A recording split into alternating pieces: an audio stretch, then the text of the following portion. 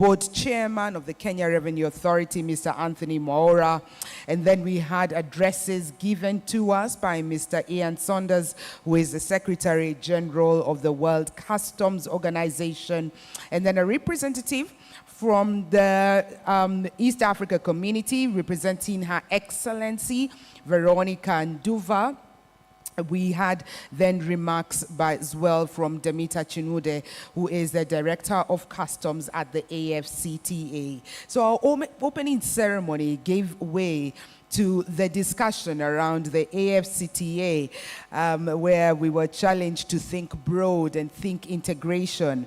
We then moved into customs in the digitalization age, and how can we be more effective? How can we prepare for the customs of tomorrow? I think the key takeout yesterday was that borders divide and customs connect. So ladies and gentlemen, welcome to day 2 of our summit today. A special appreciation one more time for our partners in this journey, partners from AOTA, partners from GIZ, Afrexim Bank, and Oxfam. Thank you very much for taking this journey with us. Today we talk about risk and the use of technology. We all are cognizant and we admit that risk in our business is very, very alive to us. So how can we use technology to help us mitigate risk? Then we talk about AI, the new kid on the block. What does that have to do with us, and how can we better align ourselves in terms of trade facilitation with AI? We are indeed preparing for the customs of tomorrow. In the afternoon, you want to stay on for that because we're going to have breakout sessions. We shall have 4 breakout sessions, and we will divide them in 2, 1.5 hours each, but we'll have them here in the room. We'll collapse the walls, and we'll have 2 areas where you can have a breakout session. Allow me to just run through those breakout sessions. Room 1, which will be on this side, which is your right, my left, we'll talk about trade facilitation and the environment. We're all aware that Green Customs is here with us. How can we better prepare ourselves? What systems do we need to put in place? It's a great discussion that we're going to have there. And then room 2 at the same time, which will be on my extreme right, which is on your left, we shall be talking about efficient maritime services in trade facilitation. Then we shall take a break and then reconvene for the second set of breakout sessions. And room 1, which is this side, we shall talk about cybersecurity challenges in the customs process.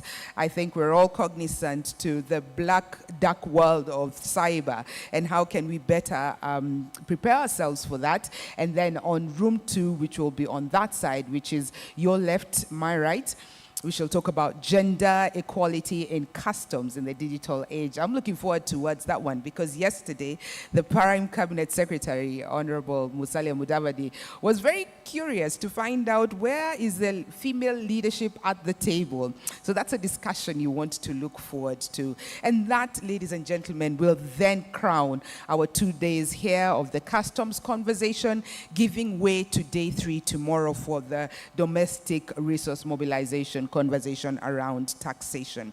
So we have a great menu lined up for you. I'm looking forward. I hope you're also looking forward to a great day and great conversations. We are ready to start. Yesterday, we had almost 2,000 participants online joining us from various platforms. And so to our online community, thank you so much for joining us yesterday, and thank you for logging in one more time today.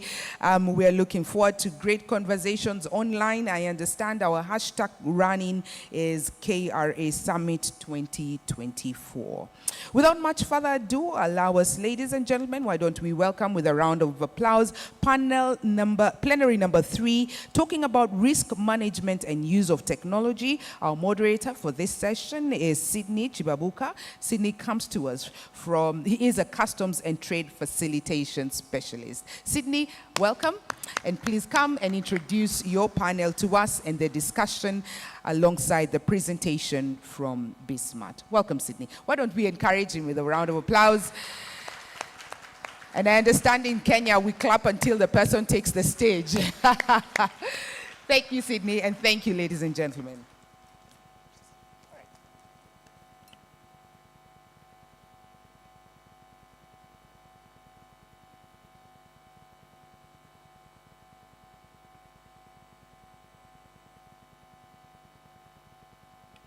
All right, so allow me to call onto stage the plenary 3. May I kindly have Joseph Muchibi. He is from BSmart. He's making the presentation. Joseph, please join us here on stage. Our panelists include Benjamin Kesanyang. He is the manager, Customs and Excise at the Botswana Unified Revenue Service. Benjamin Kesanyang, if you could join us. We have Ernest Sigande. Ernest is the commissioner at ZRA, the Zambia Revenue Authority. And then we have Flavia Businje. Flavia is the acting assistant commissioner, field services. Please join us for this panel.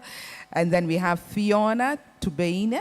She's from URA. Fiona, welcome to stage. And then we have Alban. Alban Odhiambo was our moderator yesterday. Today, he turns panel.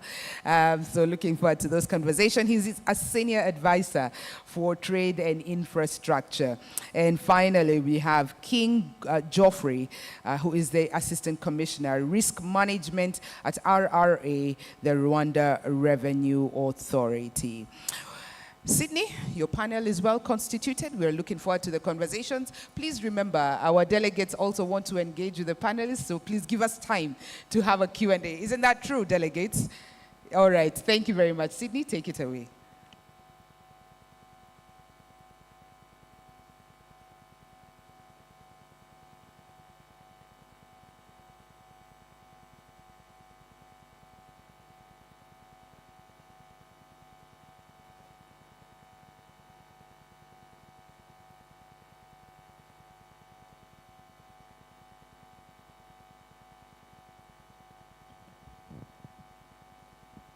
Morning, everyone.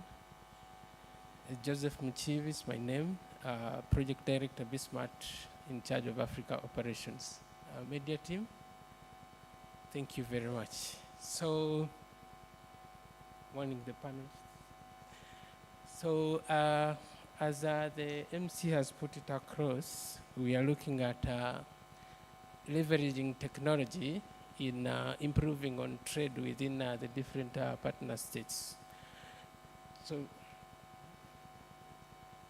I'm going to do a simple presentation on using trade to change our corridors into smart corridors. Okay, so the biggest problem that everyone is facing today that is hindering or transit is working as multiple countries. Since we are together and we have boundaries, which we are calling the border stations, it becomes a problem to interchange or exchange information to the multiple systems that are being used within the different countries. As yesterday we learned here, Kra is using ICMS, Uganda is using ASCUDA, DRC is using a different system, Tanzania is using a different system. So multiple systems, data exchange is proving to be a problem, hence hindering the smartness in corridors that are used within the different countries. The lack of the holistic visibility. Visibility here we're looking at the physical and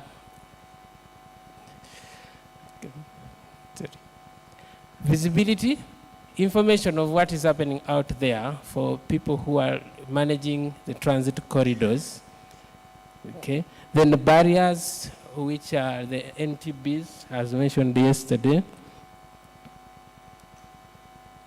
Okay. So all of these bring challenges, including safety, non-compliance, then fatigue for drivers leading to accidents within the different routes, cash deposits in terms of now trade facilitation, okay, border congestions, roadside parkings, plus now lack of data for proper decision making.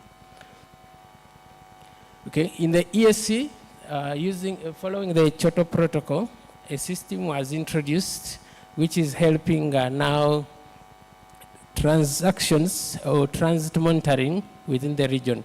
So here, there is seamless monitoring of cargo that is within movement from, say, the port of Mombasa using the northern corridor. There is a regional cargo tracking system that is being used to monitor cargo from Kenya through Uganda, DRC, Rwanda, Burundi, and South Sudan. Here, the local governments or the revenue authorities are able to curb on the illegal diversions that are happening during the transit goods, plus illegal dumping of goods. Using technology, the monitoring systems are being used to give this information of what is happening on the cargo in transit. Okay.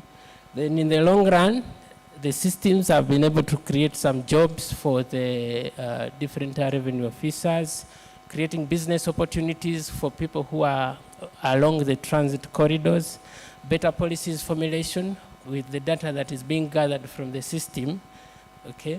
Plus now enhanced service integrity. Since there is a visibility, there is now more integrity within the operating offices. Okay, so real-time transit visibility.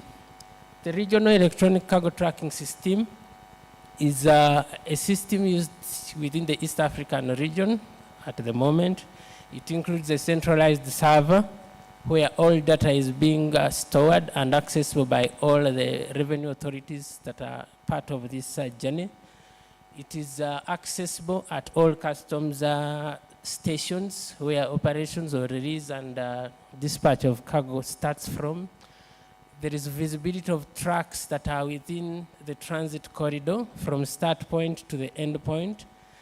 There is rapid response teams which have been deployed along the transit corridors to help intervene whenever there is any violation detected and reported by the system. Okay, several tools are used in this system, which includes the electronic seals for dry cargo and the electronic fuel seals for the wet cargo, which are installed on the tankers and are able to tell us the quantity of the content that is loaded in these tankers, plus the temperature and volume. This helps to tame any possible violation that can happen. In case of any siphoning of this content, an alert is sent to the monitoring system, and the rapid response teams are able to come in on time and attend to this violation. Okay.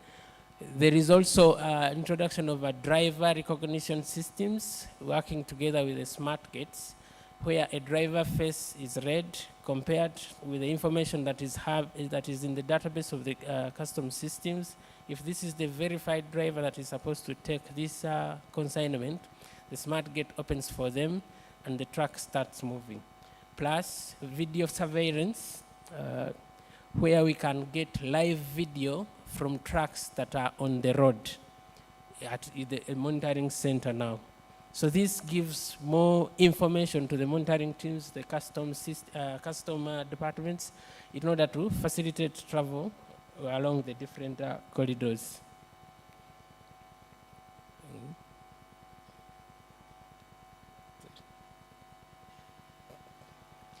The system was launched in 2017 within the Kenya, Uganda, and Rwanda.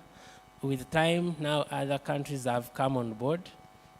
And as one of the success stories, the distance, the truck that used to take 21 days from Mombasa to Kigali, today takes 6 days maximum. All this is because of the different now support systems that have been put in place with the data that has been gathered along the way as the system is running. Working with the East African Community Secretariat, the Secretariat is introducing a new customs bond, which will work and help facilitate in clearance and movement of cargo within the region. Here, we are looking at a single bond to run in the entire region, as yesterday, one of the things that were presented, okay? So An agent from any country will buy an ESC bond, and it is recognized within the entire continent. Within the entire regional economic rec. Sorry. Okay. So with this, we are looking at bringing down the cost of doing business in terms of acquiring a customs bond, preferential treatment for the clearing agents and forwarding teams that are within the region, in-transit insurance, improvement of the in-transit insurance within the region, and now reducing on time being spent at the borders as you're exchanging documents, terminating one bond from the other country, creating a new one for the new country that you are joining in. Also, there will be introduction of a container guarantee. This will help now in the clearing firms and the other business people. Instead of depositing so much money with the shipping lines, the ESC will be issuing a container guarantee to the shipping lines, and then containers will be released at a reduced price in order to facilitate quick clearance of these goods. Okay, this is part of the ESC bond implementation, showing the different integrations that are happening with the banks, with the insurance companies, with the revenue authorities. Okay. Then benefits to the different stakeholders, as we can see, efficiency in goods clearance, then adherence to laws, customs laws that have been put in place, efficiency in issuing bonds, future-proofed business enhancement and compliance to the laws, reduction of illegal goods transiting through and being used within the different countries. Then with this, as we are talking about the corridor, one of the problems I highlighted earlier was fatigue for the drivers who are transiting within these corridors. So there is a new initiative that has been started where we are constructing customs designated stop areas along the transit corridors.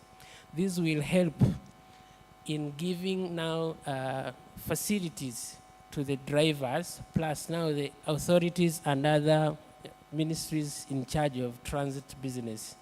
These will be located in places next to the borders and along the routes to facilitate resting places, clearing places, and scanning, web bridges. All these, get them off the road, remove the congestion that is on the road. Everything is done within the designated stop area to allow for now smooth operations at the borders.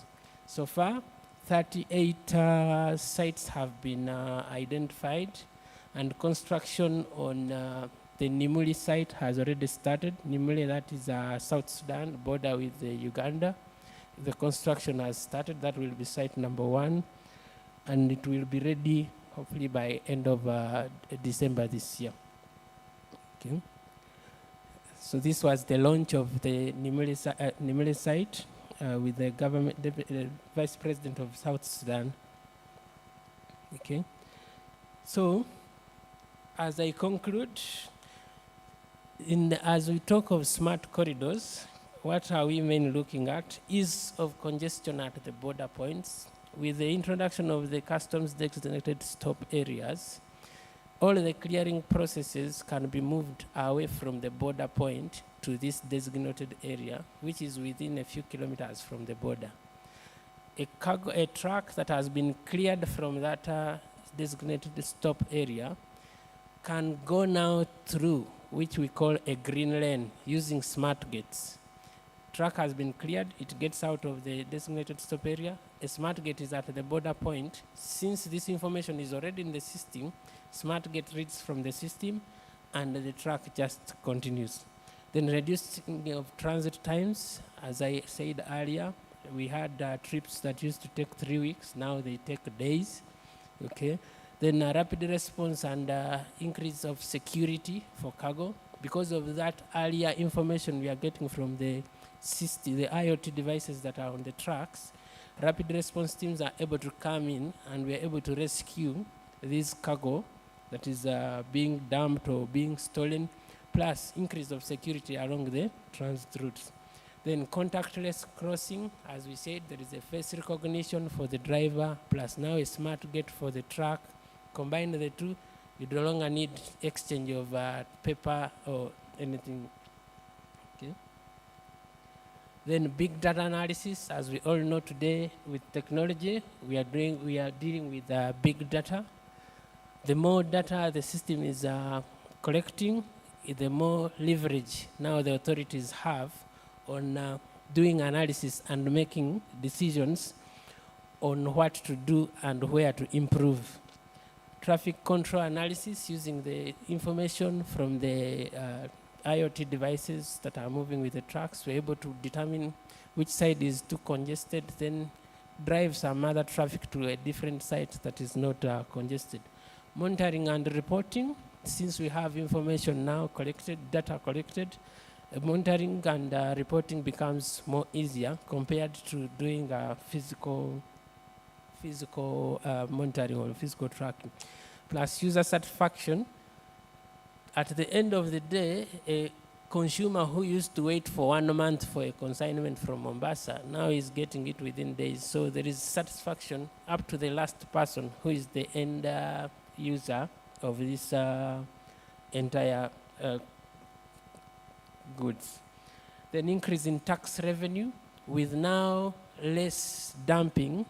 The tax revenue collection is improving for all countries. The destination country, because you've not lost your goods in a foreign country, then even the transit country, where now the cargo has indeed gone through instead of being dumped on the local market. Then central revenue clearing, with integration with several other systems like single customs systems. Today, there is possibility of pre-clearance, because with this information, I can clear a cargo knowing that it will safely move from the starting point to the destination point. Then high income to the nation with increased revenue and reduced public spending in terms of operations. Thank you very much.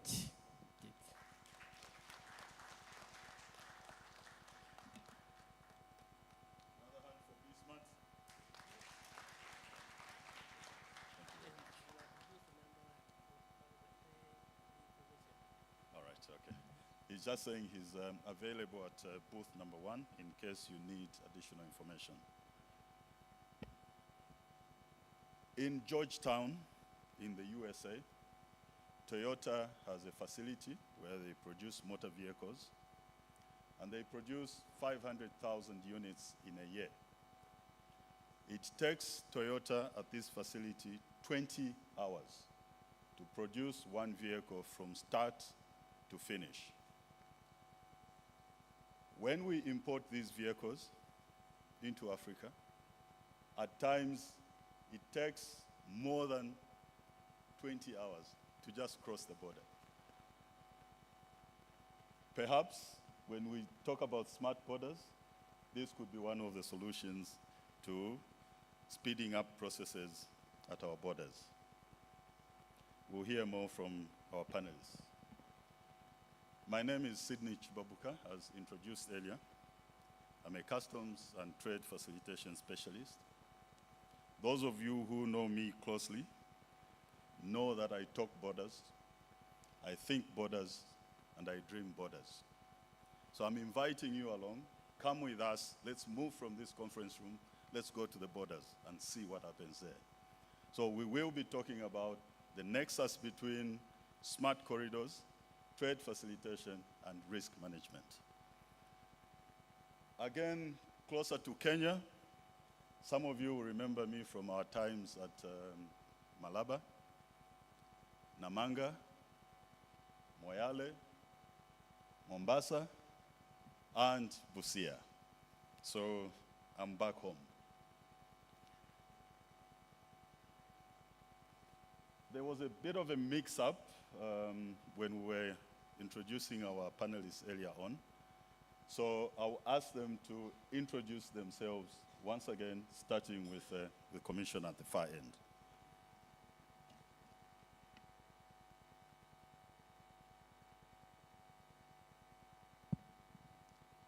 Thank you, Sydney. Good morning to everyone. My name is Ernest Sigande, Commissioner Customs at Zambia Revenue Authority. Thank you.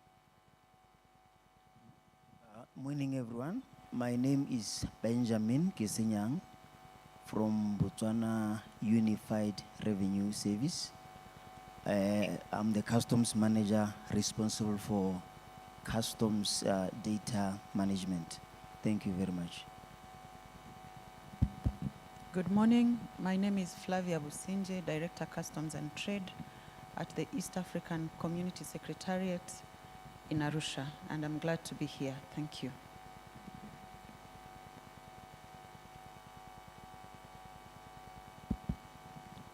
Very good morning. I'm Fiona Nyamurungi Tubeine. I'm a manager of customs at the Uganda Revenue Authority based in Kampala. Good morning, everyone. My name's Olban Odhiambo. I'm the Senior Advisor for Trade and Infrastructure at the Tony Blair Institute. Good morning, everyone. My name is King Geoffrey Ngabonzima. I'm an Assistant Commissioner in charge of Risk Management and Data Analytics at the Rwanda Revenue Authority. Thank you.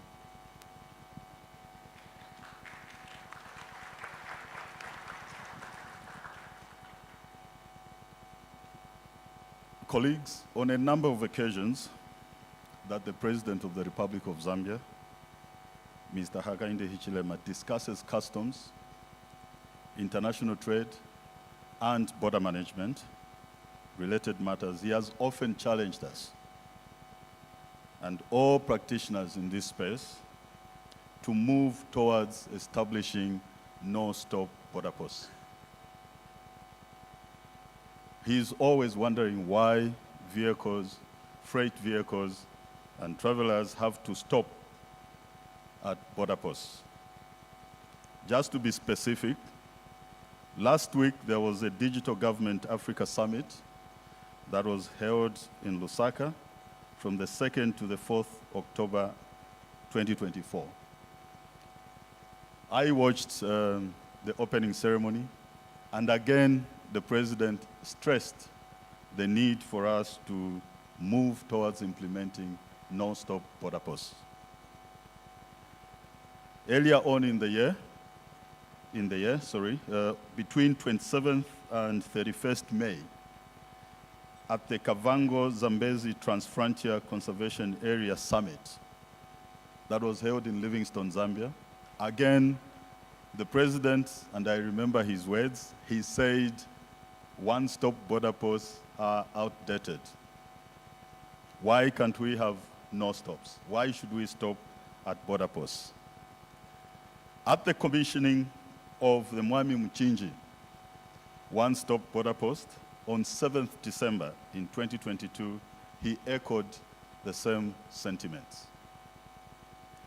So we now want to hear from Mr. Sigande, Commissioner, Zambia Revenue Authority,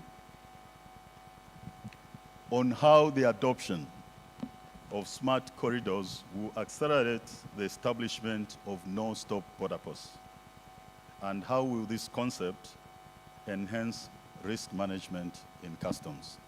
Over to you, Commissioner. Thank you, Sydney.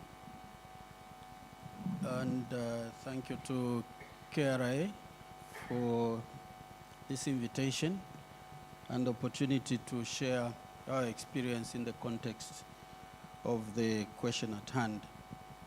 Like Sydney said, let's move out of here and go to the border and see how we are dealing with issues at practical level. So as he indicated, this is the genesis of the non-stop border was at Mwami Chinji border, at the official opening of the one-stop border there. So when the processes were being explained to the president, he said, what's this one-stop border? Why do people, traffic, have to stop? Why don't they just pass? Why don't you do things in advance? So that has been a core and the basis of our drive in the context in which we are now operating. It has had an impact or influence even on the design of our borders currently that we are trying to convert to one-stop borders at the moment, though I think the ultimate is non-stop border. So how are we doing it to conform to that expectation? As I have already said, we start with the design. Then there are a number of borders. We have, I think, about 8 to 9 borders, and we have a number of one-stop borders that are being planned for. So we start with first the process or the procedure of pre-clearance that we are promoting with our taxpayers so that it can help us to plan in advance, do risk analysis in advance, so that we see what interventions can be enforced according to our risk analysis.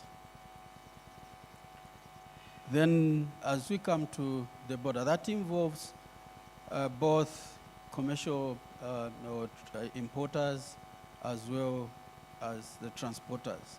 We want to incorporate the transporters because I think for some time they have been out of the loop of control in terms of what are they declaring, what are they bringing on board. So what we have done recently is we have gate passes. They have been manual, so we have automated the gate passes. The purpose of those gate passes is to improve accountability within our control yard so that we can know when the truck has come in, when it's going out, and to ensure that we can enforce, on one hand, those that are dwelling or staying more than expected in terms of time, because there are some transporters who would rather stay longer than or after they have been completely cleared. So that automated gate pass is intended for us, for the truck or transporters, to declare where they are going and what they are carrying. So we have found a weak link in our control processes because we have been focusing on the agent and the importer, leaving out the transporter. The transporter holds variable information in terms of their destination and what they're carrying. So we want to hold them accountable as well, especially in the control of transit fraud as well. Then, as we are going into the border, of course, we intend to, we're in the process of installing smart gates, which I think we have in the process of doing that, starting with the Mwami Mchinji or border, one-stop border there. We have gone into customs-to-customs data exchange to facilitate even this pre-clearance drive so that we can have auto-population of data necessary for our operations, for our clearance, also to control or maintain the integrity of data to avoid or prevent issues of manipulation of documentation. So we have done customs-to-customs data interchange.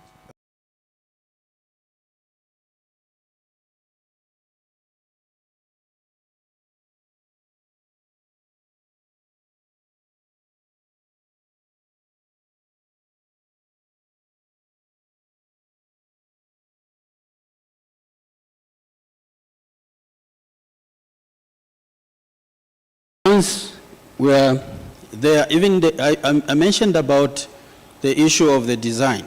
So we are designing our smart gates for different purposes according to the design, the intervention that is envisaged.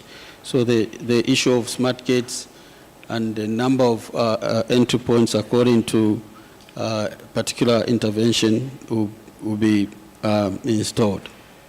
Now coming within the customs yard, that's where now the heart of issues, where we have a processing customs management system. So we are using ASCUDA, and that's where now we apply also risk management here. And what we have done to ensure that we facilitate trade, we have segmented our taxpayers into three categories. We have large, medium, and small.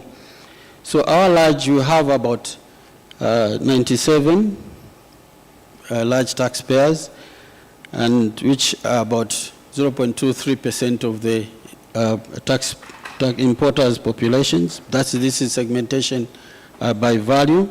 It's a Pareto-based segmentation process. Then we have medium, about 318, about 0.4% in number. Then the small were over 42,000. Then what we have done is to come up with what we call a blue lane. The blue lane is a segment that we have made that is composed of large and then AEO and the other customs accredited clients. So these clients, they contribute about 60% by value and 40% by volume. So these clients are not inspected, there's no intervention. The control that is on them is audit-based control, which is post-clearance audit. So these, they just pass at the border. As long as they've done pre-clearance, they spend minutes, and that's about 40% of the volumes that pass through without any intervention. So our audit-based controls focuses mainly on system controls to ensure or assure long-term voluntary compliance. Of course, we do substantive or transaction-based to some extent, but the main focus is system-based controls. So again, the other aspect is to see on the dashboards the productivity of staff, and we monitor that with various dashboards to ensure that attention to various processes at expected level of performance. We are looking at also the other players, intermediaries like clearing agents, to see how we can capacitate them. So in the process of capacity building for clearing agents, so we want to set up even a proper organization in terms of their training to bring them up to speed to be effective partners in this business. We are doing coordinated border management. We have reduced the number of players or agencies at the border from about 18 to about 6. We were just from early this year piloting at border with Botswana, Kazungula, and Chirundu with Zimbabwe. So we are rolling out to the rest of the borders. I think by end of this year, in fact, I think we have already, in principle, reduced the number of stakeholders at the borders. So to enhance that, of course, we have also enhanced our single windows, the single payment points, so that only one point of payment to ensure that our clients are served more efficiently than going from one window to another. Then we are enhancing our interfaces with the scanners and other inspection devices so that real time is achieved in terms of feedback on inspection results. Then we are moving to the process of acquiring the electronic cargo tracking system. Although it seems to be on the way out from yesterday's discussions, we might just maybe see how we can review this. We are looking at what is being achieved around there, but we can see you are looking at alternatives. Then this, we want to integrate in the spirit of smart corridor from the gate passes, the management systems, the customs management systems, to the smart gate, to the smart, the transit monitoring systems, to connect them to the toll gate systems, to the weighbridge systems along the routes.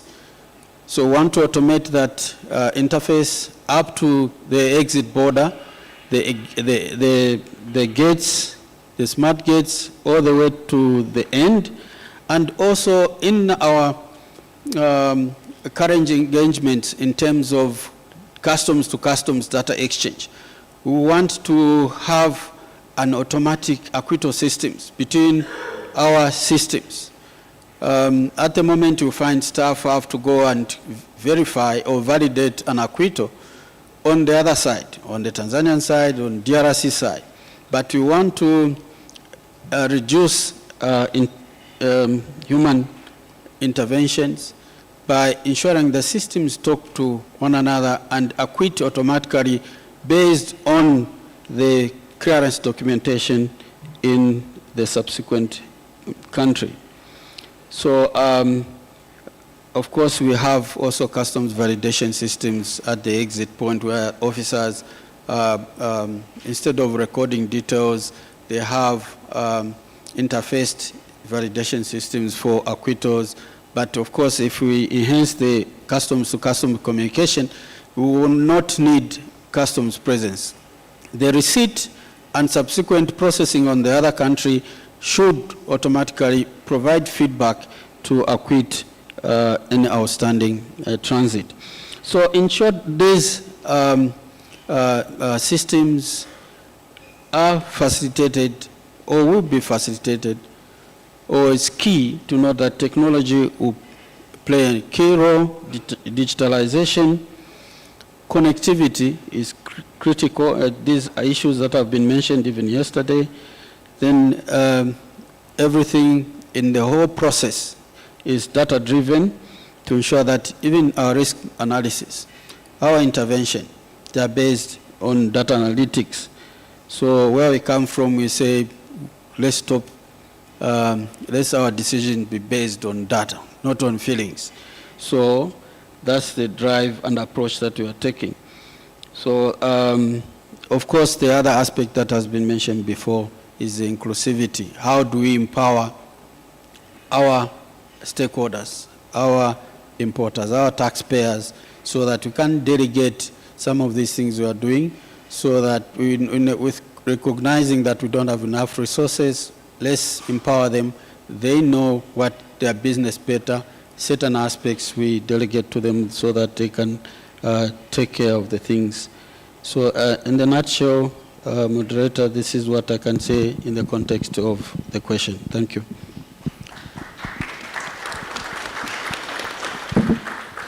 Thank you, Commissioner. What I picked from his submission, his discussion, is that the adoption of smart corridors will help us automate the discharge of transit bonds, will help us with pre-lodgement and pre-clearance facilities, will help us with our AEO schemes, will help us in incorporating transporters into risk management systems, will help us better use smart gates and customs to customs data exchange. And all these measures will help us transition to softer borders or no-stop border posts. Now, moving on, the African Union seeks to promote intra-African trade through the CFTA agreement by facilitating the movement of goods across the continent through the replacement of multiple national bonds with a more efficient system of regional or continental bonds. B-Smart touched on that. Yesterday we had discussions around that. But then, although promoters of regional bonds contend that the use of regional bonds will reduce costs for African companies by about $300 million US, some customs clearing and freight forwarding companies, particularly in landlocked countries, are still apprehensive about this approach, and they argue that This approach favors coastal countries. Director Businje, how should customs and trade experts repackage the campaign for the adoption of customs regional transit bonds in the context of smart corridors and risk management under the CFTA framework? Over to you. Thank you very much, Professor. Please allow me to take you back to sometime in 2013, just slightly before the East African community adopted the implementation of the single customs territory. East Africa was in a similar situation of executing multiple bonds. If I could take an example of the longest route, that is the Northern Corridor, from the Republic of Kenya in Mombasa, where they are taking Burundi as the farthest country that would import goods through the port of Mombasa and then goes through the Republic of Kenya, Uganda, Rwanda, and then to Burundi.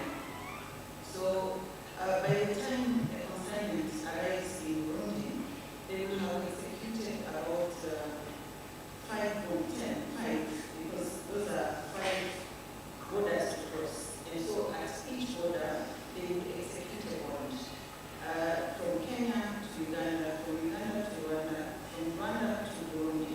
So you can imagine the tedious work that the agent will undertake.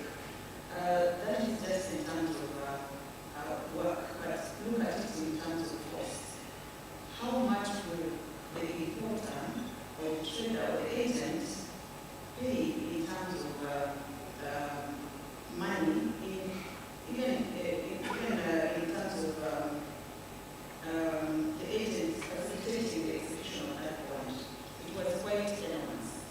And so when the East African community implemented the single customs territory in 2014, the commissioners agreed that they should be able to execute a single bond, which was the RCT then, and we would execute a bond from the port of Mombasa up to Bujumbura. So that was just a single bond. What does that mean? It means that if a trader, an importer, is to execute a bond, one bond to cover the entire corridor, then it would mean that he will reduce on cost, he will reduce on time, he will reduce on even clearance efficiency if you look at the customs administration. So even if you look at how many people are working on that particular bond. So it is just a single entry, a single execution, and the monitoring is just across the corridor. So with the introduction of the cargo tracking system, it also goes along, which we are talking about as a being smart, and so we are monitoring, and we don't want to engage in the context of having exports across the corridor. And I recall those days we used to have also exports from one border to another border, and then you hand over to the other country. So this also uses in terms of human resource for customs administrations. If we talk about cost, what does it mean? It means that a trader will actually have an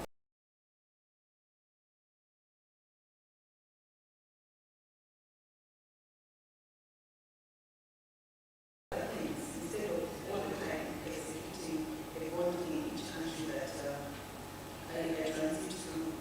Secondly, if you look at trades through the smart corridor, there is real-time tracking.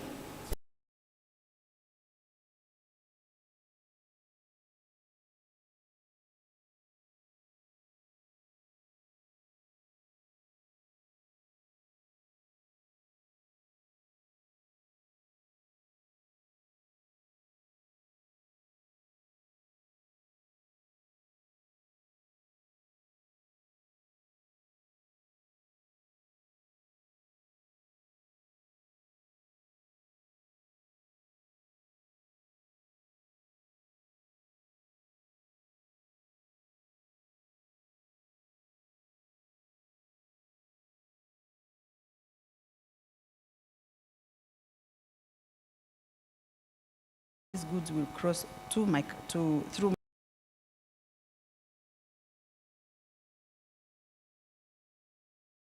There is the collaboration among themselves, and there's also looking at which kind of consignments are more risky than the others.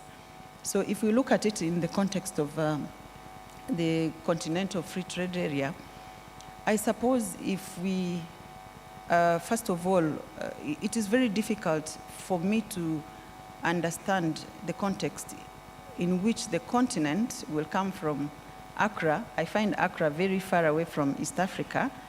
Unfortunately, I have not been there, so I don't know the distance.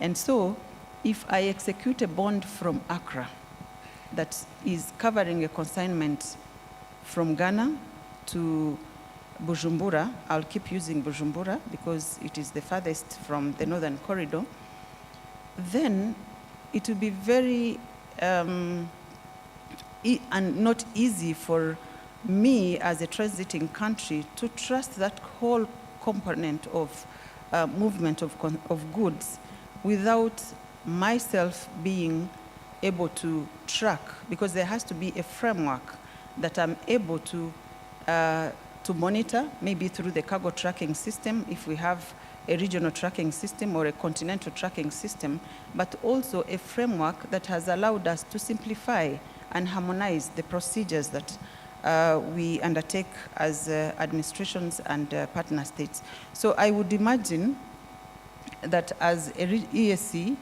as the tripartite, and we are lucky that we have the tripartite on board, we should first of all agree on the kind of simplification of procedures, and then that will allow us to move to the continent. But here I also want to emphasize the importance of stakeholder engagement, particularly the private sector, who are the drivers of our economies. So in every step we take, we need to be able to engage the stakeholder, private sector in the development of our policies, in the initiatives that we have, in the any new formula that we are bringing on board, so that they are able to be part of the journey. So basically, I would like to also emphasize the need to promote MSMEs, because they are actually in our economy, they contribute about 90%. And so we want to, I would look at it in a way that it is something that can also support engagement and involvement of the MSMEs in accessing markets across the continent. Thank you very much.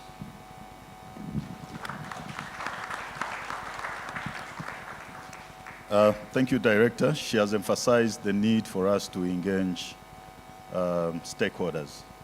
So where we still have resistance, where we still have doubts, perhaps we need to look at how we are engaging our partners.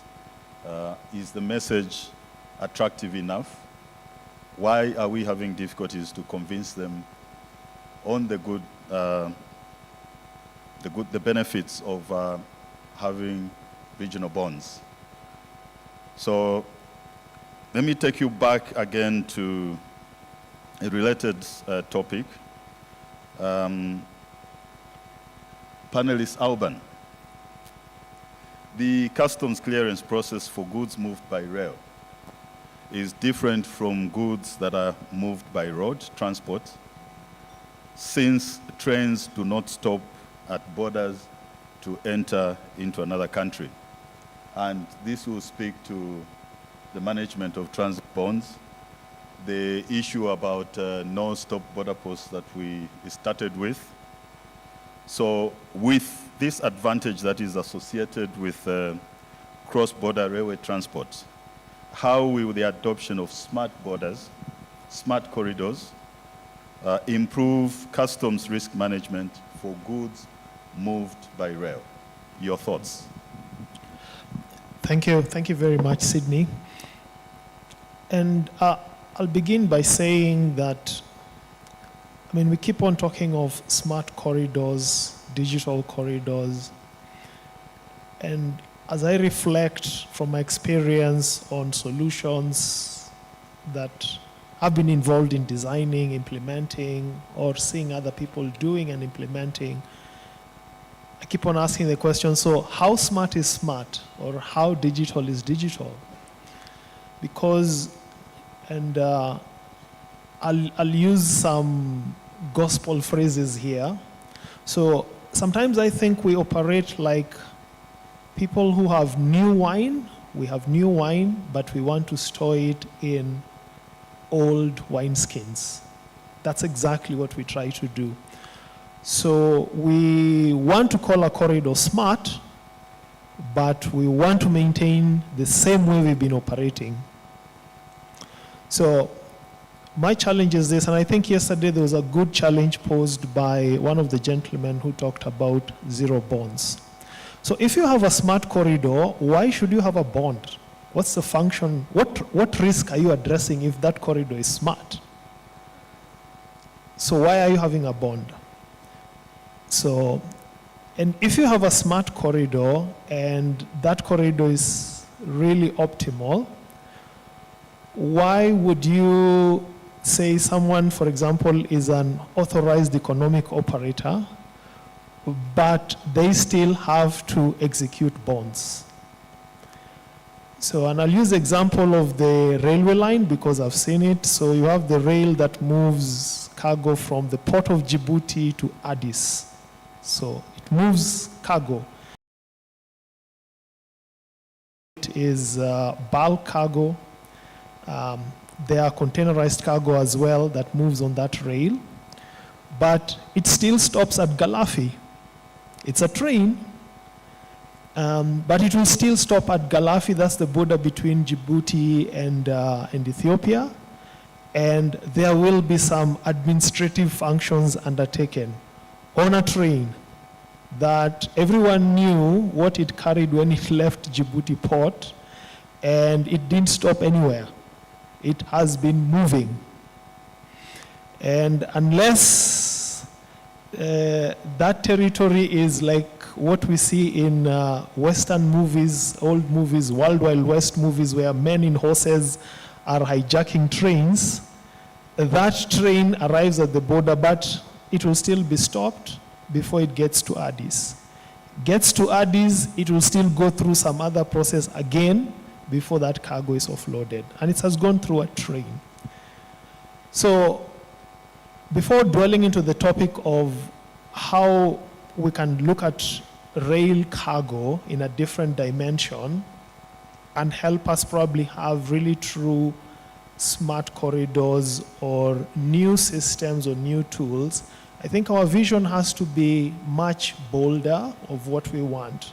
So for me, a smart corridor that enables transit to happen. For example, Zambia no-stop border post concept, brilliant. That is going to be an island of excellence.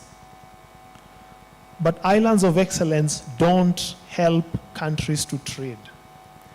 If you are doing a one-stop border post, whether it's rail cargo passing there or it is truck cargo passing, you just need to work with your neighbors to make it happen.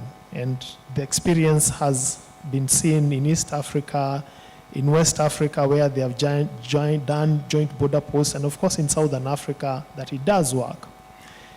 If you're going to implement a no-stop border, whether for rail cargo or for any other cargo passing through other means of transport,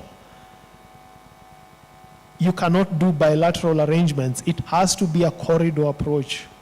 So you have to know where your goods are coming from. So if those goods are going to DRC, passing Zambia through from Durban, that entire corridor has to be smart.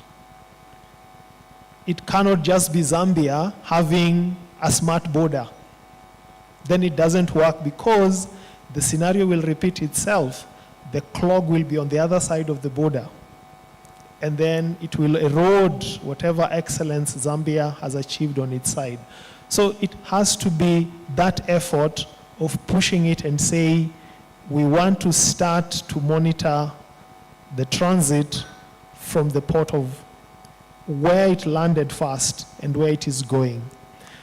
And so you set up the systems that everyone is speaking about here. So from my point of view, I think what we need is that bold step that we look at risk differently. because customs look at risk from a different angle, which is good. So you're looking at risk of losing revenue, illegal trade, and probably security of the country. So those are risks you are trying to address. There are other risks that we face. So let's use agricultural produce. There's a risk of food safety. So how is that risk factored in the risk equation that we are talking about, and how are we trying to make it smart to ensure that what is moving along our corridors is already something that we can trust, as Flavia has mentioned, that is okay. And I think looking at rail transport for me would be one of those areas that help us transition quickly. However, we have a few railway lines that are cross-border that are functioning in our continent at the moment. The investment is ongoing, so hopefully we will get there. But the few cases we have where we have cargo moving on rail through transit borders, the same risk profiles are applied. So bulk cargo on a train is treated the same way as one container truck moving through a border. So that's not going to be effective. That's not a smart way of working. So I think a smart corridor, if I use the rail example, is one where definitely the systems that are functioning and the procedures that are functioning along that corridor are not waiting to monitor risk at points. And in this case, the point is a border. So the example of, let us say, East Africa, if I use that, the northern corridor. So you've already been tracking a container, and that's why I talked of new wine in old skin. So you're tracking a container from Mombasa all the way to Juba. But you're still going to subject it to the same processes at Malaba that you subject everything else, and you will do the same at every single other border. So what's the value that you're adding? So when you actually aggregate the benefits we say we have, and we are smart on how sometimes we present statistics. So we will do cargo tracking and segment that and show the levels of efficiency we've gained. And I'm not saying there are no efficiencies there, they are there. But what is efficiency from a private sector standpoint? Number one, if I am a business based in Juba and I'm importing cargo, I don't know, say from South Africa, passing through the northern corridor, the value of my business is based on when I paid my money to the person who is exporting those goods to me and when they arrive in my warehouse. So the longer it takes to get to my warehouse, the more frustrating and the cost of that money is to me. Now, in that ecosystem, there may be some efficiencies on cargo tracking. But when I look at the grand sum benefit, it's a very small fraction of what I'm getting. Because probably it's taking me 3 months to get that import to Juba. I'm competing with someone else in another part of the world who is also importing the same items. It takes them 2 weeks to get those items and produce and put goods in the market. That's the person I'm competing with. I'm not a competitive business. I'm going to collapse very soon. So I think we need to rethink when we are thinking of smart corridors and be willing to change what we are calling risk. What and how we monitor what we are calling risk. So if you're profiling a business and saying this is a risky business, then track the risk of that business, not only from the trade standpoint, but also this business exists in a country, say in Kenya. So you will find domestic tax rates a business as very good taxpayers. Customs on the other side are saying this is a high-risk business. Same business, two variations on how they are profiled. So, and there are systems we need to move into to make our corridors smart by actually integrating these solutions. And I think that is what is going to change. So if we are able to move a better way, and for me this is the challenge, if we have cargo today moving on rail across two countries, could we have those goods moving across those two countries at zero bond? That's the beginning of change. No container guarantees. That is the beginning of change from the private sector standpoint. And these are possible because why are you bonding goods? Because you don't trust that that transit is going to happen, so you're holding capital. So that if the transit doesn't happen, you will claim that and penalize the owner of the goods. That's what you're doing. But if there's a guarantee on a train that this is going to happen, why would you have to hold money to do that? So I think we need to have different ways on how we treat different consignments. The technology is there to do these things. Sometimes I get frustrated because some of these technologies have been around for the last 10 years. But we are unwilling to change how we do work or how we engage. Yes, we are doing some reforms, but I don't think they are good enough for the private sector to be able to utilize what we mean. They somehow get us to a certain point and then we plateau and we get stuck. So the technology is not the issue for me. The issue is, are we willing to change how we view risk? That will change. And all these services, if it's on a smart corridor, should be automated. And automated does not mean, finally to conclude, does not mean that you have taken your manual forms and put them in a computer. Most of our systems look like that. So what we are is like somebody who has a calculator, and the calculator can help them add 1 + 1, but they will still use a paper to verify that actually it is 1 + 1 because they don't trust what the calculator is saying. That's how we have systems that we are working with. I know I'm simplifying this, but we need to move away from that. I want to see corridors where, why should I, if I was importing a consignment and it is coming to Kenya or to Uganda or to DRC, I should be engaging with customs and government agencies that offer me that service, that tells me, hey, we are in view of your consignment coming from China. It says to contain XYZ, and we are happy to facilitate your clearance process. And here are the taxes due to the government, or this is how we are going to treat this consignment. That excites people because now we move into a phase where we are interacting with services.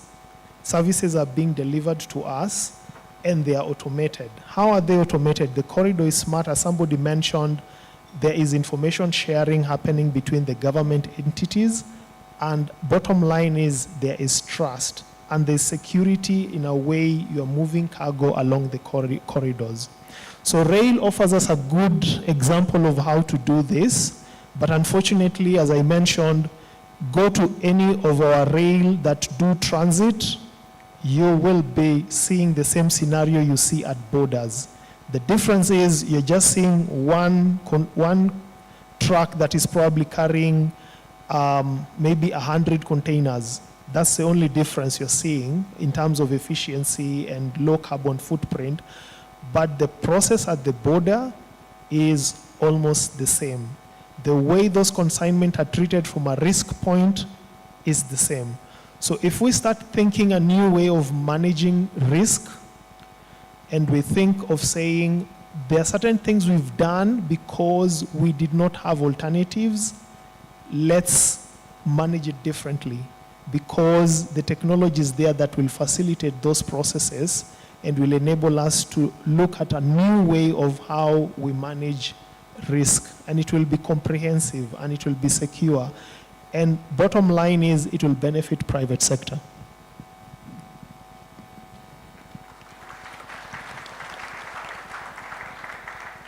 I can see that Alban is passionate about the subject.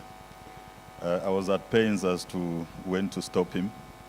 But he has raised one interesting question in discussing rail transport, trade facilitation, and risk management. And the question is, why do we need transit bonds if our corridors are smart?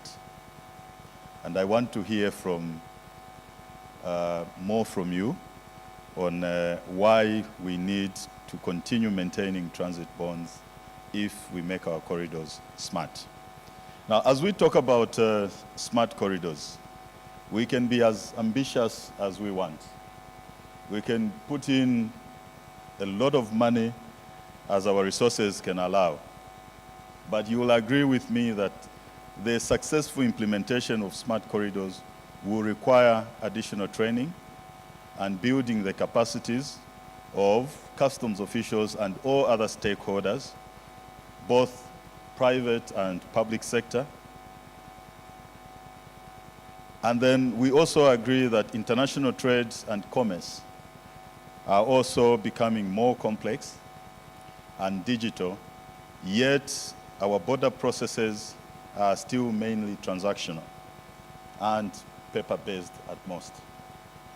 So, Madam Fiona, what are your thoughts on how training on smart corridors for customs officials and private sector stakeholders in cross-border management and movement of goods shall be delivered, and where possible, how do we harmonize this training and capacity building activities? Thank you very much, Moderator Sydney. Training and capacity building for customs and the business community is a very, very critical component, especially when we start looking at creating a smart corridor and doing work more efficiently and employing risk management in every aspect of our business. And I believe it starts with engaging and getting all the stakeholders on board to understand what are the critical areas to look at when it comes to building capacity. It's true that risk management will enable us to look at processes, systems, and people. So even in our training programs, it's important that we are equipping the customs and the stakeholders to be able to understand the processes in place that we use along these corridors, to look at the systems that have been employed, and to look at the other technology that has come on board. Because there is a lot that we can bring, but how do we use it? How do we understand it? How do we cooperate together to be able to have these systems working very well, even in an OSBP setting, for example, or a no-stop border as we are now moving to. So it's important that indeed training programs, a very clear capacity building framework is developed by the customs administrations to ensure that the customs are very well skilled, and also the stakeholders and all the business players within the process. To have a program, it's important to build a curriculum because there is need for harmonization. So a curriculum could be a very good starting point to understand what areas to be looked at, what components to be there, looking at the different aspects of the training across the spectrum, because that way we are sure and we can then achieve some sort of harmony when it comes to being able to deliver on these training programs. So having a curriculum is very important, and probably a sort of certification, something that will draw people to actually come for these trainings, because then they're sure that I'm going to be certified, so that if tomorrow I am, for example, I'm a practitioner or I'm a clearing or forwarding company, and I need to get a license from customs. So that certification is very critical for you to actually get to do business with customs. Even for a customs officer, we tend to be so busy in the routine work. So it's always important that these programs are very structured to enable customs teams to go through these trainings in a very systematic way if our corridors are to work smart within the processes, systems, and technology that is in place. Another way to look at it is peer-to-peer learning. How much do we learn from each other, whether from the online platforms and programs that are in place? How much are we able to do with each other as different players in the custom space? Through the peer-to-peer learning, the online platforms, the online materials that are available to be able to equip the customs teams. It's important that we consider that as well, peer-to-peer learning, and probably attachments where to the greatest extent is possible. It would be one way to actually look at it. And capacity building remains the heart of it all, because if we are looking at digitalization and the fact that business is changing very, very rapidly, it's important that we remain a learning team. We can never stop learning, we can never stop engaging, we can never stop continuously sensitizing each other to be able to remain abreast with the changing customs and the changing business globally. And lastly, because we know that with risk management and with the digitalization coming on board, it's very critical that we have our staff looking at issues of data analytics, because a lot of data is coming into our space on a daily. So data analytics is extremely important as part of the training component that we must enroll and deliberately handle to be able to have our teams manage the data and make the right decisions. Because as Alban has rightly said, we need to start looking at risk differently. And I believe the starting point is all the data we so far have, how then do we use it to be able to play out the work that we do and make these corridors even smarter. Moderator, if you allow me, lastly, there is need for funding because training requires funding. So there is need for the customs administration to commit funds to have these trainings and these sensitizations moving continuously to be able to enable the teams to navigate very well in the digital age. Thank you.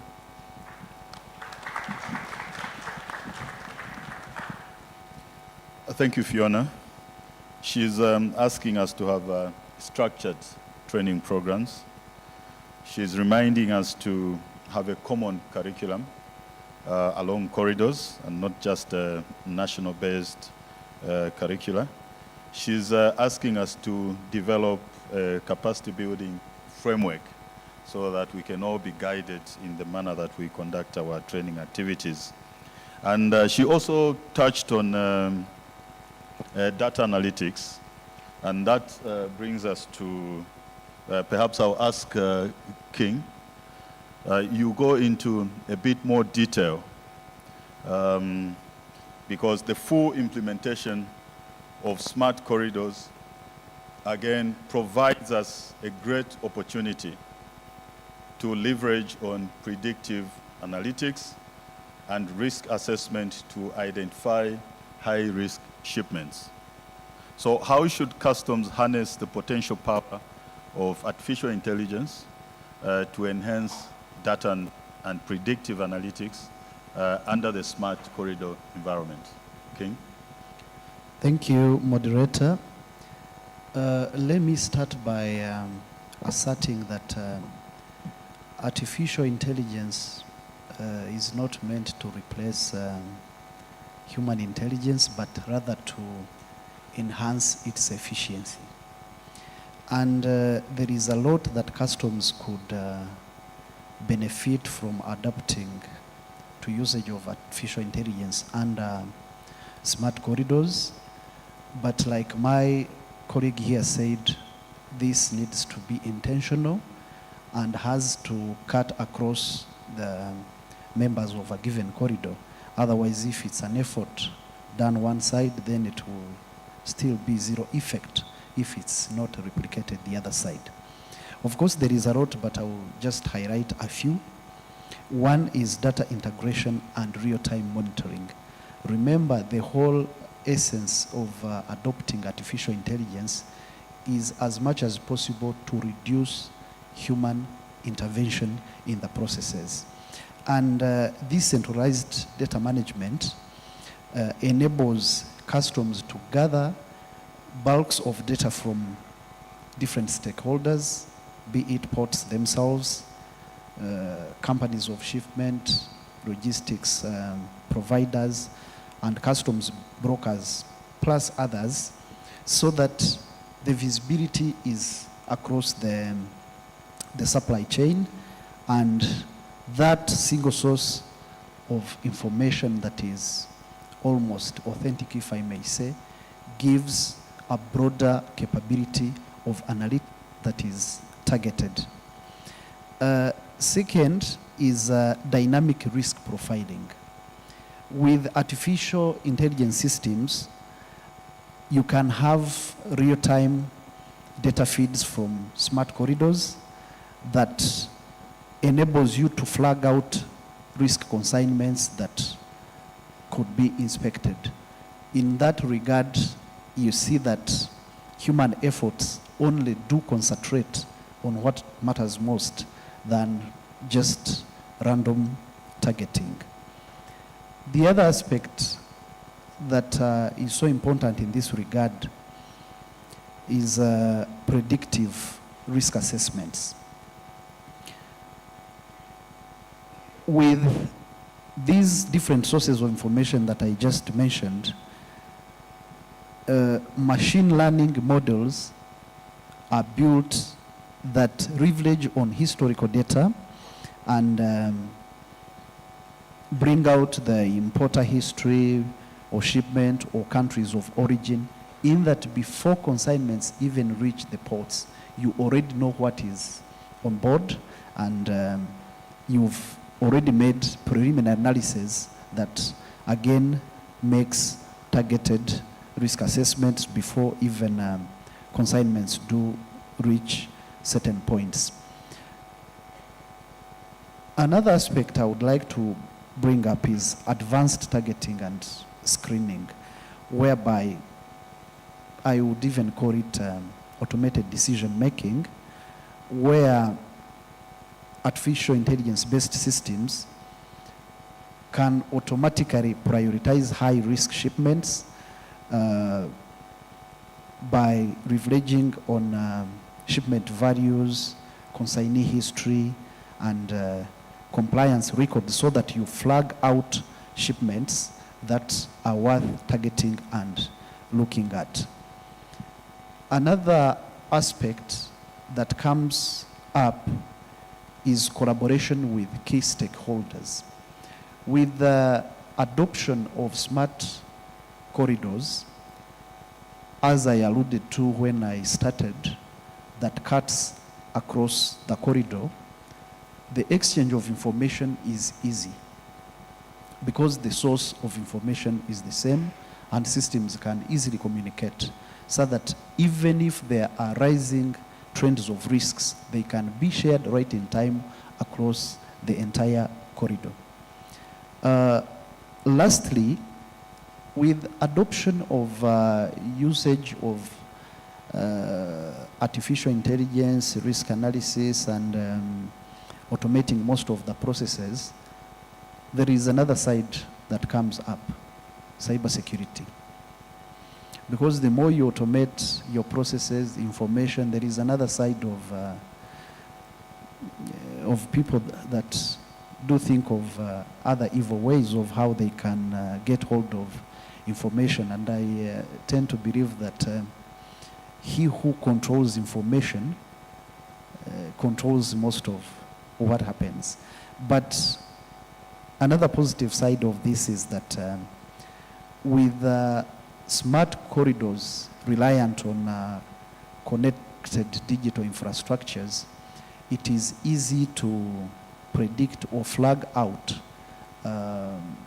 attempts to hack, attempts to tamper with devices that can be avoided right ahead of time.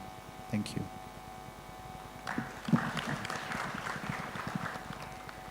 Thank you, King Geoffrey, for sharing your thoughts on how artificial intelligence can benefit risk management and trade facilitation. I'm looking at Commissioner from KRA here in front of us. I'm thinking of the commissioner next to me here and all the other commissioners that are here. I'm thinking of the exhibitors that are outside marketing all these technologies and the budgets, the costs, the amounts that customs administrations are spending on building electronic single window systems. We are now adopting smart gates at our borders. We have electronic cargo tracking systems. We have electronic cargo management systems now, almost everywhere. We have electronic cargo scanners, baggage scanners, number plate reading technology, barcode readers, CCTV, drones for enforcement operations, electronic payment systems. Benjamin, with all these investments, all these technologies, we still have smuggling. It's still rampant.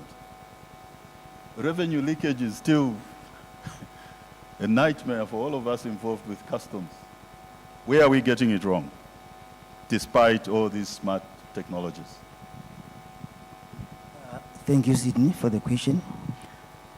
Yes, it is true that we do have all these technologies, but the bottom line lies in the quality of our data.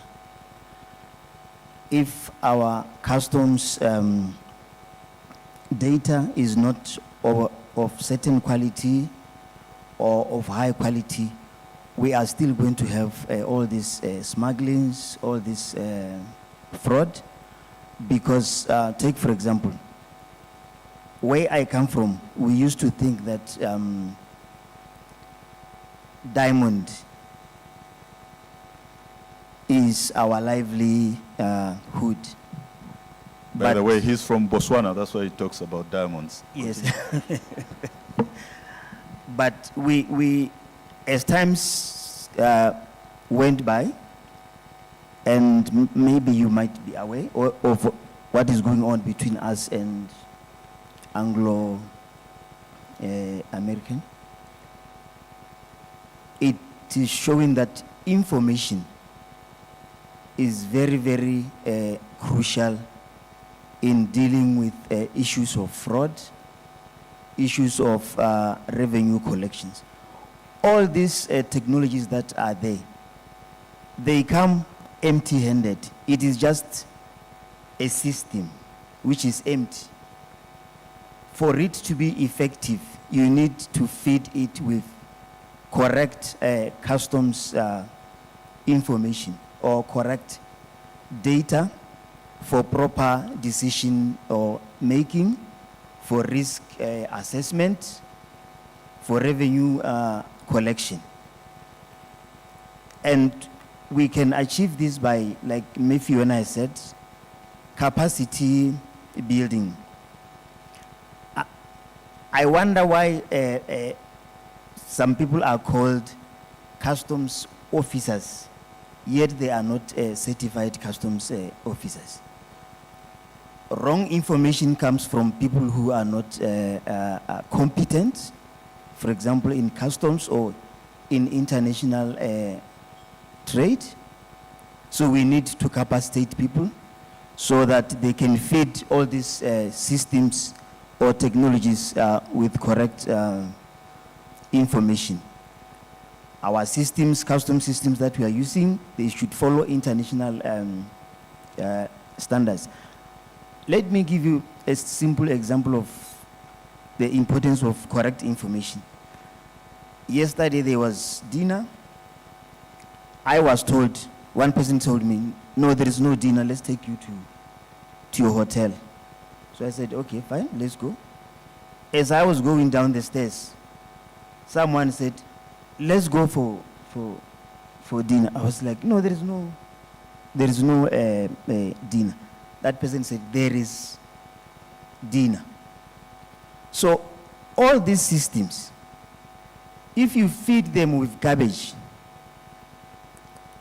despite the fact that they are being praised every day and what they are still going to give you the garbage that you have fed them with. So we need to have a correct customs data so that we can reach our objectives. Otherwise, we are going to come up with all these beautiful systems, but fraud will still continue because the data is not correct. Fraud will still continue because there is data leakage, for example. And the most dangerous, coordinator, you'll excuse me to use this way. The most dangerous thief is the one who is inside the system. I understand there is both cyber security, but those ones, of course, we do have the systems that can deal with that. But as long as we continue having many Snowdens inside or among ourselves, corruption will still continue despite having all these technologies. Thank you very much.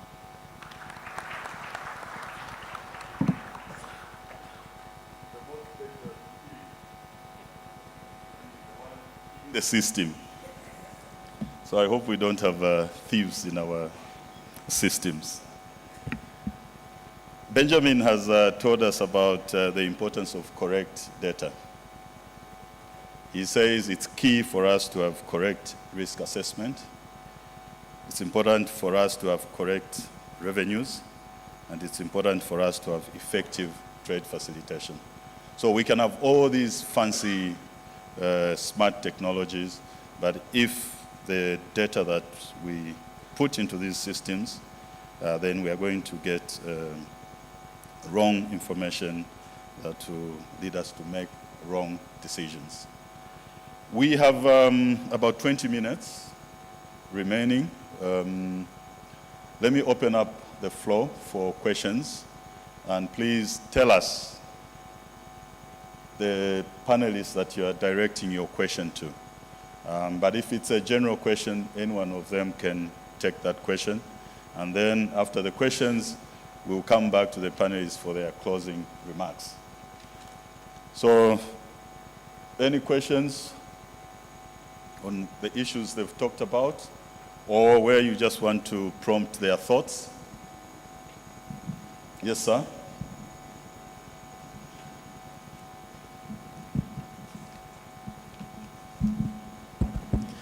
Thank you very much, moderator. The panelists, thank you for your thoughts on the different areas. Mine is a comment, and I'm just building on what has been presented. One is on the risk management approach that we currently undertake. Now we have three options: the pre-arrival, arrival, and post-arrival. Now, my observation is that very many revenue authorities premise their risk management approach on the arrival, when the goods arrive. Now, when you look at the smart corridor, emphasis is on pre-arrival risk assessment. When Alban talked about the bonds, do we have to bond? The answer is yes. But we also need to segment our clients. So that's another client segmentation. We have our low risk, medium risk, and high risk clients. For our low risk clients, they should have rewards, incentives That's the smart corridor. And then when it comes to how we manage their risk, we either do the post-arrival, that's the audit investigations, such that they enjoy the smart corridors. I'm trying to put the discussion into perspective and my observations. Then the use of technology. If you look at Uganda Revenue Authority and Kenya Revenue Authority, we have deployed scanners along the corridor. Now what we have done today is we have started the exchange of the images. What this means is that as soon as cargo destined to Uganda is received at the Mombasa port and scanned, or in Nairobi and scanned, we receive the image and the analysis thereof. What that helps us is we now have a head start of more than 2 days to analyze and then run a risk assessment and then process this cargo through. Now you no longer have to. Now this is what we are looking at.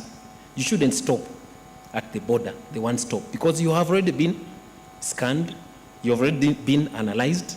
We now know who you are, we should facilitate. Now that's the use of technology. Finally, on the supply chain management. Many times again, our emphasis is on goods.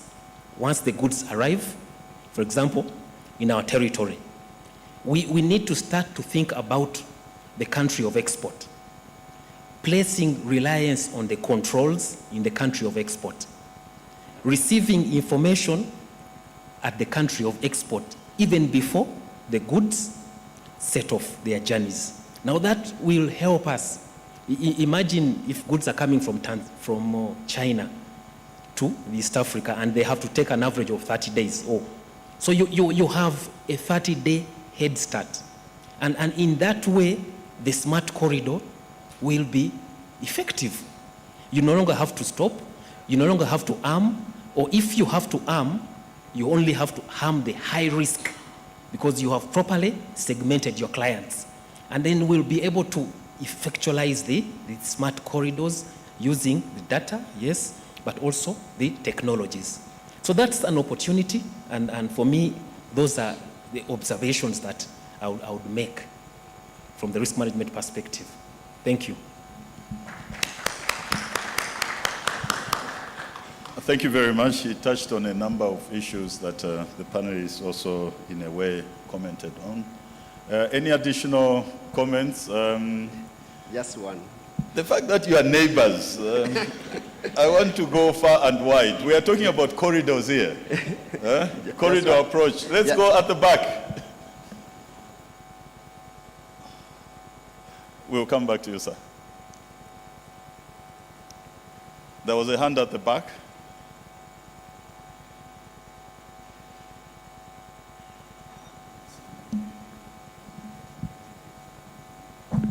Okay, thank you very much, and thank you for the presentations. My name is Caroline Tabitha from Customs BTO. As Customs of Kenya, we are introducing some trust programs where we want, for example, to have the customs boarded warehouses self-manage their operations. This question goes to Sir Alban. The question is, bond is a security that accounts for the taxes that have not been paid for. And when we look at our clients, the level of compliance is very low. We want to know from you, when you talk about zero bond, non-bond, what happens if those goods are diverted or they don't reach their destination? What are we supposed to do? And maybe some of the best practices that we can implement as we implement this program. Thank you.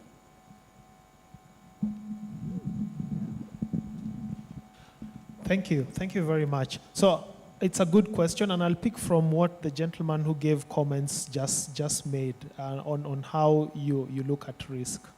So if, for example, the issue why you have a bond is because you perceive me as risk. So, and by the way, their only risk is based on people. So they are only risky people. There are no risky consignments. They are risky people who engage on those consignments. So if you see me as a risk, definitely you'll have to introduce mitigations to secure. That's why you put that. Let me use a simple example. So certificates of origin. Why do we have something called a certificate of origin? A paper document with a specimen signed by someone that says these goods came from this place. And that gives us some level of trust on that. If, for example, as the gentleman was saying, I'm submitting information to KRA, say I want to export these goods to Uganda. And KRA takes that same information that I have declared and tells Uganda, this gentleman is exporting these goods to you. Why would KRA need why would I need a certificate of origin? What value is it adding?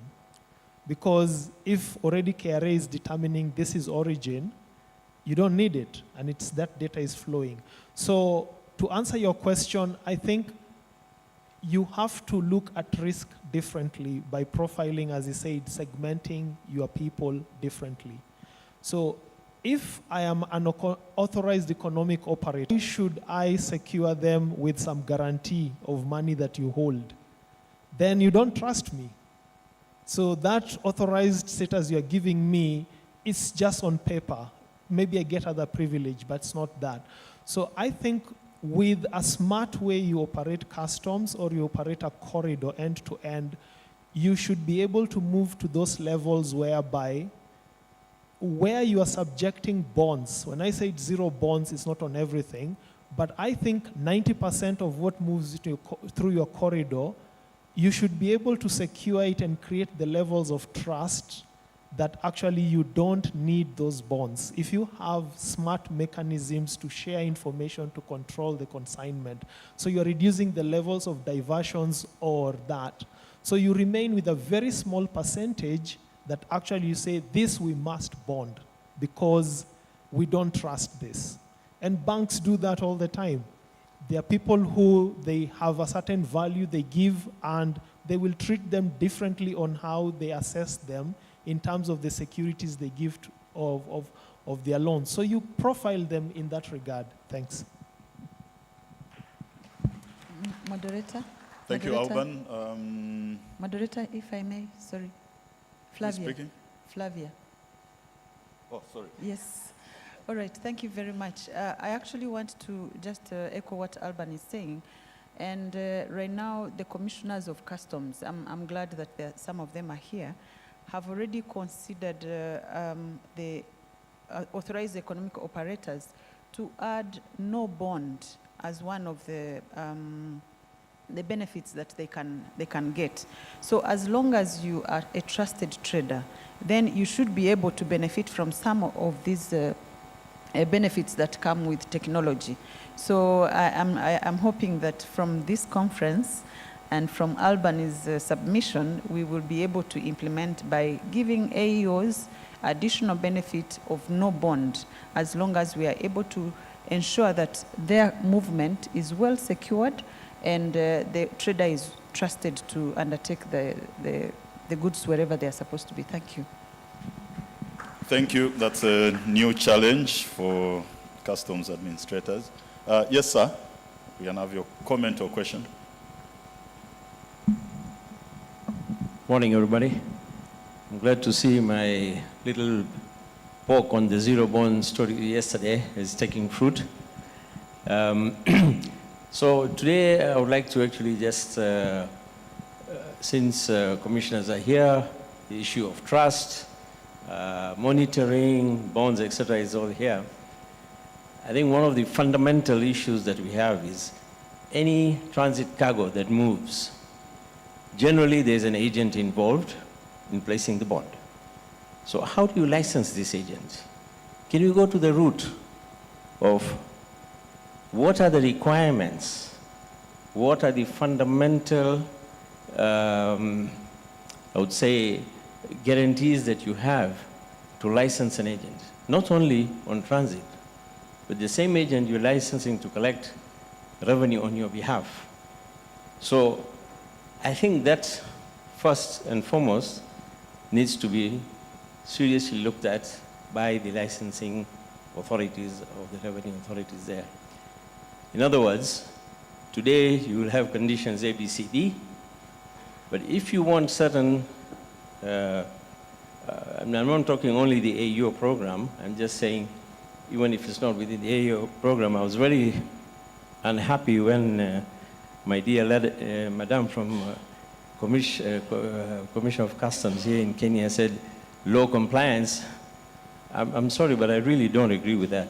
Why do you license people to run bonded warehouses if they are low compliance? It doesn't make sense. So if somebody is on low compliance, don't license him. Withdraw the bonded license, end the story. You are propagating actually the issue of theft, the issue of people wanting to be non-compliant if you are not going to take measures right at the root cause of it. So, set up conditions.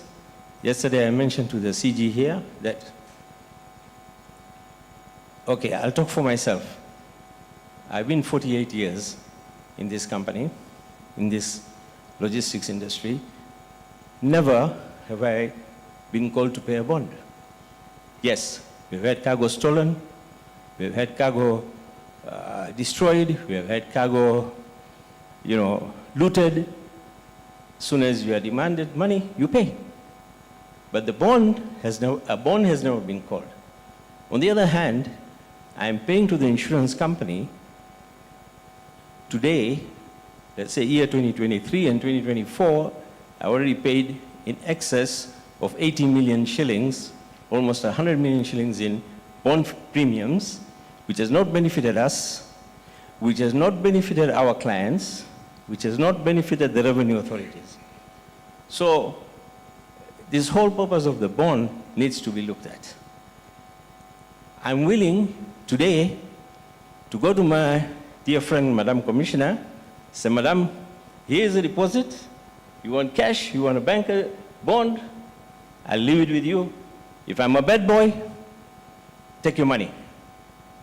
But why are we having bonds signed by third parties who actually are very difficult to get the money back from? Correct me if I'm wrong, but it's not easy for even the revenue authorities to collect money from these people who are guaranteeing the bonds. So I think it's the fundamentals, it's going down to the roots. How do you start the process? Thank you very much.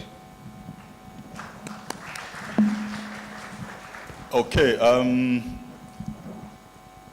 Madam, you've been put on the spot, but without going into specific operational issues that we shouldn't be aware of, you can just comment in general to the issues that they've raised, and then we'll close this part of this session with his comment or question, and then we'll close with their closing remarks.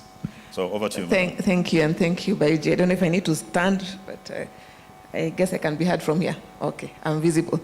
So maybe I'll just give, because I will not go into specific taxpayers' issues because of data privacy, so we don't do individual taxpayer discussions here.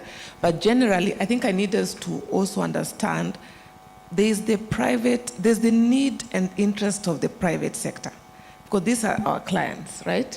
We had to serve you as tax and customs administrators. There's the role and the mandate of the customs authority. There's the role and the mandate of the regulator and the implementer. We are the implementers in this case. So there are policy issues that are not customs or KRA related, or the revenue authorities of the different administrations represented here. So I hear your pain and everything, and we understand that, but there are things that we may discuss here until tomorrow, but we'll never come up with a solution here. You get, because we have to categorize and bucket this into different categories. Why am I saying this? One, there's each revenue administration represented here is mandated to implement the law. For ESC, we work under ECMA, yeah? And the other legislation and the other things under the protocol. So the bond issue is a legislative issue. So, as much as I may want to say zero bond, Baiji, my friend, I cannot do that because I am the implementer. We are the implementers. However, and as Flavia said, as EAC, we are looking at that, to see how do we simplify, how do we make business, smoother and simpler for our taxpayers, because we are here to serve you. So there's the issue of technology, and that's where we are all going to, and as Alban has said, technology has to be, we have to fit into this, we have to keep, actually we need to be ahead of the private sector ideally, but we are playing catch up right now. So for us to align, so we are ahead in technology, the private sector is way ahead in technology. We need to align our laws and our policies to match where we are going, you get, in terms of technology. For the smart corridors, for the smart, trade and all that, to work effectively and optimally, there's the need to align that. And that is a process, and that's where our stakeholders come in. The input you're giving, and we've had a lot, and I've taken so many notes, and I believe the administrators here are taking notes. These are some of the things we are picking and saying, how do we now align, our regulations, our policies to match where technology is? So it is a process, but we have to work together with our stakeholders. It has to be a collaborative approach so that we align all these things. So back to the bond issue. It's the systems to see how does our law and our policies mirror the systems. What is the security? Security is actually defined in the law. That's why there are provisions where the commissioner can ask for a guarantee. It could be a cash guarantee, it could be a bond, or any other that may be determined, depending on our different laws. So those are the things we'll need to break down, and we may not be able to answer here, but it's a conversation that we need to have, so that as the implementer, I am comfortable that Mr. Baidi's cargo, when it's moving to wherever it's going, what is deemed to be a sufficient guarantee in that case. And where we see that in our smart corridors, for example, if we want to wipe away the guarantees, how do we secure taxes in advance or post? Those are the models we need to look at, and how then do we have the policies and the legal framework that backs that? I hope I've... Thank you. I'm sure this is a conversation we'll continue during lunch, tea breaks, tomorrow, and beyond the conference. Your last comment or question, and make it brief. Thank you very much. Mine is about smart technology moving in tandem with the infrastructure. Currently, at all our borders, the infrastructure does not support smart technology. Take an example of Malaba. You have one lane clearing over 2,000 vehicles per day. So whether you deploy smart technology without looking at the infrastructure, we shall be lying ourselves. Governments need to invest in the borders, in the border infrastructure, to create lanes. A green lane is for smart.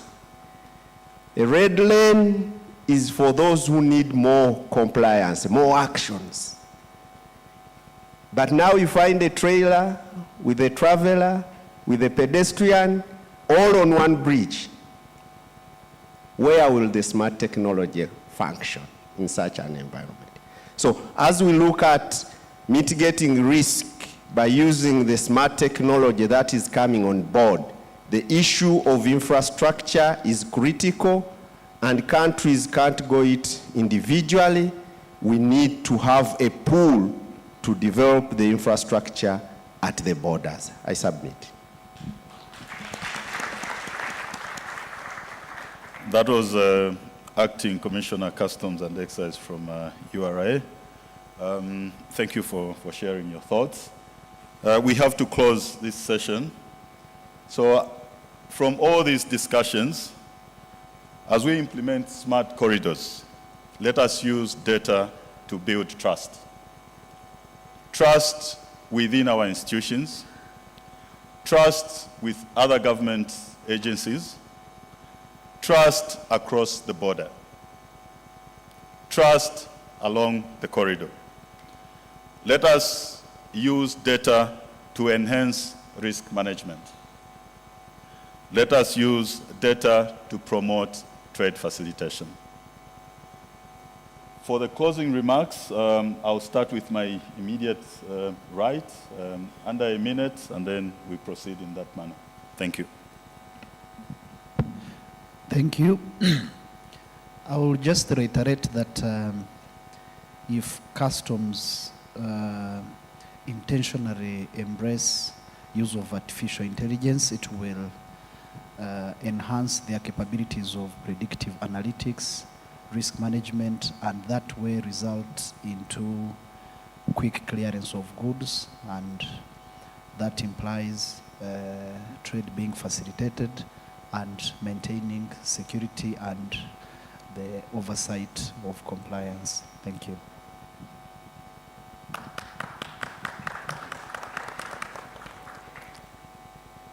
It's exciting that we are having this conversation, and I'm sure it will continue, and thanks, Commissioner, for what you have mentioned.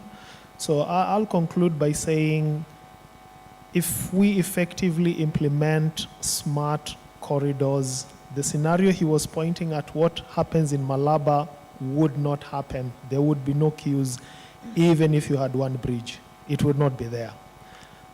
So trust is key, as Sydney has mentioned, for us to build that. And trust begins on even how we perceive each other, private sector and government. The risk framework we have today, I'm sorry to say, is one where you are a smuggler until we prove otherwise. With technology, it will be the reverse. You are a trusted trader, but if we prove you're a smuggler, we will heftily penalize you. And I think that's where we need to go. I know we will take time to get there, but we should be working towards that. And I think EAC is doing that, and other regions in the continent should do that. So mine is to thank everyone and say, yes, I think we are moving in the right direction, probably baby steps, but let's have that vision of having effective smart corridors that work for private sector. Thanks. Thank you. Just to close from my side, M&E, I think we need to continuously do M&E on the systems we're currently running to make sure they are still serving us very well. And connectedness, let's not work in silos. Let's try to work together, have these systems integrated together so that we can have that seamless movement of cargo along these corridors. And then lastly, continuously build capacity of the teams. Thank you. Thank you very much. Mine is just to say that we need to harmonize our regulations. Much as we are talking about smart corridors, if our regulations are still separate, that means we will not have that smart corridor. Number two, the kind of digital infrastructure that we have, how comparable is it? So we need to have the infrastructure that can speak to each other for seamless sharing of information. Thirdly is risk management. A risk in my country is not a risk in your country. So how do we have a coordinated risk management approach? And then the legal framework. Our legal framework usually does not clearly state who is responsible for what. So we need to also look at the legal framework in this context, and then the customs cooperation and mutual recognition. I thought when we implemented the single customs territory, it would be so easy to facilitate trade, but we still have issues of mutual recognition. So if we can adopt mutual recognition aspects and enter into agreements in that aspect, then we shall be able to achieve the smart corridors. And lastly, we can look at capacity building on new technologies. We are talking about new technology. I think he talked about it. So we need to also engage our customs officials, our stakeholders on the technologies that we come up with. So thank you very much. Thank you very much. Indeed, these technologies, they do work. The last time I was in South Korea in a smart restaurant, my meal was brought to me by a robotic table. But my question still remains the same. If that robotic table was fed with wrong information, probably my food was going to be given to a different person. So we have seen these technologies, they do work. I'm telling you, they do work, and they can be very useful to us. But the bottom line is in the information. If the information is not correct, we are going to say these technologies are not working. But we have seen them, some smart gates, they are working. AI, machine learning, they are working. So let's hope, even in Africa, these things will work even more than in Europe. Thank you very much.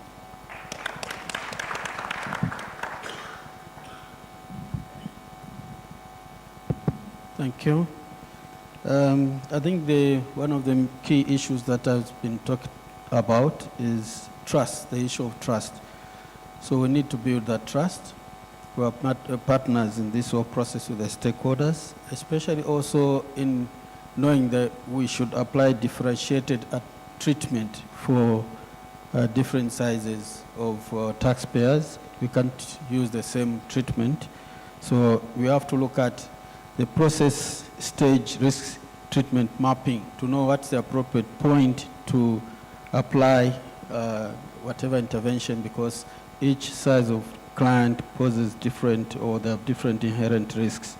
Issues of infrastructure is true. We have taken that into context when we are doing even our border planning or plans of infrastructure. Then also the issue of data analytics has come up.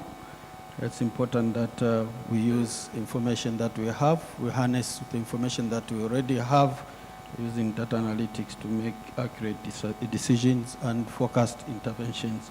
Above all, technology is an enabler, not to replace the way we should think. Thank you. So from us all, thank you very much for listening. We hope to continue these discussions. It's back to Rapporteur. Thank you. Thank you very, very much. I think they deserve a warm round of applause. What a conversation. We didn't want it to end. It was very, very, very riveting. Thank you very much. In fact, someone whispered, perhaps these ideas need to be presented to His Excellency Wamkele Mene, the Secretary General of the Africa Continental Free Trade Area, because they're quite shifting the scale. Thank you very much. May I kindly request that you come, take a step forward. We take a group photo. That was plenary number 3, moderated by Sydney Chibabuka. He's a customs and trade facilitation specialist, and we had in the panel, we had Benjamin Kesanyang, he's the manager customs and excise at Botswana Unified Revenue System. We had Ernest Sigande, the commissioner Zambia Revenue Authority. Lady Flavia Businje, she's the director customs and trade at the EAC. We had Lady Fiona Namrinji, who is the manager customs at URA, and we had Alban Odhiambo, the senior advisor for trade and infrastructure, and King Godfrey, Assistant Commissioner Risk Management at Rwanda Revenue Authority. Thank you very much, ladies and gentlemen, for opening for us Day 2, Risk Management and the Use of Technology. I really liked the quote that was given that AI should not replace human intelligence. We should figure a way of how to work with it. Ladies and gentlemen, We're now going to take a short break, and in our break, allow me to also acknowledge, I've been informed that there's been comments online. Thank you very much to our delegates who are following us online.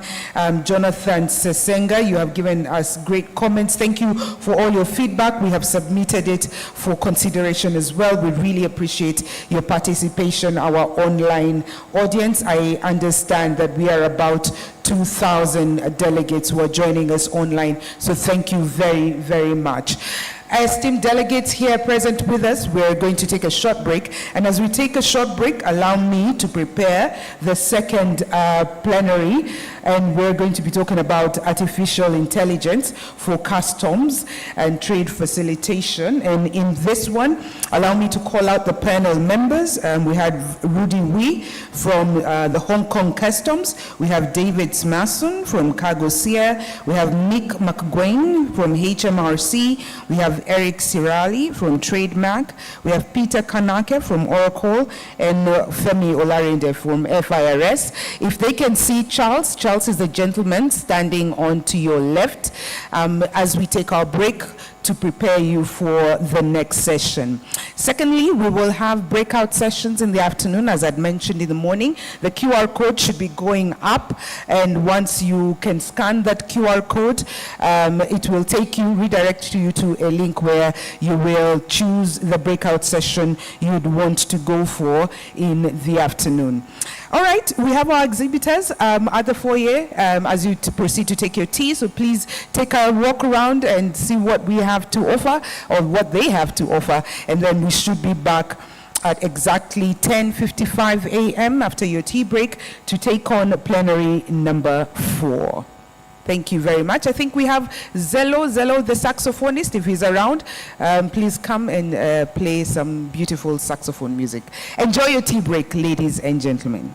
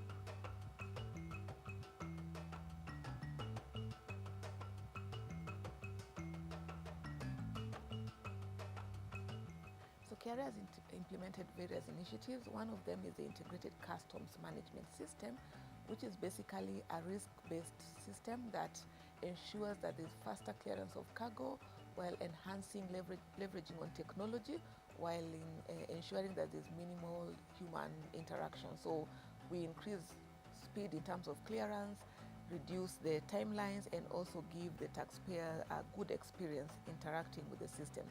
We also have the Regional Electronic Cargo Tracking System, which is basically focused on facilitating the movement of our transit cargo, so goods coming in from the port of Mombasa and transiting to our different partner states within EAC, and even extending all the way to the southern side of Africa and the northern side of Africa. So this system ensures that we minimize diversion of cargo while ensuring that there's visibility of how goods are moving through our country and crossing our borders to our partner states.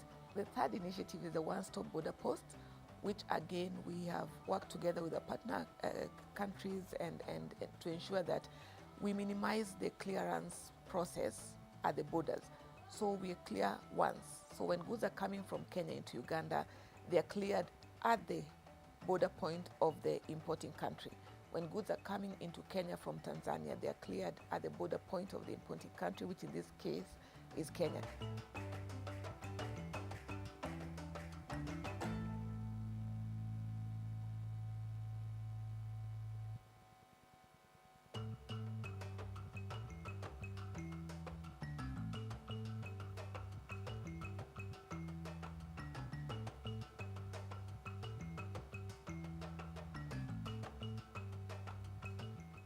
So the Africa Customs and Trade Conference brings together representatives from all over the world, so from customs administration, from global institutions, partner agencies, development partners, researchers, scholars, and a wide variety of speakers and participants who will come together to evaluate, discuss, share thoughts on how we can improve trade in Africa and also ensure economic development, while also putting into context the Africa Continental Free Trade Agreement. So it's going to be a very exciting conference.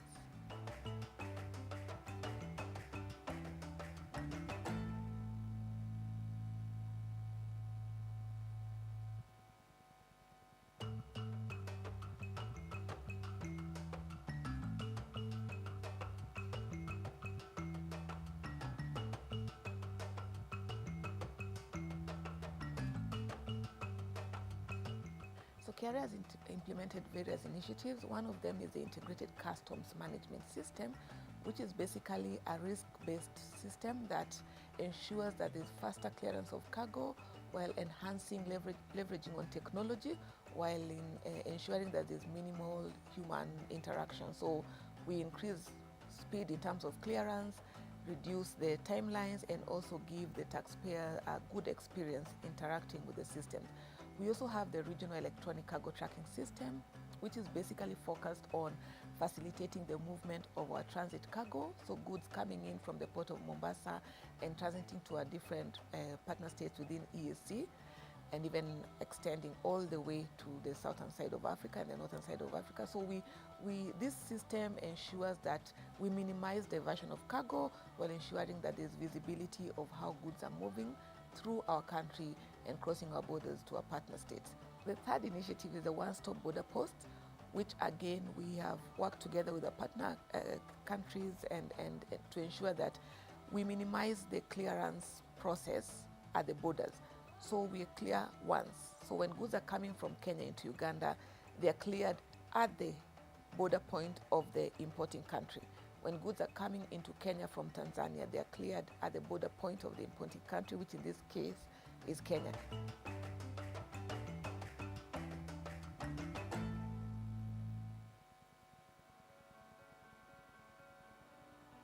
World trade in goods has increased dramatically over the last decade. Now, billions of shipments valued at $19 trillion move around the world every year. As trade grows, so does the potential for illicit commerce. Millions of shipments contain dangerous goods or are classified at a lower value to avoid taxes. Customs agencies globally report that they are able to effectively inspect only 5% of all incoming containers. What about the remaining 95%? This gap not only leads to revenue leakage that can go towards healthcare, education, and infrastructure for millions worldwide, it also endangers public safety and threatens the rule of law. This is exactly where Publican comes into play. Publican is a digital shipment inspection platform. It leverages unique data to digitally inspect and classify all shipments while flagging suspicious and fraudulent cargo for officer inspection. The platform also provides deep investigative capabilities on all shipment entities. Customs agencies can automatically and digitally inspect 100% of the shipments rapidly and accurately, relying on unique and valuable intelligence regarding any entity involved in the shipment process. This allows customs to make informed decisions within customs-controlled processes. We serve over 30 governments worldwide with massive-scale national mission-critical systems, catapulting customs and tax authorities into the digital age. With Publican, governments increase revenues while facilitating legitimate trade, mitigating corruption, cracking down on illicit trade, and minimizing threats to national security and safety. Publican, empowering customs and enabling free, fair, and safe global trade.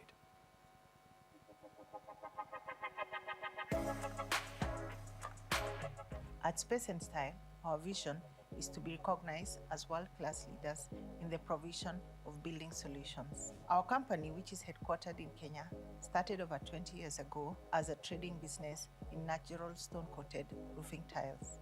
Over time, we have transformed and diversified our product portfolio, and one key milestone for Space and Style is the venture into manufacturing. We have been manufacturing our Asili natural stone-coated steel roofing solutions together with our innovative and advanced FrameTech light gauge steel construction systems in Kenya.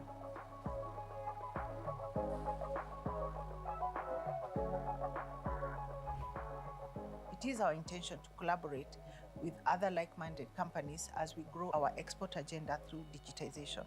We can track our consignments, communicate with our partners to transact, and ensure that our products are received to their customers at the right time and in the right condition. Our commitment to sustainability is reflected in the choice of our products. We believe in the utilization of green technologies as we design our products for use in the building and construction sector in Kenya and in the African continent. We use automation in our manufacturing processes to deliver efficiency and high-quality outputs. One of our key strategic pillars at Space and Style is strategic partnerships. It is our belief that through our partnerships, we can collaborate and develop products for a diverse market. Our innovative FrameTech building technology can be used for diverse applications. These include affordable housing schemes, social housing, and any other commercial and residential applications. We welcome our partners to join us as we drive this transformation in construction using our sustainable building technologies and our FrameTech eco-house solutions.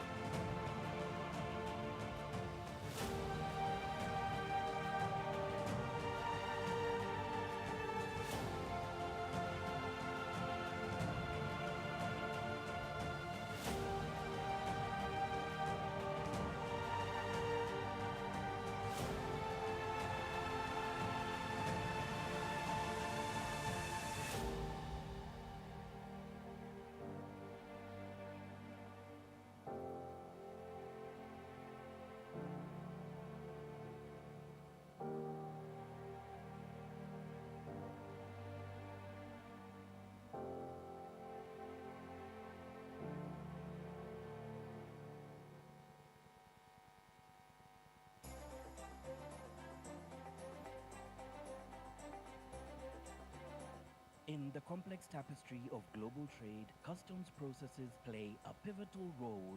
Today, on International Customs Day, we explore the theme, Customs Engaging Traditional and New Partners with Purpose. Join us as we delve into the stories of customs agents, traders, and officers, witnessing the transformative power of collaboration in the world. May I kindly request international the Secretariat, journey wherever you begins are, with if you can hear customs me, agents. please let's gather everybody back in so that we can start our next plenary session in good time. We have a great discussion that's lined up for us, and we want to ensure that we have everybody in the room. If the Secretariat could kindly help us get everybody back to the room, we don't want to run behind time. Thank you very much, Secretariat.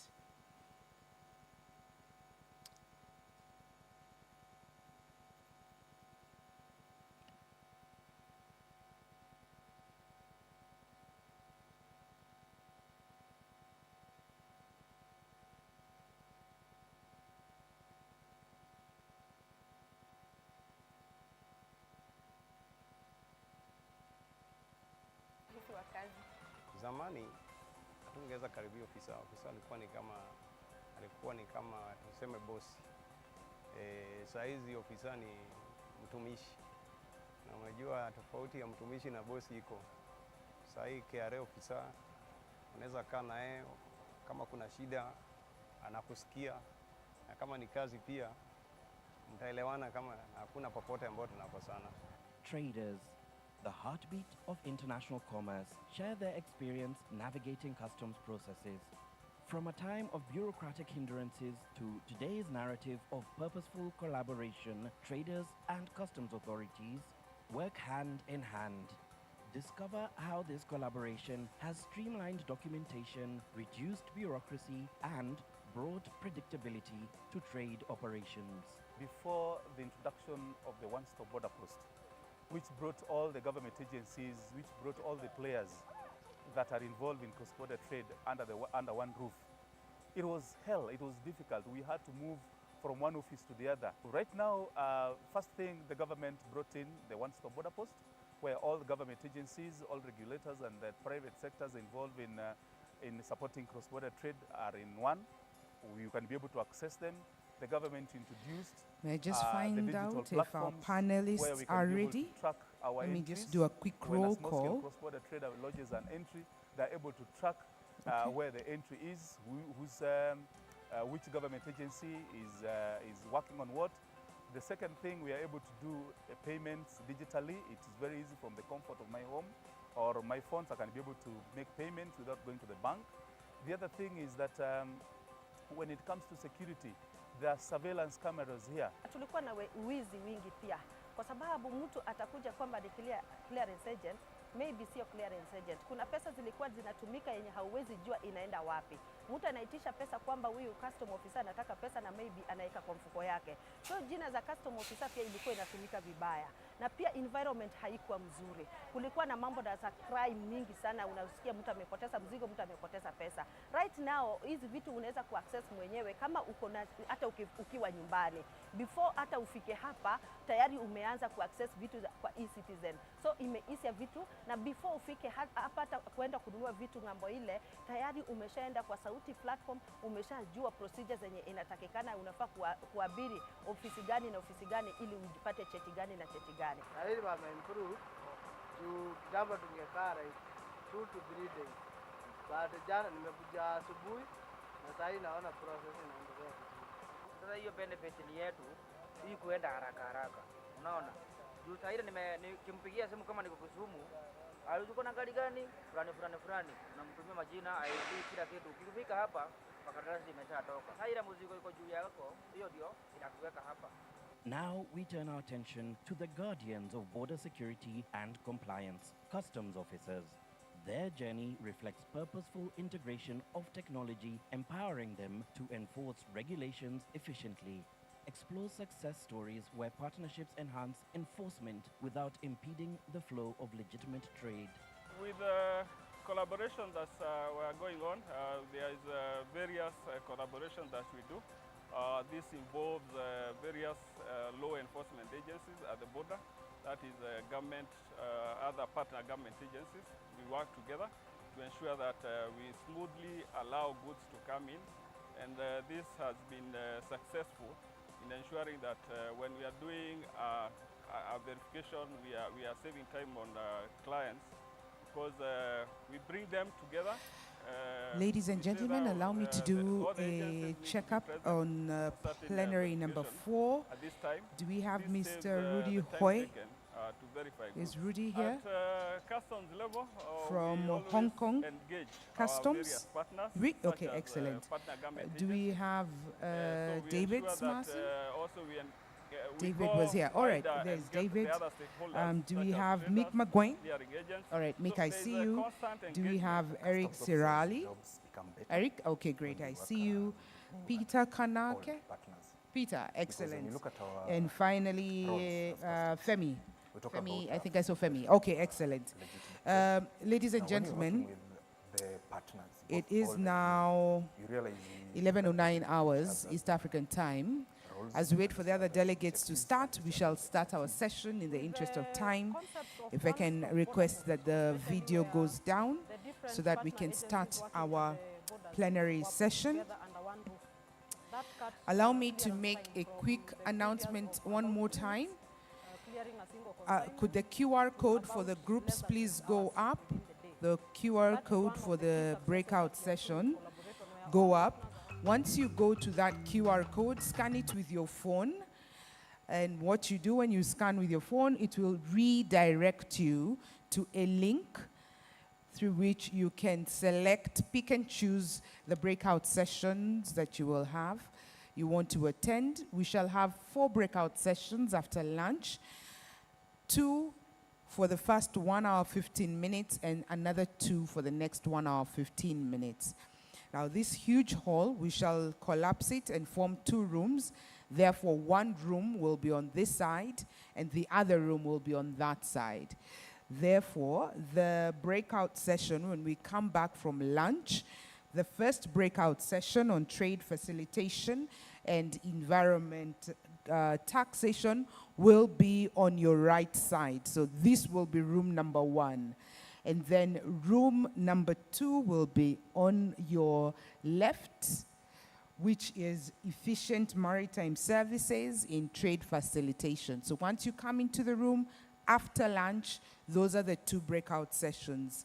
So this will be room number 1 on green customs. This will be room number 2. Don't worry, you'll find a collapsible wall here. So that will be room number 2, accessible from those 2, actually 5 doors. And then room number 1 will be accessible from that particular door. The second announcement is for room number 2, the second breakout session on efficient maritime services. The panelists, sorry, the second breakout session, the panelists, Juma Hassan, Commissioner Customs and Excise from TRA, Tanzania Revenue Authority, Kenneth Ochola, Revenue Administration Advisor at the IMF, Abdulrahman Wade from Senegalese Customs Administration, the IT Director, and Asadu Kisitu, the Acting Commissioner Customs, at noon today, which is in about an hour. Please, you will follow Charles. This is Charles. Please see his, and he will direct you, give you further instructions regarding your session. So the 4 panelists for efficient maritime services in trade facilitation, that's Juma Hassan Bakari, Commissioner Customs and Excise at TRA, Tanzania Revenue Authority, Kenneth Ochola, Revenue Administration Advisor, Customs at the International Monetary Fund, Abdulrahman Wade, from the IT Director from the Senegalese Customs Administration, and Asadu Kisitu, Acting Commissioner Customs at Uganda Revenue Authority. At noon East African time, which is an hour from now, you will follow Charles. Charles will be standing at the door and is going to give you further instructions. Without much further ado, ladies and gentlemen, distinguished delegates, allow us to move to plenary number 4. We left plenary number 3 talking about artificial intelligence and how human intelligence must remain the center stage and not be replaced. And now that gives us, it was a great conversation. Thank you very much, Sydney, for that, moderating that session. We now move to plenary number 4, moderated by Olufemi Olarinde. He is the head of fiscal and tax reforms implementation at the FIRS. That's the Federal Inland Revenue Service at Nigeria. He's in charge of tax policy and he's an advisory expert at the United Nations Health Taxes Committee. And the conversation will revolve around intelligence, artificial intelligence for customs trade facilitation. And we shall have a presentation, 2 presentations. One presentation will be by David Mason from Kagosia, and the second presentation will be by Rudy Hoy, the Assistant Commissioner Excise and Strategic Support at the Hong Kong Customs. Femi, I believe you are ready to take it away and introduce the rest of the panelists. A round of applause for plenary number 4.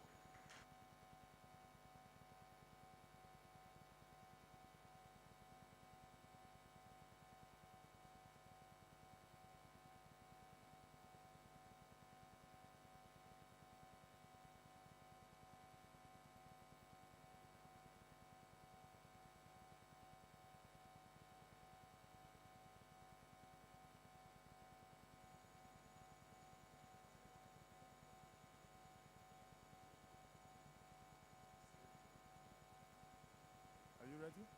Are you taking the first presentation? I'm already on it. Okay. So, I think you should just take it. Is anybody else? You've been introduced already. What's your name again, please? Siri Kalabla. Siri Kalabla.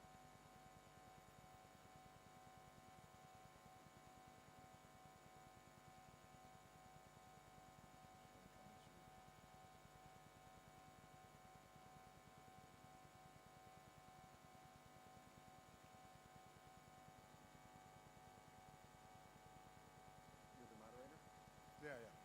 Okay. I'm Femi. So let me just. Okay. Go. Allow me to just do another recap of the team that's going to meet Charles at noon, the panelists for the afternoon. Apologies for the interruption.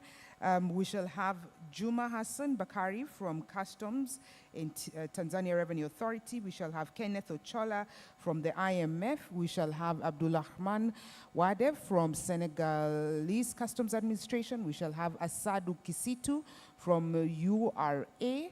We shall also have Ted Ochola from IBM. We shall have Dennis Muwanga from WCO, that's a World Customs Organization. We shall have Agnes Magero from Safaricom. We shall have Alan Lule from Cloud System Solution. We shall have Hatnel Dungi from ABSA and Jens Nielsen from AYOTA. That team kindly at noon, which is about, let me tell you, about 45 minutes from now, that's noon East African time. Please see Charles. Charles will be standing at that door. He needs to just give you further instructions. Thank you.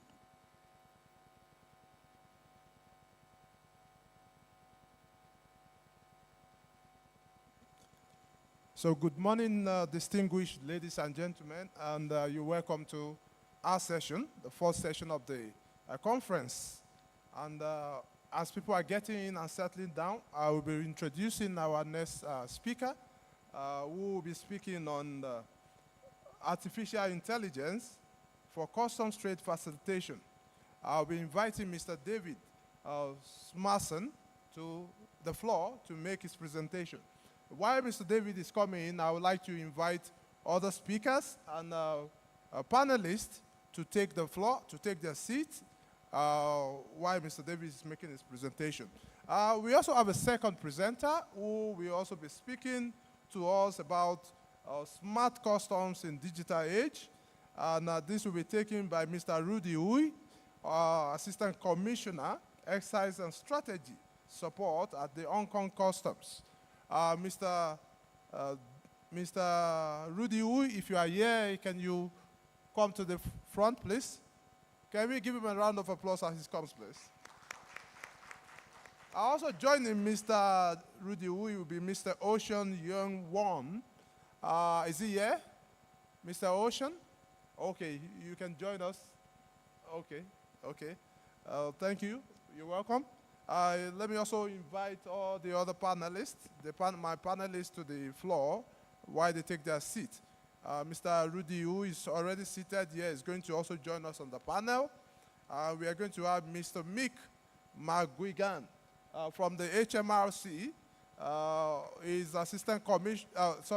Assistant Director, FCNL Support Services from HMRC. You're welcome, Mr. Also, we have Mr. Eric Sirali, Director Digital Trade, Trademark Africa. Mr. Eric, you're welcome. Can we support them, encourage them with a round of applause, please? Thank you, thank you, thank you. We also have Mr. Peter Kanake, Transformation Manager, East-West Africa, Oracle. Can we support them with a round of applause? It's an encouragement. And together, they will be dissecting and speaking to us about artificial intelligence in customs trade facilitation. Speaking to you, I've already been introduced. As we go on, I'll still let them introduce themselves in case I have not introduced them well. Thank you. I'll give the floor to Mr. David Smasson as you take over. Thank you. All right. Good morning. Morning, everybody. And as we say here in Nairobi, karibu, right? I'm going to introduce myself real quick, my company, and then I'm going to get straight to our technical demonstration. No PowerPoint. I think you'll find it very, very interesting what we have to say. So CargoSeer is a company that specializes in artificial intelligence for customs applications. What we do is we create artificial intelligence solutions to help customs organizations process more cargo faster, more efficiently, while detecting up to 95% more fraud. And what I'm going to show you today is the artificial intelligence solution that we've created specifically for AI image analysis, more specifically for X-rays, that has the ability to interpret X-ray images while performing manifest verification in under 5 seconds. But first, because we are an AI company, I'd like to show you something cool that we're starting to implement. Everybody here has heard of ChatGPT, but nobody has yet heard of CargoSeer GPT. And what I'm going to show you is an interactive chatbot that allows the customs operator to go ahead and interact with the system, with the artificial intelligence, with the inspection data, and with everything and anything. But first, we're going to start with a quick joke. Usually when I get up here, I have to research, try to find a joke, try to see if it'll be funny, see if it'll be appropriate for the audience. But I did think that it would be appropriate, since we're an artificial intelligence company, to ask the CargoSeer GPT to tell us a joke. So let's see what it comes back with. And you guys will be the judge if it's funny or not. Sure, here's a customs-related joke for you. Why don't customs officers ever play hide and seek with their kids? Because good luck hiding when they always declare, I'm going to search and find everything. All right? I didn't make it up. That's the CargoSeer GPT. What our system does, as I said, is interpret X-ray images and perform manifest verification in under 5 seconds. And what you're seeing here is our intuitive user interface that can be implemented on any existing manufacturer, any existing hardware, any existing software system, any ICMS or CMS or whatever it is that you're running. It integrates right in, and we allow the customs officers to benefit from the AI built in. What you're seeing here is what we call the operator queue. The operator wakes up in the morning, comes to the office, logs in, and sees the shipments that are coming in and are being analyzed by the CargoSeer system.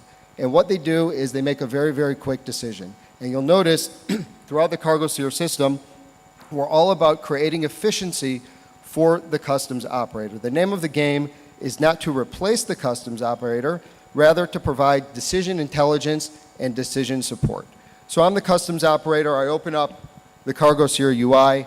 I see my shipments. Every single shipment has received a channel assignment. So it's either green, clear, no problems have been found, yellow, suspect and delay, but doesn't necessarily necessitate a physical inspection, red, stop, there's something wrong with the container that necessitates a physical inspection, and blue, reinspect, there's something wrong with the data. So in this case, again, I'm the customs operator looking at the shipment card from the UK to Uruguay. CargoSeer has said there's a risk of smuggling and this container needs to be designated for physical inspection. In this case, I'm going to go ahead and either accept the result of the AI, and that'll send the shipment for digital inspection, or I can use our intuitive investigation tools and go ahead and do what we call a root cause analysis and understand the reasoning behind the AI. Now, this is a very important point. A lot of AI that's coming on the market now, and I'm sure my fellow panelists will talk about this a lot, is what we call black box AI. You ask, why does the AI do something? And you say, because the AI did it. Nobody really knows how the AI works. We're trying to build something that isn't black box AI, that gives the customs operator all the visibility and all the transparency into why the artificial intelligence made the decision that it made. And that's very important when you're talking about customs operations, because at the end of the day, the customs operator is responsible for making the decision. If you go and you open a container and there's nothing wrong with the container, and then the importer comes and says, why did you open your container? You can't say, because the AI told me to do that, right? You can get sued. You have a large amount of liability. So what we're trying to do is provide the transparency and the visibility into the decisions that the artificial intelligence has made. But getting back to it, what we're seeing here again is a shipment from the UK to Uruguay. CargoSeer has designated this shipment for physical inspection. The trigger is X-ray, and there can be any one of a number of triggers. As I said at the beginning, we're an artificial intelligence company building many, many solutions. But in this case, I'm showing you a case of smuggling in X-ray. We also show the confidence level here. So this shipment was found to be at risk of smuggling with a 96% confidence level. And this allows us to be 100% sure that the artificial intelligence is doing its job. Here on the left, you see all the information that went into making the decision. So you'll see the raw X-ray images, you'll see the manifest, the declarations, the BOLs, and so on and so forth. And here you'll see the analyzed image. And as you guys can already see, what's supposed to be in this container is HS code 850220, and what's actually in this container is smuggled vehicles. Okay, so how does this work? What CargoSeer is doing is it's performing the operations that a customs operator would otherwise have to perform manually. We're intaking all of the shipment information, the manifest, the BOLs, the declarations, commercial invoice, certificate of origin, anything that is supposed to tell us what is supposed to be in the container, and we're comparing that with what is actually in the container vis-a-vis the X-ray image. So like I said, this is declared as generators, 850220, and what's actually in the container is smuggled vehicles. What CargoSeer is doing is saying, okay, are there generators in this container?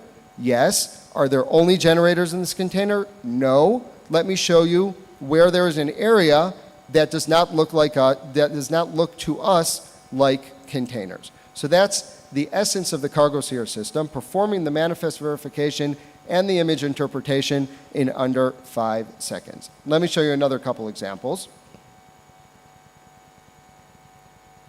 Just let it load here. So we're not only able to discover instances of smuggling, but if we look at instances of something such as misclassification, this is also something that the CargoSeer system is able to detect very easily through its artificial intelligence. This is a shipment from China to the Democratic Republic of Congo. And what's supposed to be in this container is an HS code denoting plywood. And this is what plywood is supposed to look like in a normative container, and this is what's actually in the container. And as you guys can see here, what's in the container is furniture. So somebody is trying to declare plywood as furniture, and this has been automatically detected by the CargoSeer system. Now what's going to happen at this point is the customs operator is going to make their determination. Either, yes, I agree with the determination of the artificial intelligence, and I want to send this shipment for physical inspection or document inspection or whatever it is that the artificial intelligence has recommended. The other option is to send it on for a second opinion to a team leader, to a manager, to whomever else might need to take a look at it. And the third option is to go ahead and overturn the decision of the artificial intelligence. Now that sounds like a shocking statement, but when you think about it, what I just said is we are not a black box AI company. We know that there are certain instances that artificial intelligence may be wrong. There are certain instances where customs might decide to let something in. Any one of a number of scenarios whereby we want to allow a certain bypass of the system. But of course, as opposed to what's happening today, where a customs operator can just choose to bypass the system with little or no oversight, we've built in a high friction process that's fully transparent and fully logged that makes the customs operator go through a number of steps. So in this case, let's say I want to go ahead and clear this shipment. I would have to write exactly why I want to clear the shipment. So I would say, for example, I don't agree, and see how much, look at how much physical effort it actually takes. This is what's called a high friction process. So I would go ahead and write that. I would change the channel. I would click enter, and this shipment would be changed to the green channel for clearance. But from now on, everybody knows that David Smason was the one who chose to overturn the AI, and why did he choose to overturn the AI? And this can be set to trigger an alarm at headquarters, with the executive management, in the dashboard, wherever it might be. And we see this as an integral feature of any artificial intelligence system, specifically ours, that allows a certain modicum of control by the operator, but again, everything is fully logged and fully transparent. The last example that I want to show you, and we can play around with the chatbot later if you guys want. You're welcome to visit our booth. I know that's fun. But let's take a look at another example of what we're able to do. So this is a shipment. Let's see, let's find a good one. You guys have been nice and quiet, so I want to show you something really good. This is a shipment from China to Uganda, also designated by the Cargo Seer system at risk of smuggling. Here you guys can already see how intuitive it is. The HS code is 940599. It's supposed to be parts of lamps, lighting, fittings, and other similar articles. And right here, we've identified a smuggled vehicle. Let me show you that with the raw image so you can get a better image of it. So what's happening is they're putting a bunch of junk in the front of the container. This may even be lamps, lighting, and fittings and whatever's supposed to be in there, but there's a smuggled vehicle in that container. And what's happening here is, as I said, the Cargo Seer system is profiling what this HS code should look like. And you can see what a normative, normal, verified container full of this HS code would look like. So this is an image reference library that's automatically being referenced by the artificial intelligence. So this is what it's supposed to look like, and this is what it looks like in practice. So this would be automatically identified, and then a digital shipment passport would be automatically issued for the shipment. This digital shipment passport can be sent via any medium, so WhatsApp, Signal, email, internal porter. And what's happening here is it's kind of this summary report of what's happened with the shipment, fully authenticated. It can even be connected to the blockchain. We have a couple of customers who are starting to play around with that. And it's exactly what happened with the shipment. So this is a shipment, again, from China to Uganda, needs to be stopped for smuggling, the X-ray, and anything you want in here. So we have customers customizing this report and using it as either a certificate of clearance or a certificate of inspection for these consignments. The last thing I want to show you is something that we're very proud of at Cargo Seer. Now, I've shown you our automatic inspection. I've shown you what happens when a shipment that's smuggled comes through. You can imagine what happens when an empty container or a shipment that is completely legitimate comes through. But the biggest pitfall of any artificial intelligence system is obviously data. And I'm sure, again, my esteemed panelists are going to be talking a lot about data. That's the name of the game when you want to build anything related to artificial intelligence. But it's not enough to have the raw data. Garbage in, garbage out, right? So what we're doing here at Cargo Seer is we're implementing automated labeling algorithms that allow the images and the accompanying documentation to be labeled within the system So the shipments are coming in, they're being inspected, you're getting the image, you're getting the document, and at the end of the day, you have a fully automated inspection, and you have fully annotated and labeled images for further refining your algorithm. So the way it works is very simple. You open up this interface, you highlight the area that what is the most important thing to you when acquiring technology or trying to build artificial intelligence. And as I said, data, data, data. So this is the next generation of automated inspection for X-ray, but it even goes one step further and is creating more data for the algorithms to be further refined. And we see this as an integral part of our business model. We don't want to be a one-off technology vendor. We don't want to sell you technology and have you enter into an extensive maintenance contract because we're the only ones who know how to deal with it. No, we're giving you the ability to take control of your data, to create more data, to become an AI fluent organization using these tools that we're providing you. And at the end of the day, next year, 2 years, 3 years, whatever it is, you're going to have a full complement of data that allows you to build out and refine and retune your own algorithms. This is something that DHS has bought from us, is using in the United States. I don't know if there's any other Americans here. And this is powering the screening at speed in the United States for all of the checkpoints. And it's something that we believe is going to be revolutionary for this region, because it gives, for the first time, a customs agency the ability to take control over their own data. So there's a lot more I would want to show you, and I invite everybody to come to our booth. You can do a full feature demo, play around with the chatbot, right? So some of the stuff that I was playing around with earlier was, for example, somebody came up and said, what's the HS code for iPhones? So tell me what the HS code for an iPhone is, right? And it should work. And it'll tell you what the HS code is for an iPhone. And then when it pops up, you can say, explain why, right?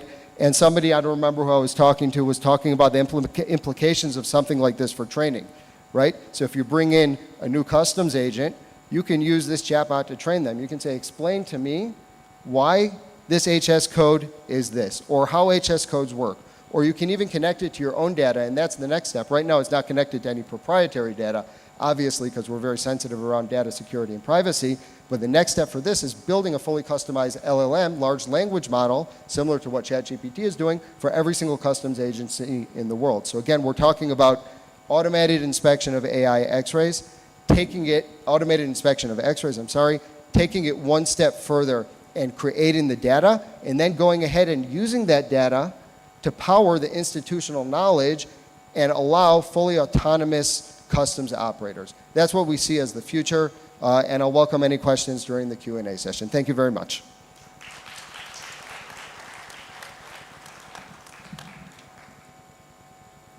Thank you, Mr. Davis Mason, for that presentation. Quickly, we will be going straight to the second presentation. I will be calling on Mr. Rudy Hui to the podium. Thank you.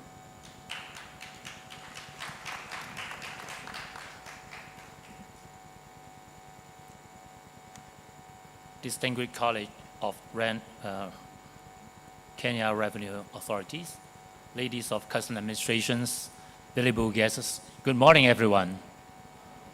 First of all, I would like to express my gratitude to KRA for inviting me to this magnificent conference. It gives me great pleasure to be here in Nairobi and engage with you all. To echo the theme of this conference, borderless trade, effective trade facilitation in the digital age, I would like to share with you the vision and current works of Hong Kong Customs under our Smart Custom Initiative and its role in trade facilitation as well as promoting regional development. Today, I will bring you out of Africa to Southeast Asia, in particular Hong Kong, China, on the topic of smart custom in digital age. Before starting, I would like to take some time to introduce Hong Kong, China to you all. If you have not been to Hong Kong, there are some photo here so that you can see where is Hong Kong. Hong Kong is a small city but with very, very beautiful scenes. It is located at the southern part of China. Hong Kong is Asia World City, a place where people and business from around the world can connect with opportunity through the region. Ladies and gentlemen, the 21st century witnessed unprecedented technology innovations. A new round of technology revolution in industrial transformations is reshaping the global innovation landscape and economic structure, and bringing profound changes to the mode of international trade and the scope of custom control. This has presented new challenges and opportunity to the modernization process of customs. At present, the uncertainty and instability of the world economy are increasing. Economic globalization is encouraging setback, and the post-pandemic recovery has entered a critical period.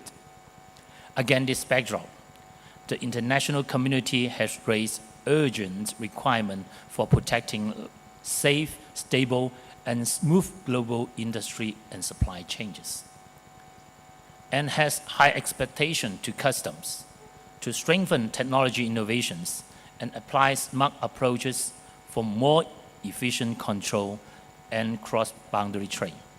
Smart custom plays a significant role in digital age.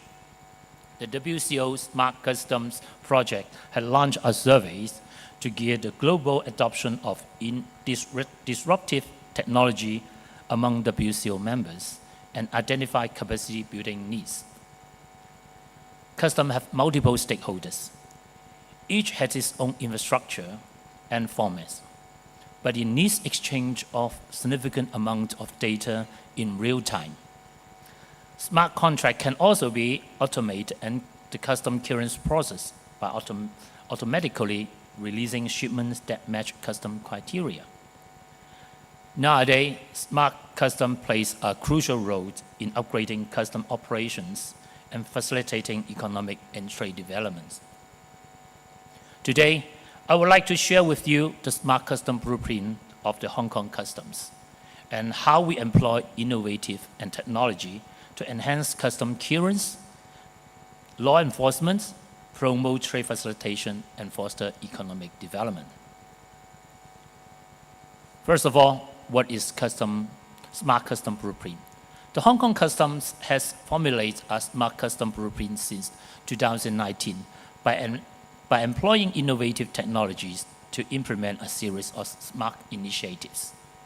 Under the blueprint, in addition to maintaining our traditional roles as law enforcer and service provider, the Hong Kong Customs will play a more diversified role by strengthening its roles as trade facilitator and becoming an economic development promoter. Our service regime will be extended from conventional boundary and inland enforcement, as well as provision of service for domestic economy, to making a contribution to regional and global economic development. To support the extension of custom roles and expansion of service regime, the Hong Kong Customs law enforcement and trade facilitation capability will be enhanced with the help of innovative technology under 4 pillars, namely smart boundary management, smart investigation and case management, smart trade facilitations, and smart business development. In this sharing, I will focus on 3 areas that are most relevant to the theme of this conference, which are development of advanced equipment for custom clearance under smart boundary management, use of big data and artificial intelligence analytics under smart boundary management, smart trade facilitation, and smart business development.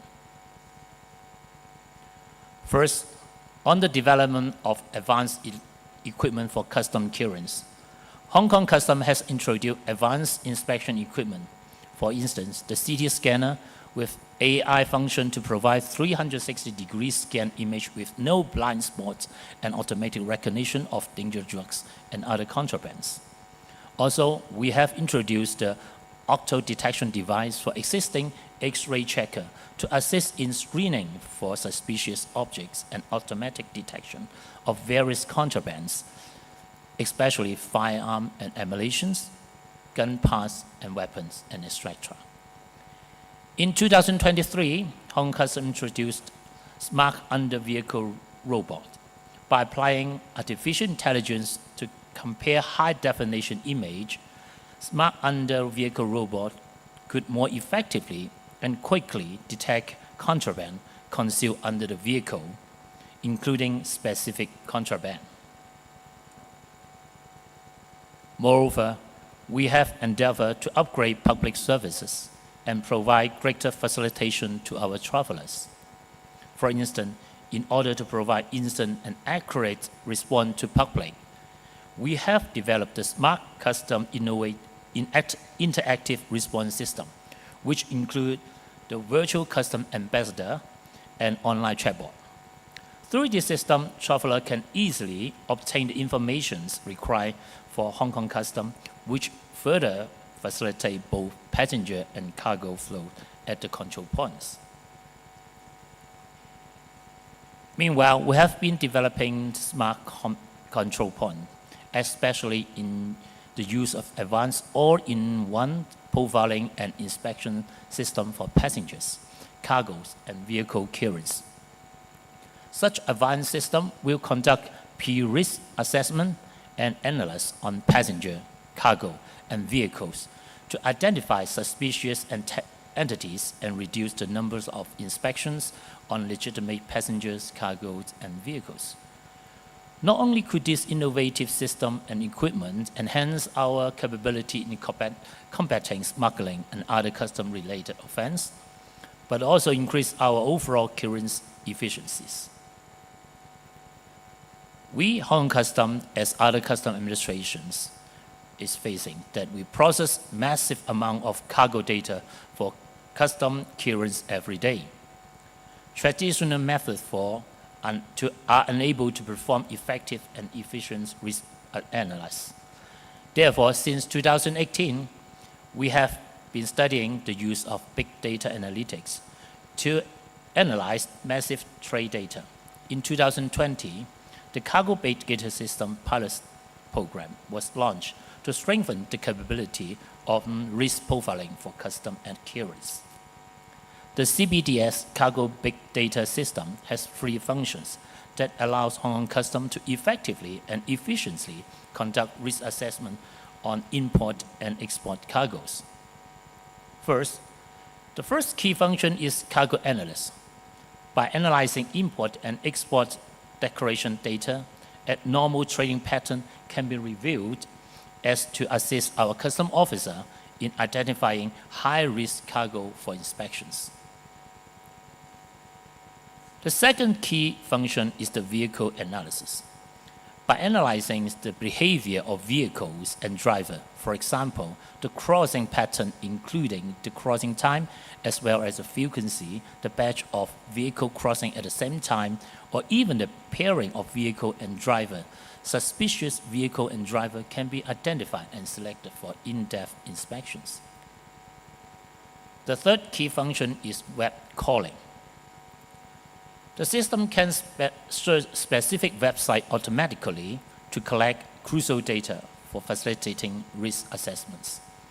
Now, let's watch a video to show how web calling technology is deployed within the system to assist customs in understanding smuggling trend across the globe.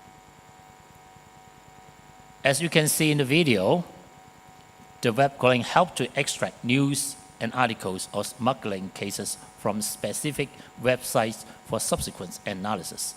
The keywords such as smuggling items, declared goods, routing, and company can be automatically identified, and thus relevant figures can be prepared for analysis. Hong Kong Customs is currently planning the development of another advanced custom big data application system to serve our central platform for data analysis. It will integrate existing several systems, including CBDS, mentioned earlier, This new system will enable us to identify, collect, store, transform, analyze, and present data from multiple information systems and disruptive device sources. With this integrated data environment, we are expected to achieve more precise risk assessment, smuggling trend predictions, and decision-making in law enforcement. Moving on to the smart trade facilitations and business development. Hong Kong Customs has put in place a series of facilitation measures and seamless clearance to foster the domestic economic development, address the needs of trade and industry, enhance Hong Kong competitiveness, and strengthen Hong Kong's status as business city. The trade single window, single e-lock system, and Hong Kong AEO program are vivid examples to showcase how Smart Customs Blueprint helped develop the smart ports. For example, the Hong Kong Customs is developing the trade single window as a one-stop information technology to traders for easy submission of trade documents. The single window is being implemented in 3 phases. Phase 1 has been rolled out in 2018, and Phase 2 has also been rolled out in 2023. With altogether, we have over 40 import and export trade documents that trader can submit through this platform.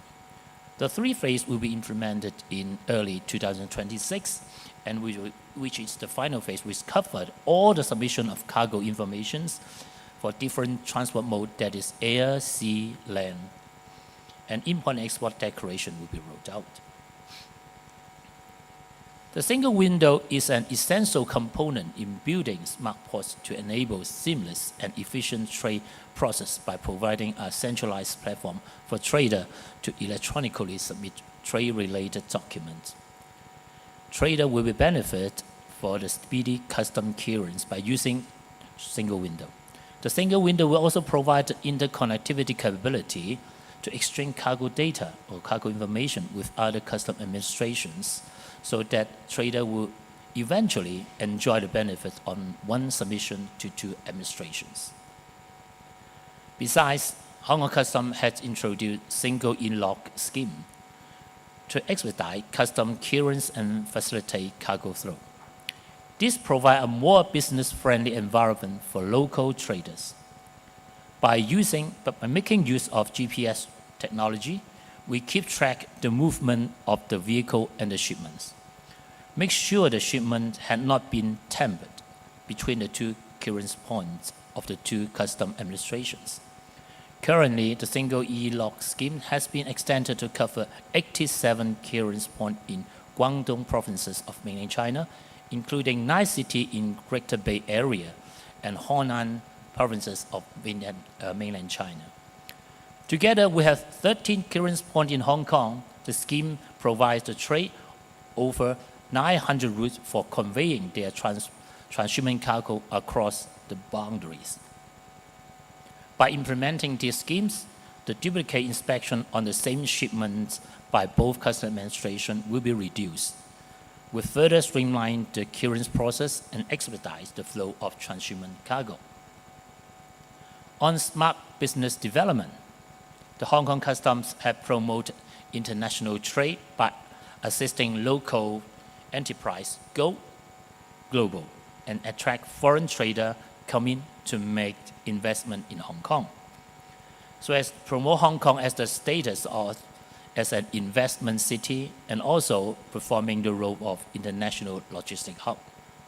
For example, the Hong Kong AEO program, we have been developed since 2012, and we have signed the AEO MRA mutual recognition arrangement with 15 different customs administrations.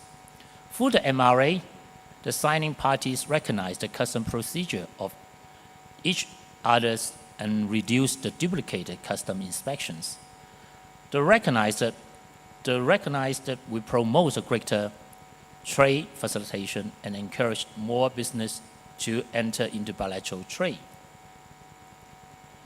On the other hand, to further step up cargo shipment supply chain security and enhance custom clearance friendliness, The Hong Kong Custom has established a connection with custom administration with other economy through the AEO data exchange platform.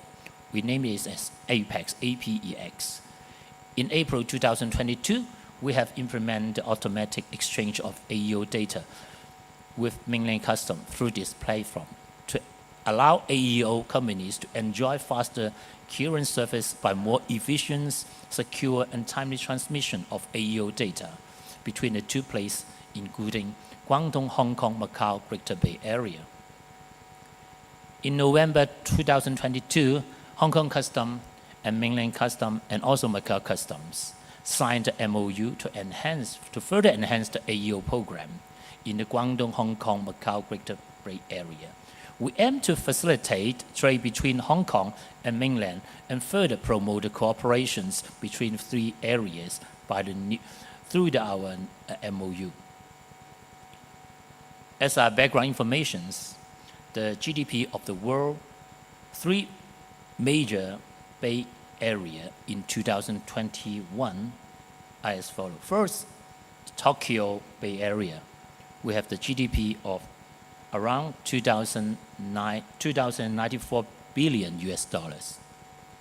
Second, Guangdong, Hong Kong, Macau, Greater Bay Area, which has GDP of 1,958 billion US dollars. And the third one is New York metropolitan area, which has the 1,000 billion US dollars in 2021. We custom authorities, actually, we have contributed to the growth of GDP in this area. Apart from the above, the Hong Kong Custom has put forward Smart Custom Blueprint to bring it in line with the Smart Customs, Smart Borders, and Smart Connectivity 3S initiative of Mainland Customs. The initiative carried great significance and played an important role for Mainland and Hong Kong Customs to commence practical cooperations with smart construction as a basis and achieve the unity of supervision and service and safety and facilitations. In the years ahead, Hong Kong Customs will continue applying innovative technology and smart initiative to further strengthen the development of smart customs. More importantly, we will endeavor to promote cross-border collaboration with different custom administrations to enhance the connectivity and contribute to the development of borderless trade. Once again, thanks to our KRA for organizing this forward-looking conference. And before closing, I would like to share with you a very short video to sum up my presentation. Lastly, I wish this conference a great success and wish you all the best of business and health.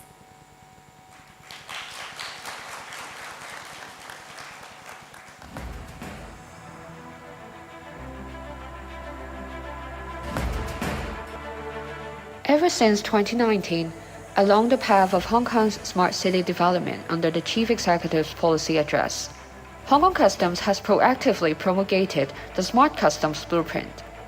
The blueprint covers the extension of customs role, the expansion of service regime, and the construction of 4 pillars to cover all core aspects of Hong Kong Customs business. Regarding the extension of customs role, in addition to maintaining its traditional role as law enforcer and service provider, Hong Kong Customs will play a more diversified role by strengthening its role as trade facilitator and becoming an economic development promoter. On the other hand, Hong Kong Customs service regime will also be extended from conventional boundary and inland enforcement, as well as provision of service for the domestic economy, to making a contribution to the regional and global economic development. In order to extend the role and expand the service regime, Hong Kong Customs has constructed 4 key pillars, namely smart boundary management, smart investigation and case management, smart trade facilitation, and smart business development through the application of innovative technology to develop various systems, equipment, and tools for customs officers' use, as well as enabling data sharing to build up an all-in-one smart customs. The first pair of the 4 pillars focuses on clearance facilitation and defensive guarding. On smart boundary management, Hong Kong Customs has introduced various smart initiatives and deployed advanced technology to assist frontline officers in Hong Kong Customs and the process of customs clearance, including gantry type X-ray vehicle inspection system, mobile X-ray vehicle scanning system, handheld X-ray imager, Raman spectrometer, octo detection device for existing X-ray checkers, vehicle inspection and strategic analysis system, platform for X-ray image evaluation, air cargo clearance queuing system, and smart liquor duty assessment. Besides, Hong Kong Customs is introducing other advanced equipment such as computed tomography, CT scanner with artificial intelligence function to provide 360-degree scanned images with no blind spot, as well as robotic assistant and online chatbot to answer inquiries from passengers and public so as to enhance the overall customs clearance efficiency. On smart investigation and case management, Hong Kong Customs has launched the IPR Big Data Analytics System for combating IPR crimes since 2017. Currently, Hong Kong Customs has been working to expand the scope of detection of the system, with a view to developing the customs crime analytics system to proactively investigate all customs-related offenses, such as trafficking in dangerous drugs, sale of illicit cigarettes, and illegal import and export of endangered species. Moreover, to strengthen the protection of consumer interests, Hong Kong Customs is introducing non-contact healthcare multimeter to enhance the enforcement effectiveness. The second pair of the 4 pillars has its focus on trade facilitation and business promotion, and it is here that Hong Kong Customs' uniqueness is outstanding. On smart trade facilitation, Hong Kong Customs has launched various trade facilitation measures to provide a more business-friendly environment for local traders and foster the development of domestic economy. To work with the government in developing trade single window, Hong Kong Customs has undertaken the operation and management of Phase 1 of trade single window. Hong Kong Customs has also launched the pilot scheme of the cargo big data system, single e-lock scheme, and smart crossing scheme, etc. Looking ahead, Hong Kong Customs will continue to collaborate with Policy Bureau in developing the Phase 2 and 3 of Trade Single Window, so as to expedite the clearance process and facilitate the cargo flow. On smart business development, Hong Kong Customs has launched Hong Kong Authorized Economic Operator Program, namely HKAEO program, since 2012 to provide clearance facilitation for accredited local enterprises, and is actively exploring opportunities with Hong Kong's principal trading partners and other economies for mutual recognition arrangement. To further promote economic development, Hong Kong Customs has been promoting the HKAEO Program 2.0 with additional facilitation measures on top of customs clearance, including priority processing of HKAEO's applications under the Free Trade Agreement Transshipment Facilitation Scheme, an online self-assessment tool, AEO iPass. Meanwhile, Hong Kong Customs is developing AEO platform for data exchange with other economies. Such measures could assist local enterprises to explore the mainland and overseas markets and attract foreign investments into the mainland and Hong Kong SAR, fostering investment activities coming in and out. Smart Customs Blueprint helps achieve clearance facilitation and defensive guarding, as well as trade facilitation and business promotion, which further strengthens Hong Kong's competitiveness. Hong Kong Customs will keep up its innovative and technological initiatives to enhance functional efficiency and provide better public services, thereby maintaining Hong Kong's status as a safe city, business city, and investment city. Meanwhile, Hong Kong Customs strives to consolidate its mutual relationship with the mainland counterparts in 3 areas, namely information exchange, recognition of regulations, and assistance in law enforcement. With a strong interconnection, cooperation and trust built between 2 sides, speedy clearance within the Greater Bay Area is achieved under a greater context of the One Belt, One Road initiative, by which Hong Kong's competitive edges can be fully used to meet the country's needs.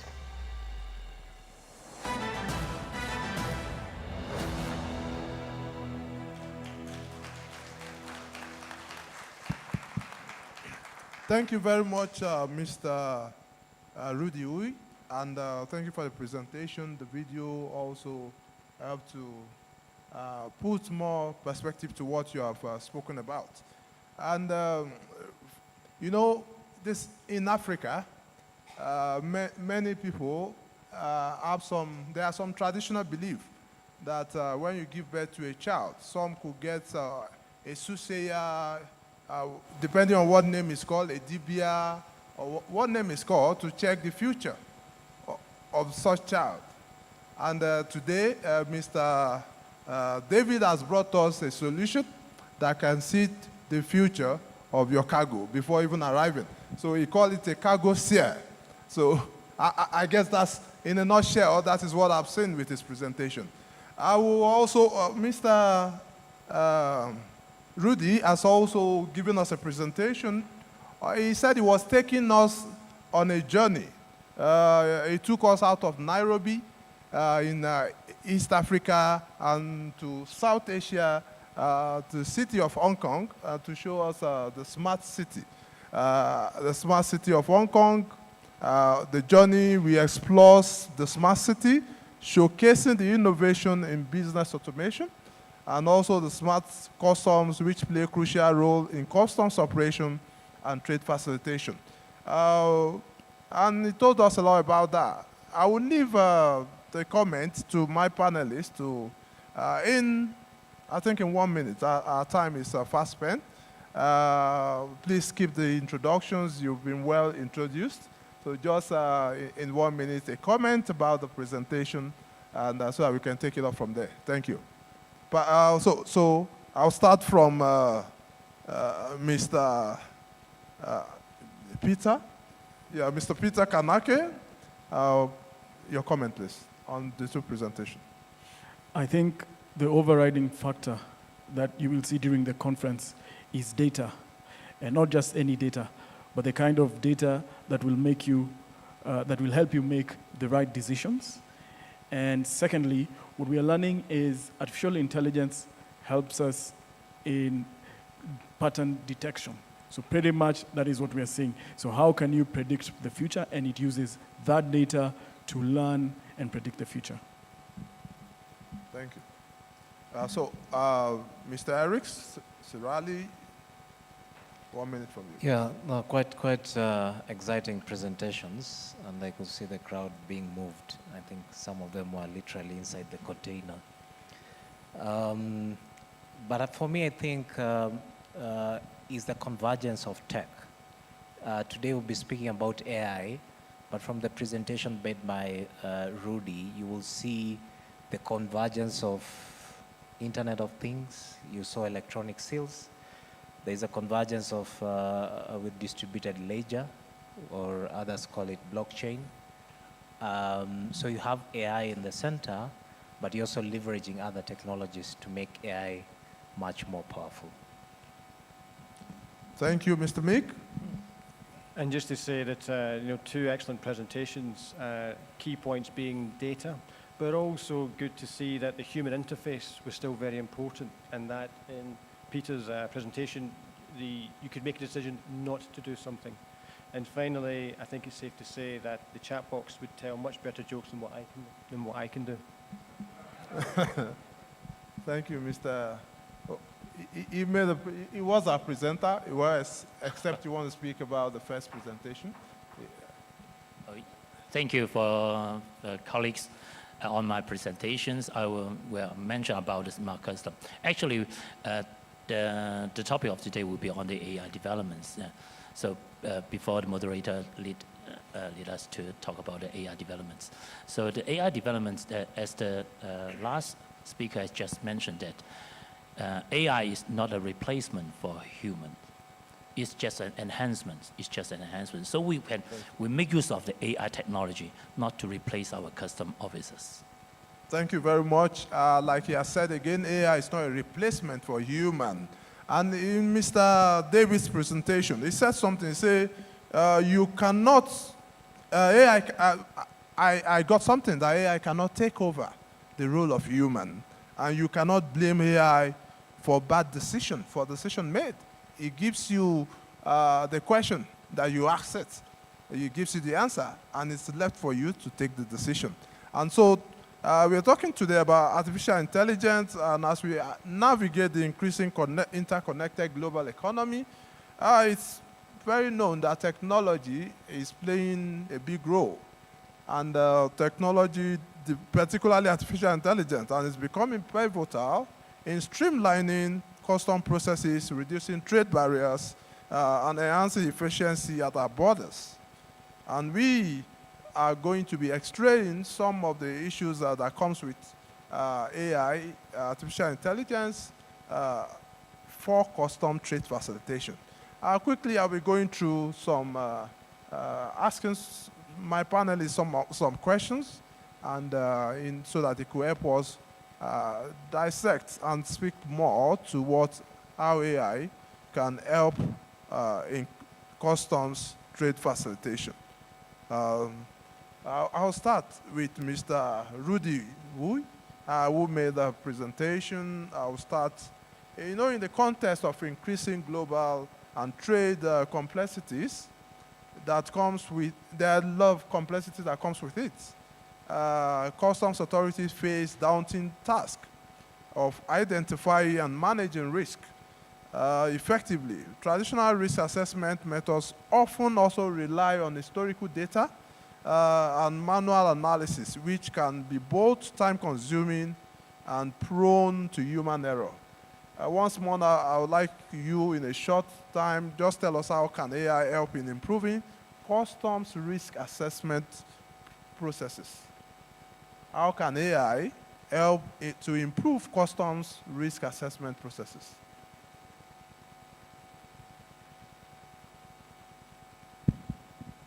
As I just mentioned before, AI should not be a replacement. We should treasure the traditional role of customs officer in devising the risk assessment methodologies. Based on these methodologies, we developed AI. We teach AI how to process the information we collected, how to process the data we collected. We give the technology the way forward, not the AI tell us what to do. This is one point. Another point is that making use of sophisticated AI technology, actually, we can do many, many things. One of the things is we can do is that we call it as a trade pattern analysis, because we collect numerous of cargo data for custom declaration every day. It will be impossible for custom officer to process each and every custom data by using human eyes. So by making use of machine learning technology, we can analyze the data and to see which data, which pattern the trader we call it as normal trader, that is legitimate trader, and which data they have some anomaly. This is the beauty of AI. This is the beauty of machine learning. So they can predict, they can take out some anomaly data from the normal data so that we can make some enforcement on those illegal trade. Thank you. Thank you very much. I would now like to go to Mr. Mick. Fraud and smuggling pose significant risk. I'm sure we can all relate with this. To national security and economic stability, making detection of a top priority for customs authority. Traditional methods of identifying suspicious activities often rely on manual inspection and experience-based judgment, which can be limited to scope. In your opinion, how can AI help in detecting fraud and smuggling activities? As part of my preparation for this panel, I joked with my fellow panelists that the presentations that we had yesterday talked about how AI could be used, and we have just seen two excellent presentations, again demonstrating how AI can be used. So rather than repeat those presentations, I think what I would share with you is the experience of the UK's Tax and Customs Authority. And for us, a key area is strategies. We implemented strategies to to try and address the various challenges that we were facing. And with the assistance of the KRA, I will make those strategies available to you for your consideration.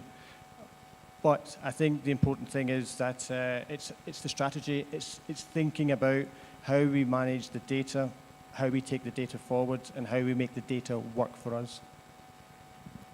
Thank you, Mr. Meek, and also being able to provide us with a perspective from the UK and the strategy you use. Thank you very much. I'll move on to Mr. Eric. This time.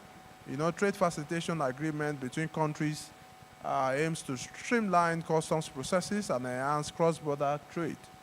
AI can help simplify this agreement, leading to faster, more transparent customs procedures. At least from what we've been hearing.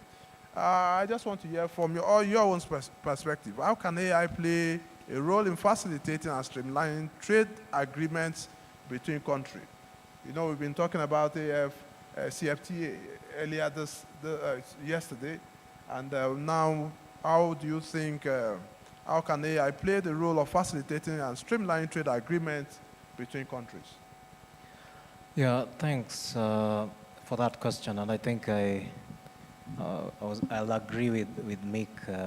We almost stepped out of the stage because the presentation did our work and did a great job.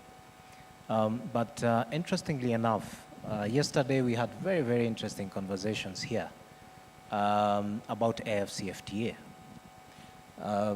There's a mention that the continent now has adopted the digital trade protocol. And one of the annexes should be Annex 3 or 4 that is under development is on emerging tech. And one of the emerging tech that is very well spelled out in the annex is artificial intelligence. And there are very interesting things on the protocol as it's being finalized, or the annexes are being finalized, is that there's a question, of course, of safety, the question of ethical, and more importantly, applicability or use cases. When you come down to East Africa, under the customs union arrangement, or as they call it, the single customs territory between the countries in East Africa, there's a lot of sharing of information across borders. Trademark Africa has partnered with the Kenya Revenue Authority and Uganda Revenue Authority to develop an image sharing platform. So that means you can be able to scan a consignment at the port of Mombasa and share the images with the Uganda Revenue Authority well in advance of the consignment arriving. So that already is a very important building block for AI, because then you have the images that you saw David present earlier. So what happens when you share that image with Uganda? They also have to look at the image and make their own judgment. So what are the opportunities? You can be able to share the image and also share the intelligence that comes with it.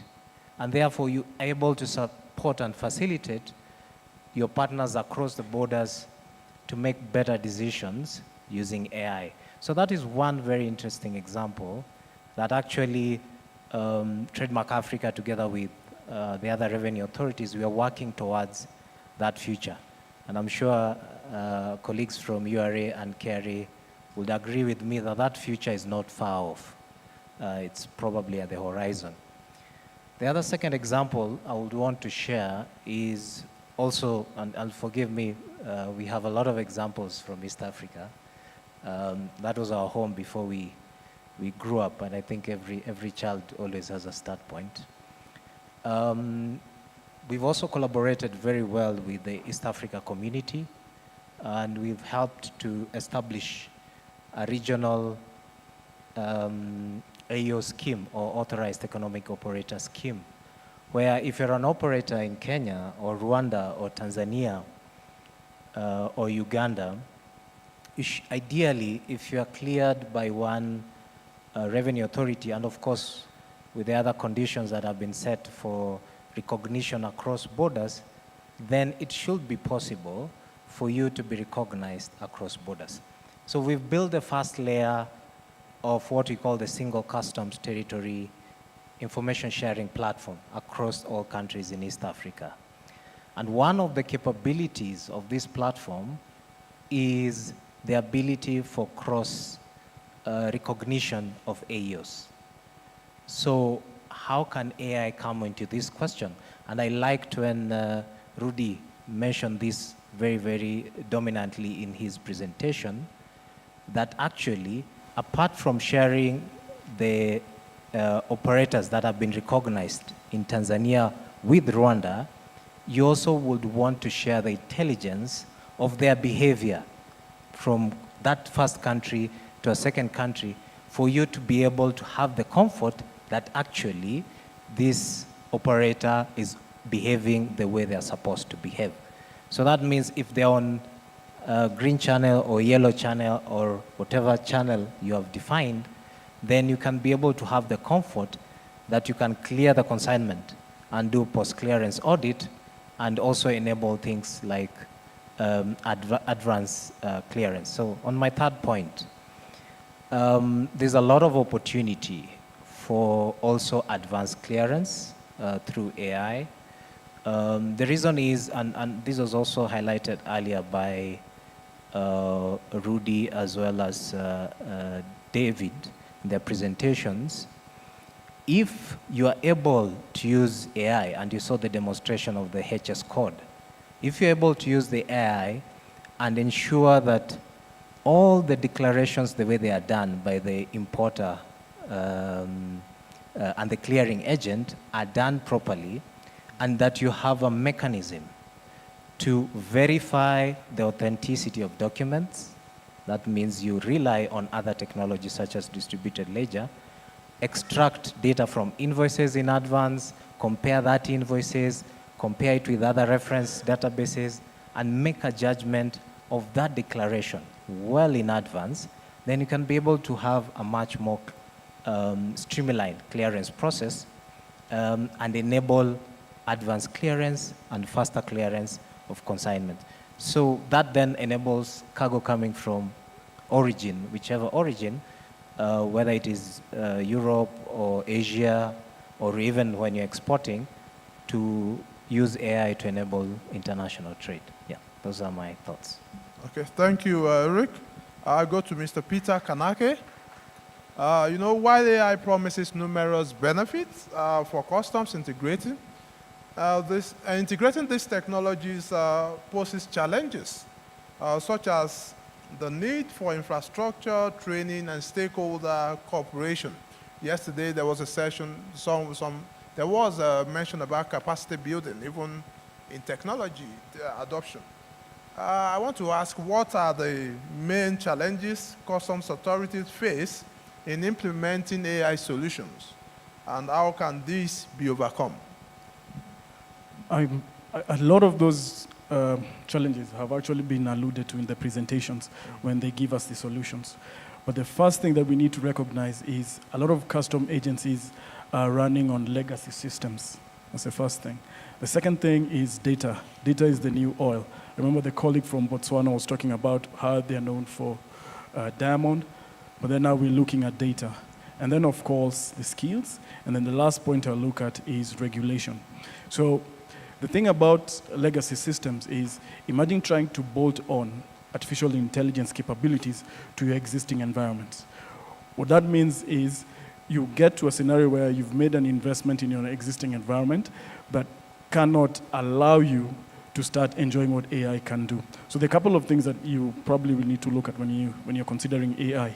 So AI requires a lot of storage, a lot of what we call compute, and other capabilities that would mean agencies are making significant investments in areas that have already invested in.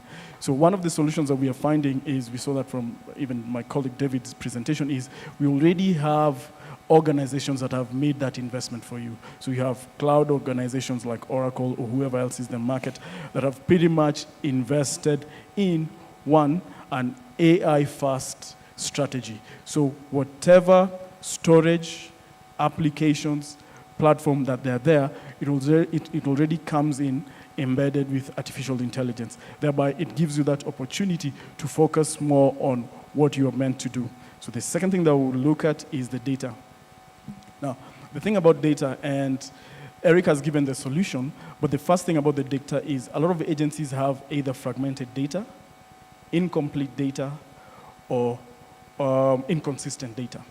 What that means is you're not able to know what the right is not able to know what the left hand is doing. So one of the solutions that you need to look at is having a comprehensive data framework that allows interagency data sharing. And then you can actually also standardize the format of the data, how that data is perceived. So irrespective of the platform you're on, once you standardize the data, because all AI needs is large amounts of what we'll call clean data.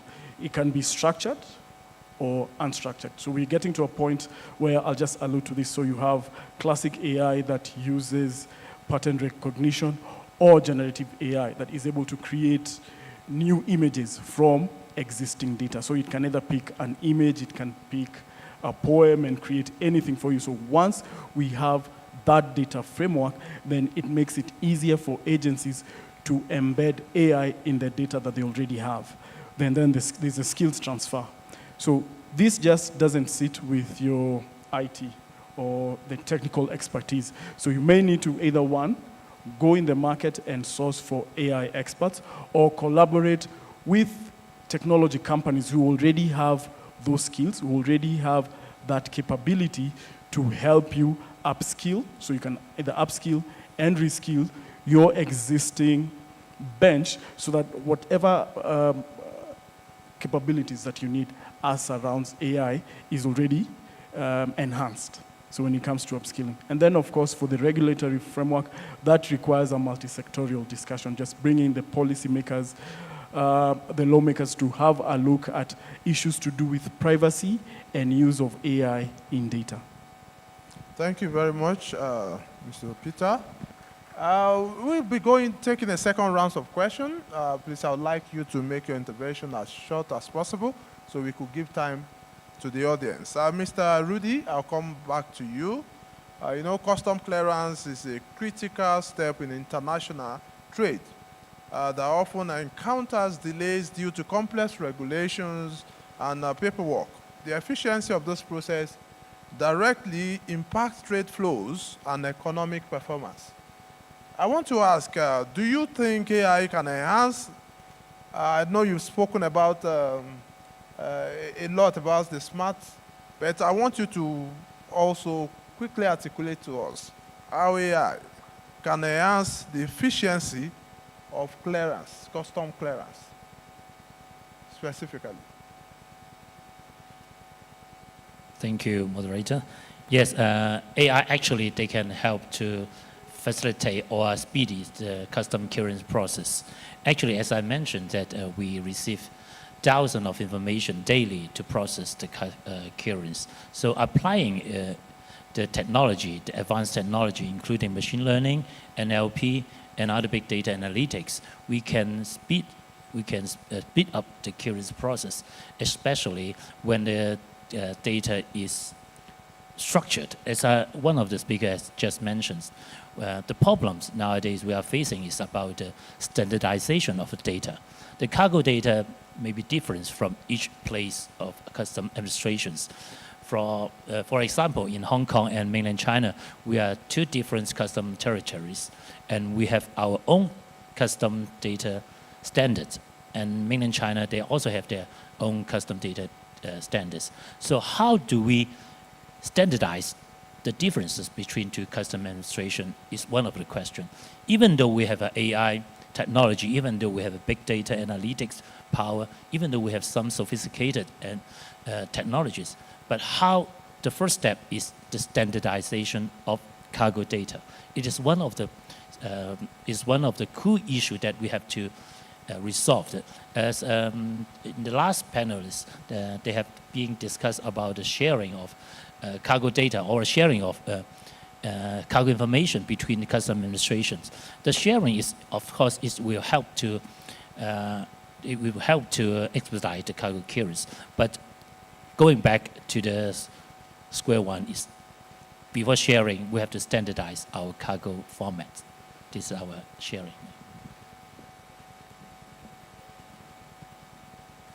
Thank you, Mr. Yu.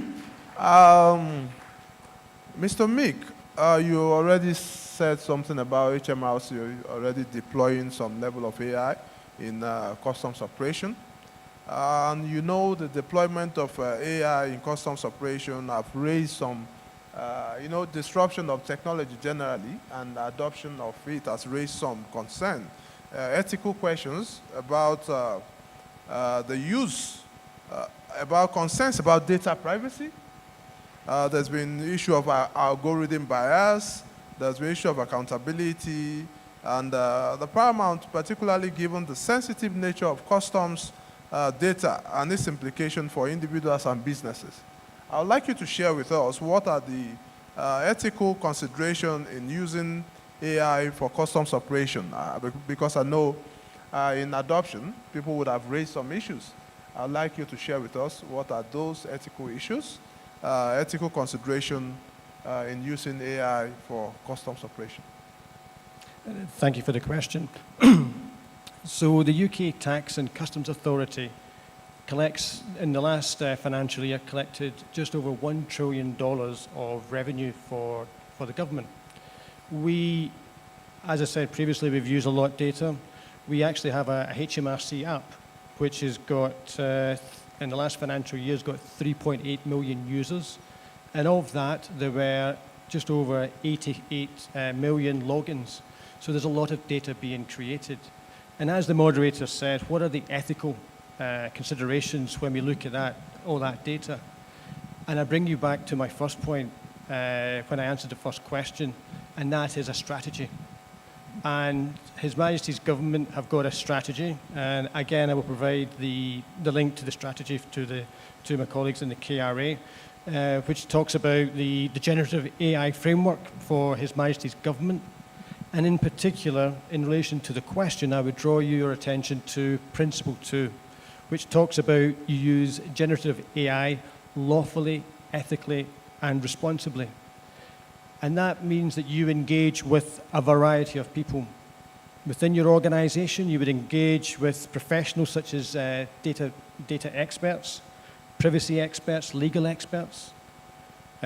You would also be seeking advice about, legal advice about the information that you've collected. But you've also got to need to communicate what you intend to do with the data and how you'll be making use of it.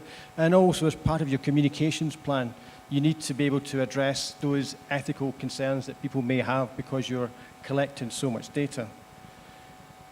And then you need to think about the data, and again, I come back to a couple of the previous speakers who've talked about garbage in and garbage out, because sometimes the data could be harmful, it could be biased, it could be incorrect. So you have to think about how you intend to manage the challenges that arise from those particular problems. But essentially, coming back to the question, in the United Kingdom, we have a strategy, we have a framework, and that is what we would be expected to work to. Okay, thank you very much, Peter. Mick. And I'll go to Eric now.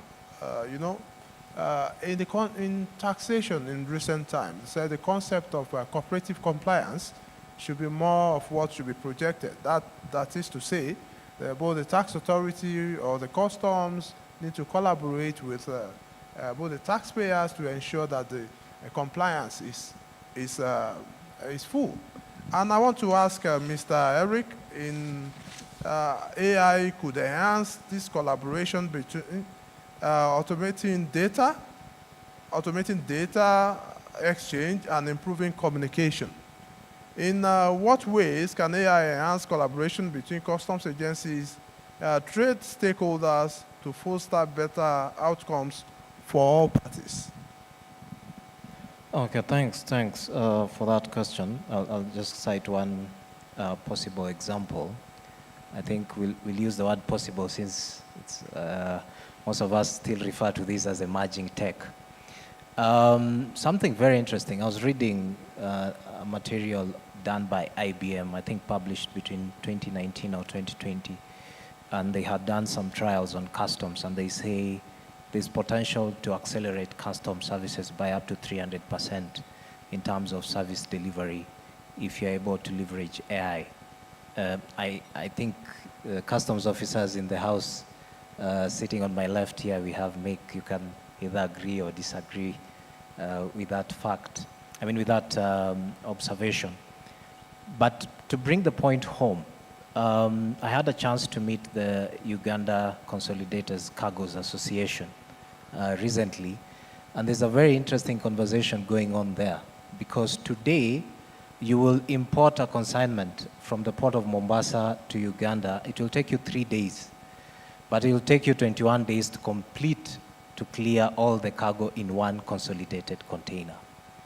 So all the benefits of moving that consignment so fast from entry port to a bonded warehouse somewhere in Kampala is eroded by the 21 days that are delayed to clear it out. And the reason is, why is it very complex to clear one container with probably 20 importers, each having about 20 different items?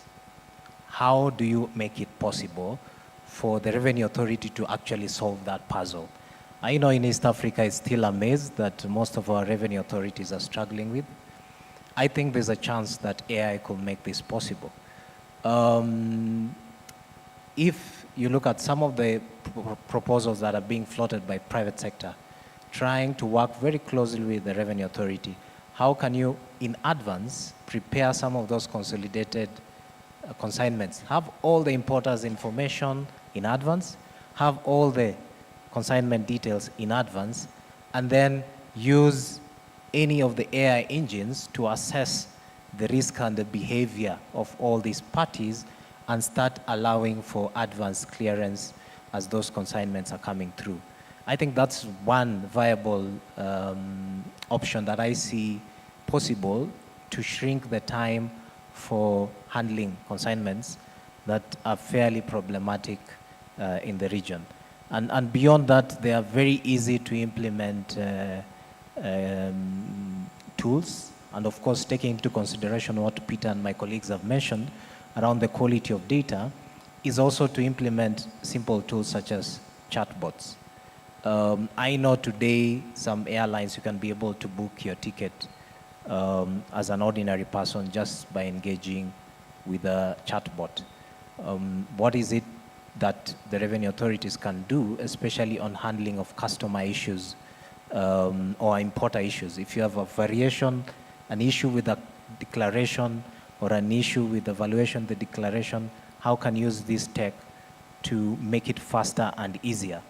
The other thing that has just come to my mind before I hand over the mic is, I think when the Kenya Revenue Authority was implementing their customs management system that the commissioner talked about here yesterday, is there's a time they had a fleet of officers looking at declaration at a certain floor at the HQ.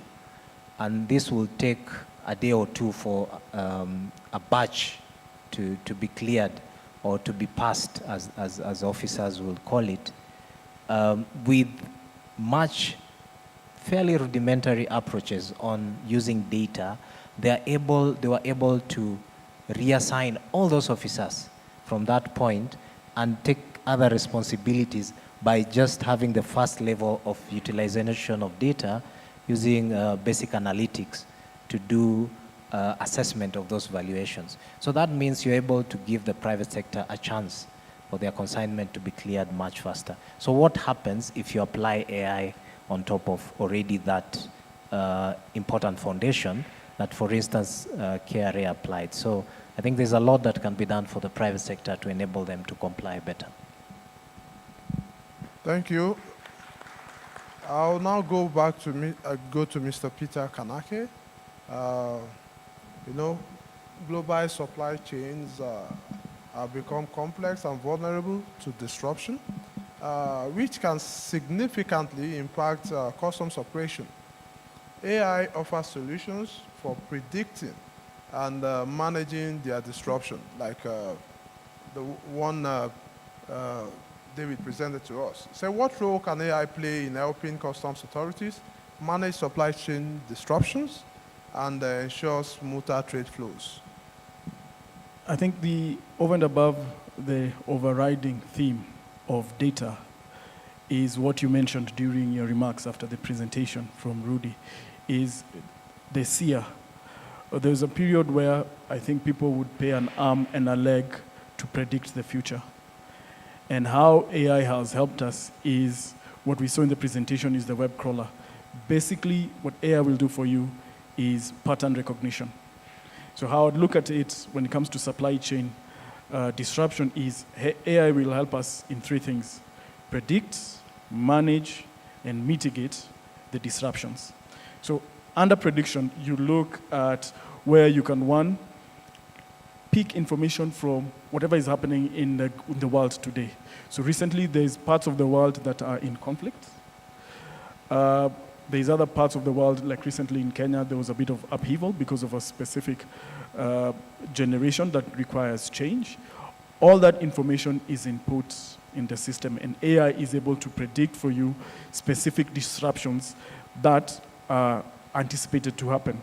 So I do believe before COVID, this was all, it was all theoretical. Now we are seeing it in terms of the predictive analytics, particularly where you can carry simulations and do scenario modeling and do a what-if analysis. If this happens, then this will be the cause and effect.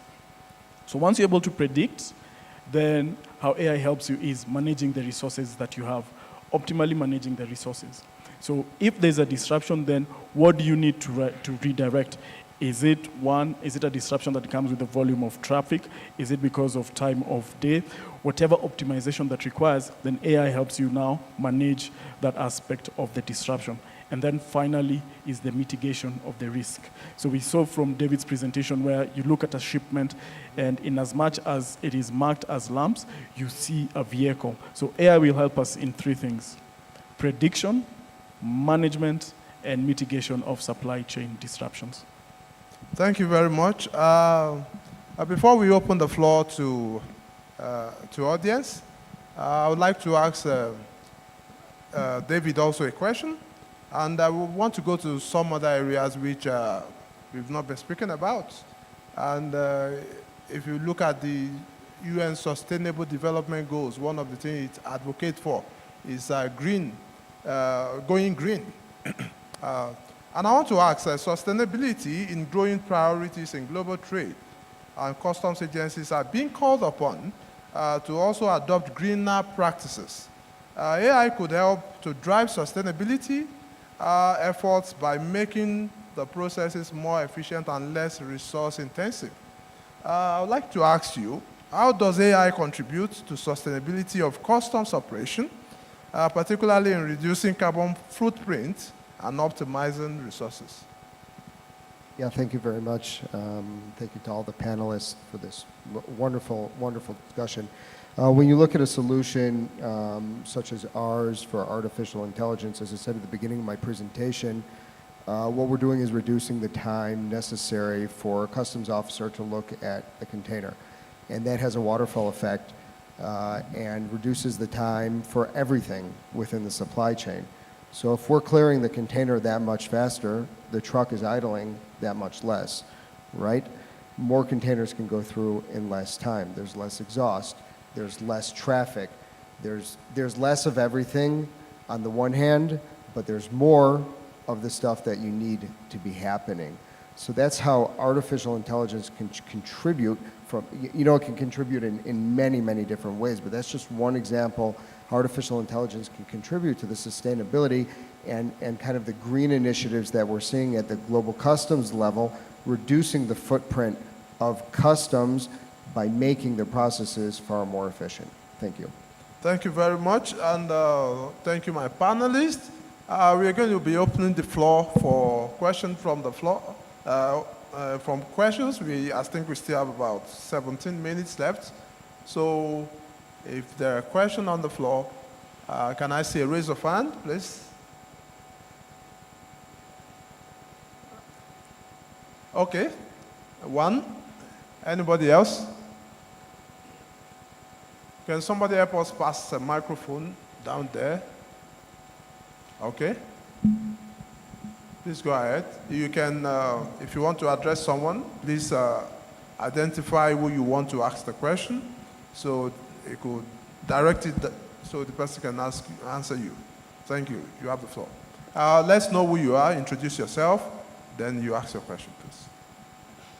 Thank you very much, the facilitator.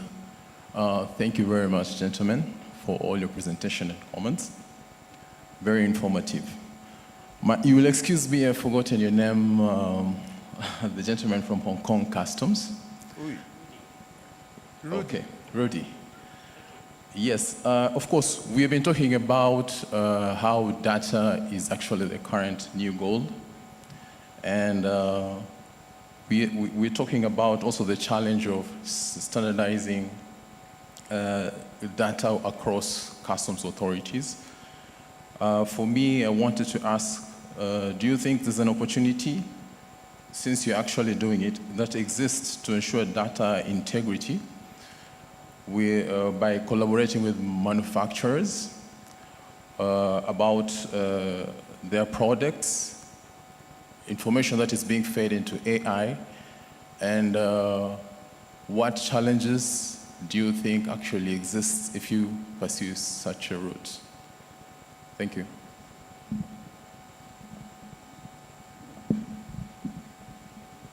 Thank you. I can share some experience when I was developing the CBDS, cargo big data engines.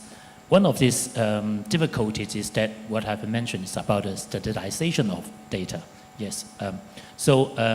In developing the system, we really facing the challenge from the supplier, from the industry, that usually for the trader, they would like to give as less as they can the data to customs, because much data they give to customs, they might expose some things to us. So they were trying to evade from this. So when we are doing this system, we have educated our traders that we have do some meeting with them and help them to set up some, we call this as integrity data. So we set up the field, so that they should, by law, they should fill in some particular mandatory data field before they can submit their data. So this is one that is point one, that has to be mandatory data. And the second one is that when they have submitted their mandatory data to us, then how we use this kind of data to do the behavioral tracing. So we have to rely on our data pool. So the second thing is that we have to develop the platform so that we can store all kind of data in our data pool, so that we can make a valuable AI analytics on this kind of data. This is the second one. The third one, which is, I think is a bit challenge to all customs administration, is about the finance, the budget, how to develop the data pool. That is, for developing an AI model, it is actually, we are talking about budget, we are talking about money. We use the high-tech technology. It's not just a word, high-tech, or it's just a word AI. We have to invest a lot to the technologies. So I think this is a very, very important part that we, custom administrations and over the world, we have to work hand in hand to first resolve the standardization issues, and then we build our own system. And then while we are building the system, we have to think about our partners. Our partners in two areas. One is industry. One is other custom administration. When we build a system, we have to share and we have to think about their data fields so that we can have a more sophisticated data. At in yesterday or last panelist, they have mentioned about AfCFTA platform. This is one of the UNODC developed data platform. So that kind of platform has been developed with with standardizations, I can say that. So when we are doing the platform development, we have to do this kind of standardizations. Thank you very much. Thank you very much. Okay. Oh, we now have questions. Okay. 2, 3. I guess that's all. So hold on before you ask your question. We have 3 male now. Do you have any female who? I want to give one opportunity to a female who would like to ask a question. Okay. In the absence of none, please take the floor. Thank you very much, moderator. Thank you, the panelists. Mine goes to Cargo Sia. My names are Dennis Lutaya from Uganda Revenue Authority. And my principal activities are around non-intrusive inspection today.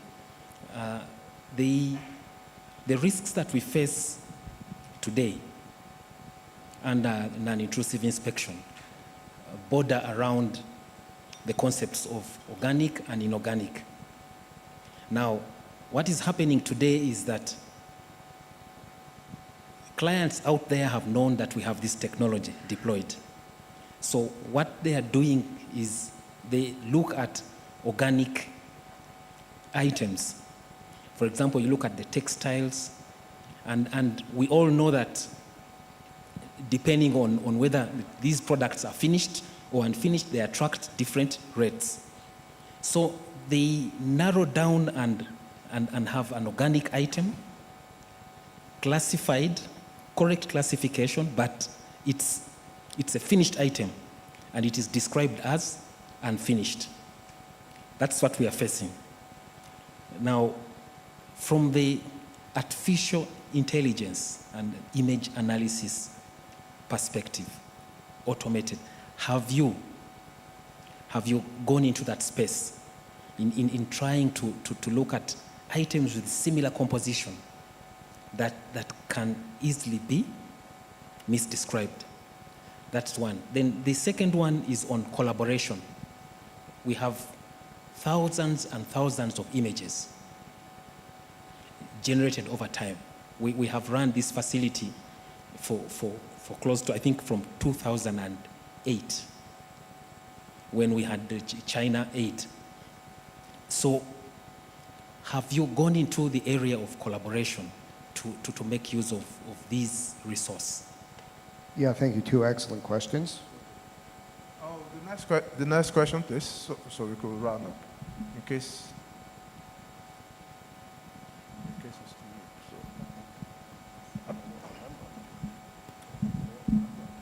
late. Yeah, I would like to stand.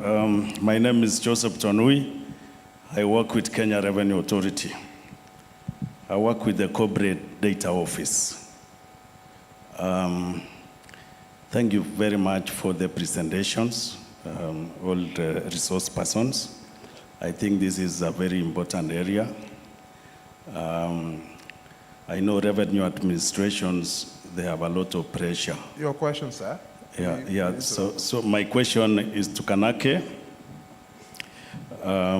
You mentioned about if we are to use the AI tools, then the systems that we have in customs administration, it should be able to be compatible with that, because our systems may be, they are old-fashioned and may not be able to pick the solutions for AI. So what does it mean then?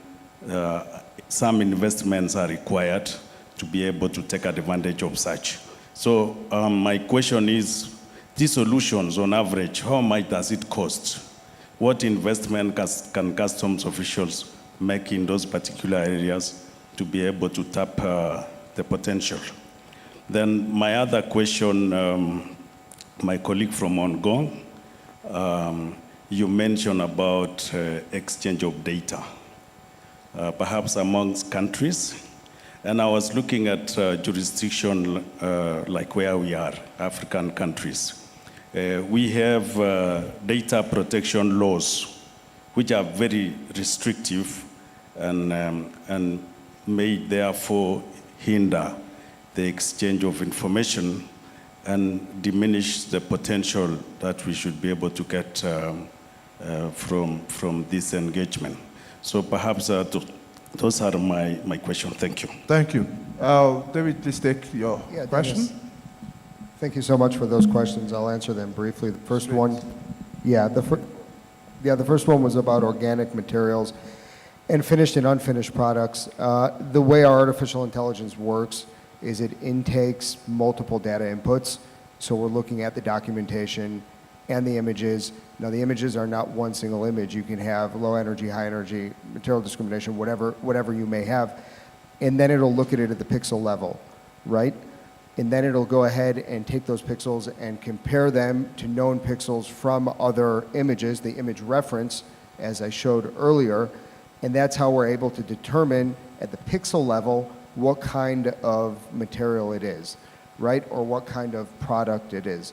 So the example that I showed about unfinished, it declared as plywood and there was essentially furniture in the container, that's an excellent example of that, right? So you're declaring it as one thing that may or may not be the raw material, but you're able to determine that it's something else. And the artificial intelligence and technology is enabling that because it's able to get to the resolution that a human would never, ever, ever be able to get, which is the pixel resolution. That's the answer to the first one.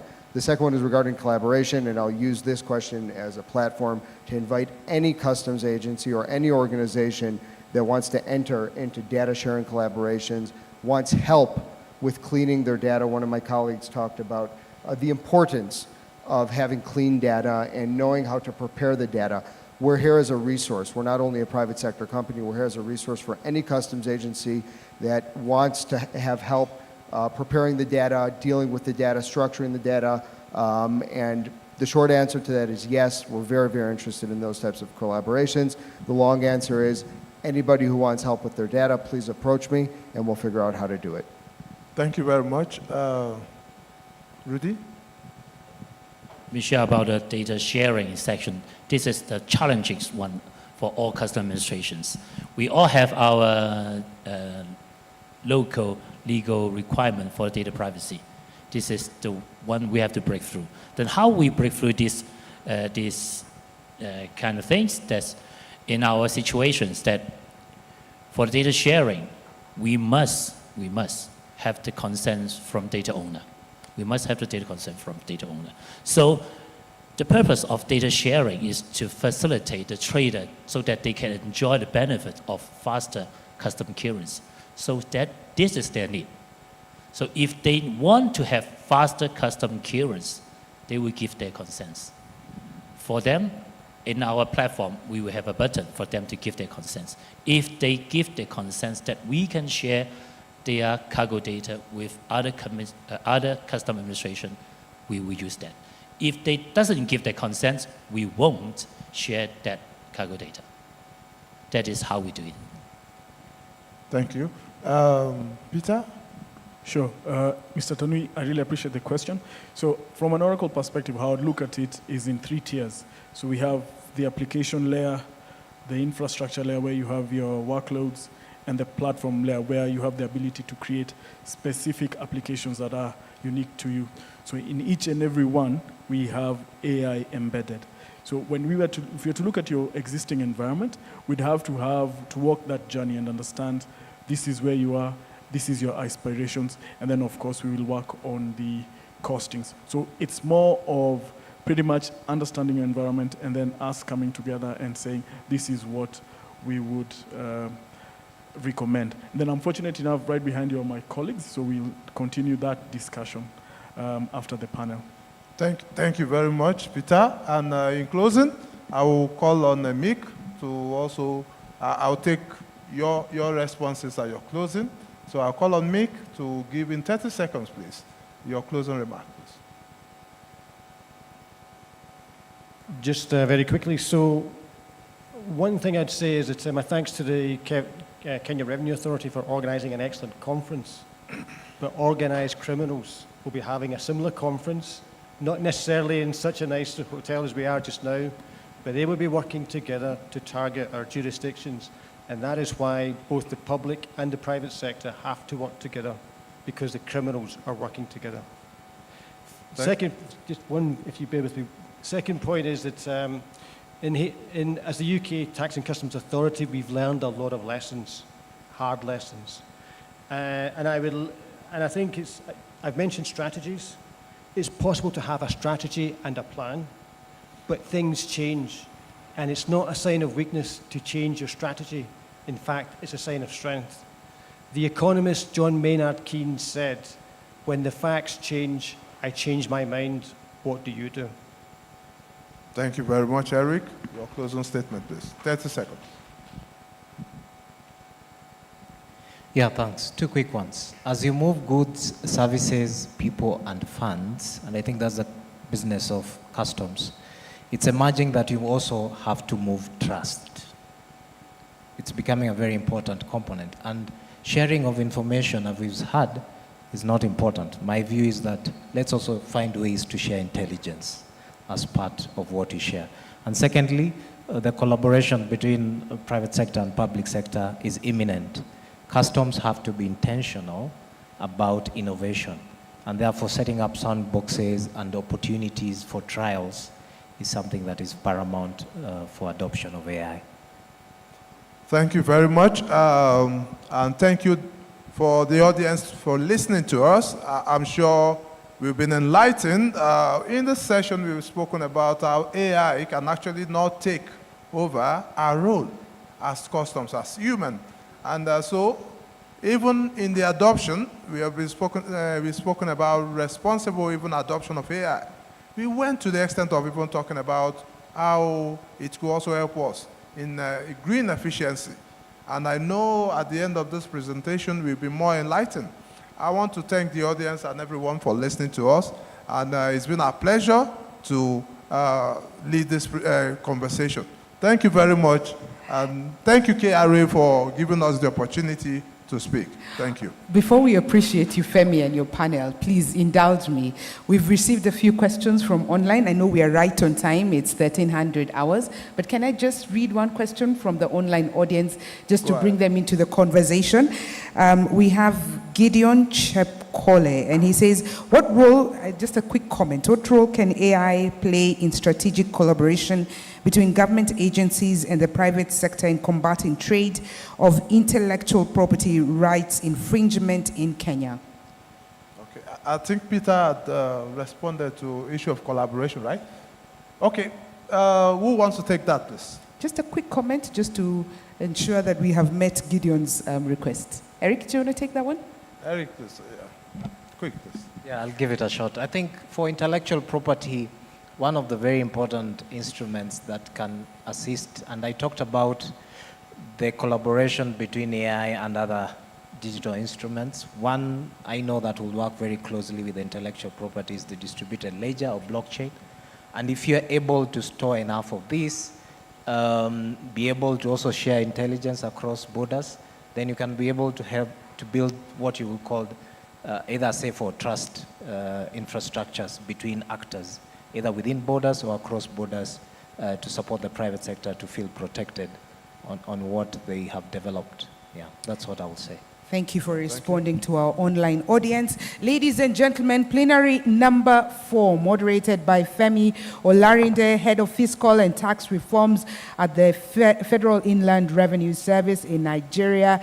Our panelists included Peter Kanake, Transformation Manager, East West Africa at Oracle, Eric Sirali, the Digital Director, Trade at Trademark Africa. We had Mick McGuane from His Majesty Revenue and Customs in the UK, and we had Rudy Hoy.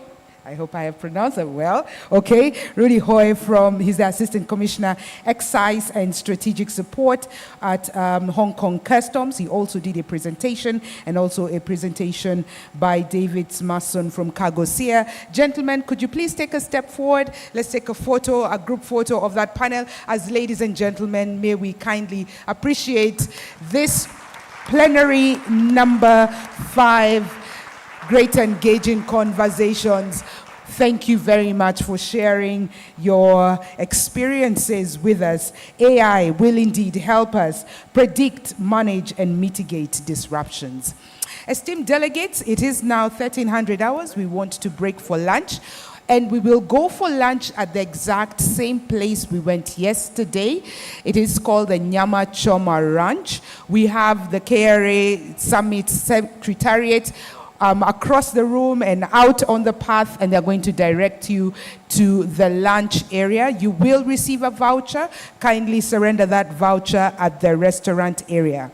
Allow me to also make this quick announcement. Because the afternoon format will change, we will create 2 rooms out of this 1 room. May I kindly request that you just carry your luggage with you, because when you come back, you may find that your space has moved, has shifted, because we are creating 2 rooms. When you come back, we will go straight into our plenary, into our breakout sessions. On your right, which is this side, you will find room number 1. And room number 1 will be breakout session on trade facilitation and the environment. That's the green customs. Room number 2 will be on this side, which is your left side, and the conversation will be around efficient maritime services in trade facilitation. The moderator for room number 1 is Alice Kananu. Alice, could you please rise so that when we come into the room and we see you, or could the cameras show Alice, please, so that when we come into the room and we see Alice, Alice, perhaps, maybe not Wageni. Okay, I was hoping we can get a shot of Alice on the screens. That is Alice Kananu. Alice is the moderator for the breakout session. So when you come and you see her, just know that the conversation on this side is around green customs. The second room will be moderated by Brenda Firi Mundia. Is Brenda in the room kindly? Brenda Firi. All right, that's Brenda Firi. Thank you, Brenda. Can the camera get to her? I'm not sure, but I think we can see her. When you see Brenda, she'll be on this side of the room, and the conversation will be around efficient maritime services in trade facilitation. Could we have the QR code kindly go up one more time, just for any delegates who may not have already selected the rooms they want to go on? You'll have the QR code that will go up. Just scan with your phone and then select the session that you want to go into. The final and important announcement is after the breakout session. So we have 4 breakout sessions. So the first 2 will run for 1 hour 15 minutes. That's from 1400 hours to 15 hours. Then we will switch. You will remain where you want, or you can switch to the room that you prefer. The rooms remain as is. On this side, we will have breakout session number 3, which will be on cyber security challenges in the customs process on this side. And on this side, we will have breakout session number 4, which is gender equality in customs in the digital age. For your comfort, on this side, we have 2 breakout sessions. Trade facilitation will run from 1400 hours, and cybersecurity will run from 1500 hours. This other side, we'll have the next 2 breakout sessions. Efficient maritime will run from 1400 hours, and then gender equality will run from 1500 hours. So we'll have the same rooms. You can switch according to your preference. Now, panelists for breakout number 3 and 4. The panel on cybersecurity challenges in customs processes, and that's going to be Jens Nilsson from IOTA. We have Alan Lulev from Oracle Kenya. We have Agnes Magero from Safaricom, and we have Dennis Mwanga from WCO, that's the World Customs Organization, and Philip Orode, who is from the ICT Authority, Kenya, together with your moderator, Dorothy Matovu. Kindly see Damakrin. Damakrin, could you please stand? Or Charles, Damakrin, is Charles there? Okay. Damakrin and Charles, please see them at what time? Now? All right, just before you go for your break. Please see them and that particular panel, and the next panel on gender equality, that's Jasmine Gol from GIZ, Anna Mutavati from UN Women, Catherine Mary from UN Children's Fund, Margaret Gasser from WCO, and Larry Lisa. Kindly, those two panels for the second breakout sessions, please see Charles and Damakrin. Where will you be standing, lady and gent? Okay, they will be standing there at this foyer and they will give you a briefing.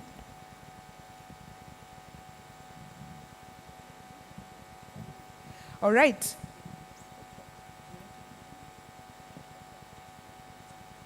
Okay, just to give you a recap on panel number 1, that's on green customs.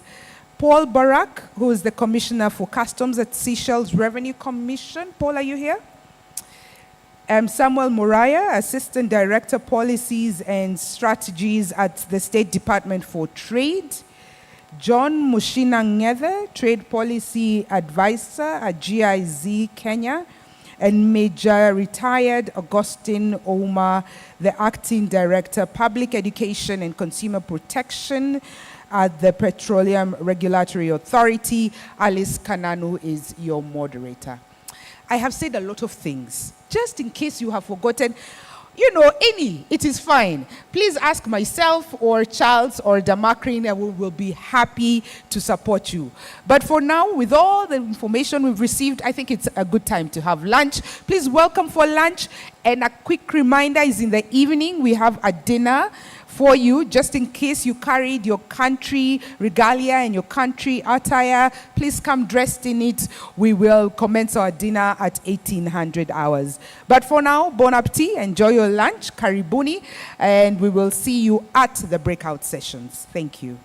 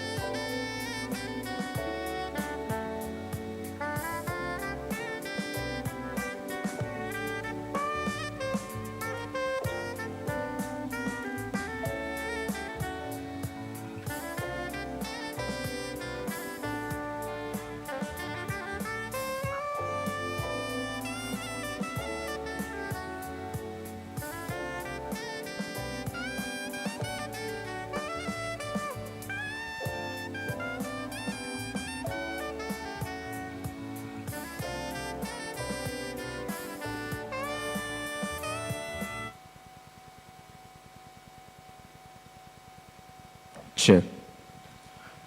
Check. Check. Check.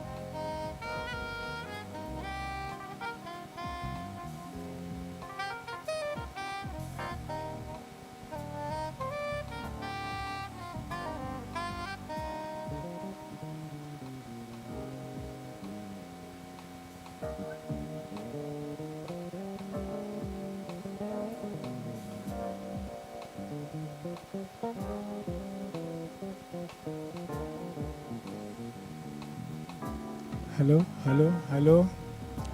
1, 2, 1, 2. We are encouraging those who are coming. Hello, hello. Hello, gentlemen and ladies.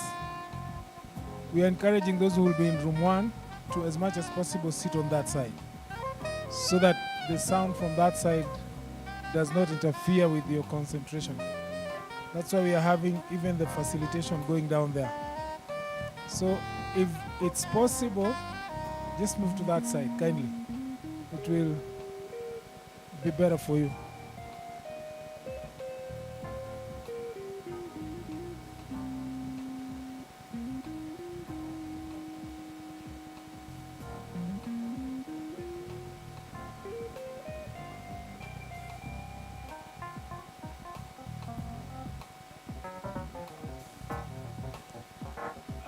No.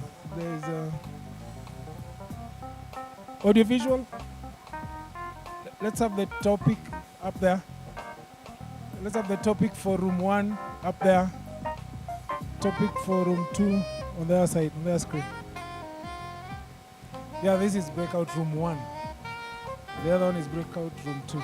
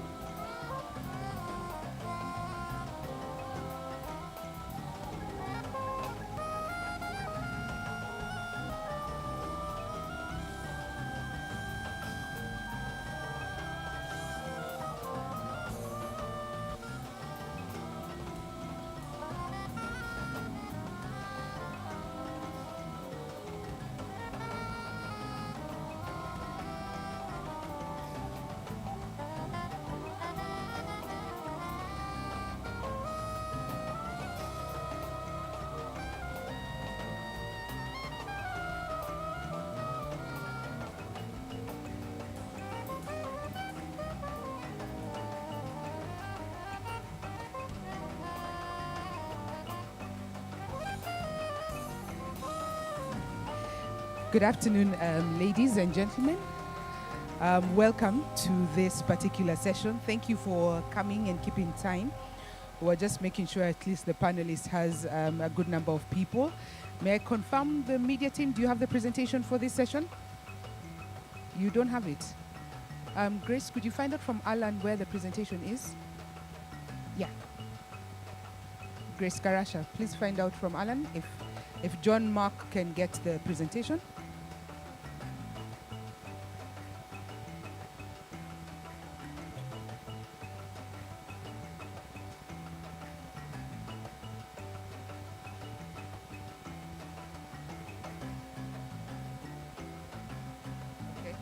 All right, we'll also notify the hotel. Charles, please come. Don't worry, you'll get it.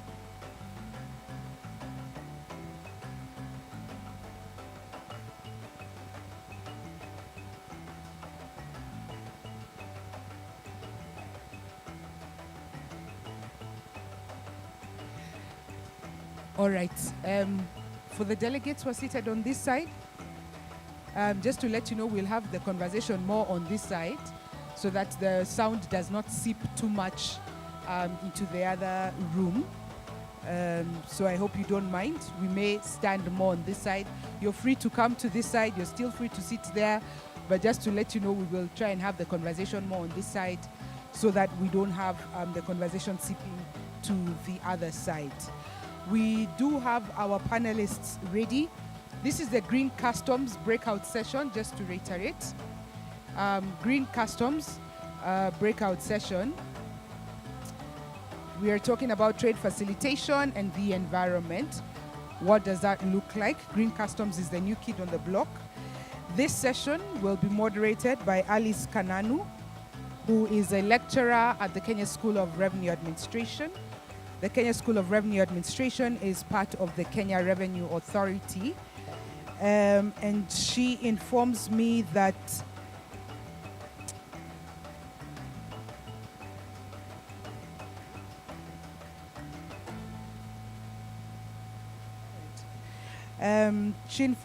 Mr. Paul Barak, Commissioner for Customs, Seashells Revenue Commission, is online. Media team, can we confirm that he's online?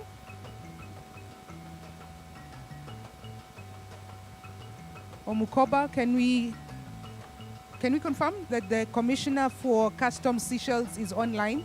I'd been informed that he was online. Please let's confirm that he's online. Alan, do we have the presentation for Major General as well queued?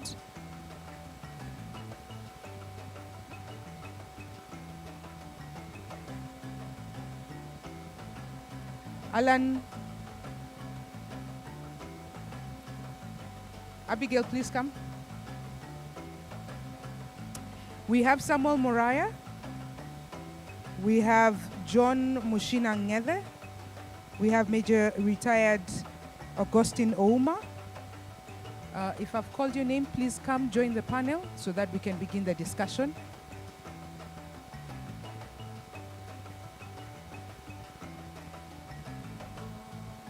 All right, I think we're settled and we're ready to start. Alice Kananu, please take it away. You have 1 hour for the conversation. Good afternoon, gentlemen and ladies. Thank you for joining our panel this afternoon. Those who are coming in, you're welcome. Please settle down. Gentlemen and ladies, you're welcome to settle down to our panel discussion. So, gentlemen and ladies, this afternoon we have the opportunity to discuss about trade facilitation and environment. And before we do that, I'd like to invite my fellow panelists. I think we have one more. Mr. Sam Moraya. Sam Moraya, are you here? Mr. Samuel Moraya from the State Department for Trade. So we have had an opportunity yesterday and today to engage on trade facilitation.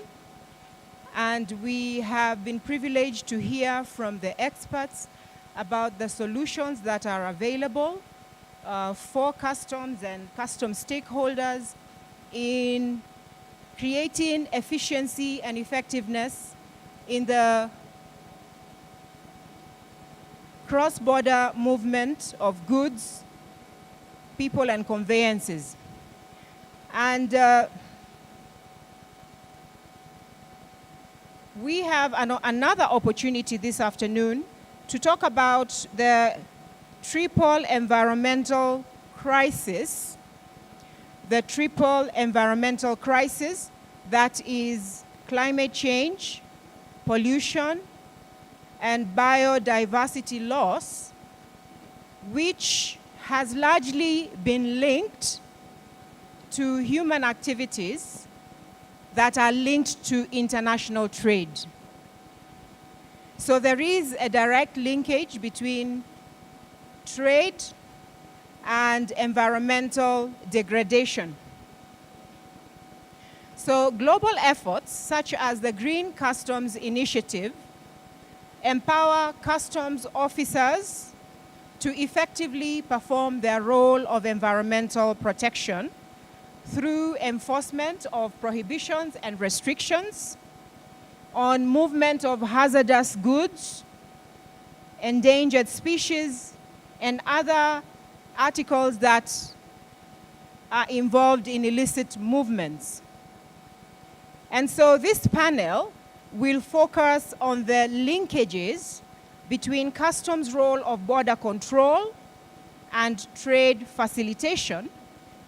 And we will attempt to explore some best practices, experiences, case studies, and measures that customs administrations and relevant stakeholders can take to develop or to reduce their own environmental footprint in order to protect the environment and facilitate green trade. So with those few remarks, gentlemen and ladies, allow me to introduce to you our distinguished panel. We have joining us online, all the way from Seashells, we have the Commissioner of Customs, Seashells Revenue Commission, Mr. Paul Barak. Media team, is there a way of knowing whether Mr. Paul Barak has logged in and we are able to interact with him?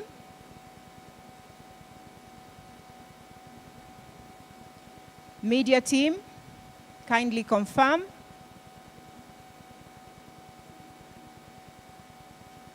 Okay, so we'll go back to the media team after this.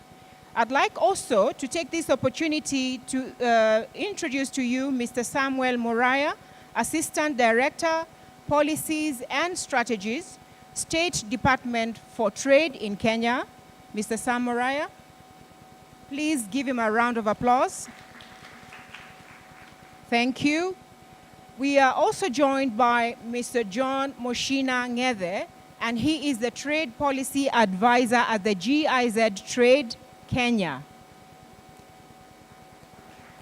Thank you very much. And lastly but not least, we have our distinguished guest also, Major Retired Augustine Ouma, Acting Director, Policy, Education and Consumer Protection from the Energy and Petroleum Regulatory Authority. A round of applause for him, please. So, media team, are you able to confirm if Mr. Paul Barak, Commissioner of Customs, Seychelles Revenue Commission, is online?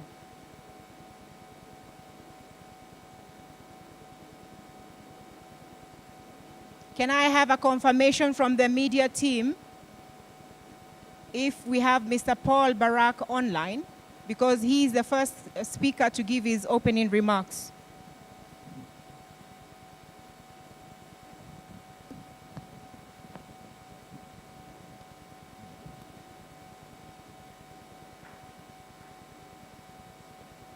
Charles, kindly assist me to find out whether Mr. Paul Barak from Seychelles is online so that he can join us.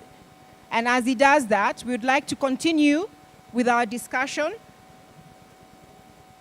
And we will skip his opening remarks and request our panelists from the Energy and Petroleum Regulatory Authority, Major Retired Augustine Ouma, to kindly take the stage and tell us a little bit more about his organization. One moment.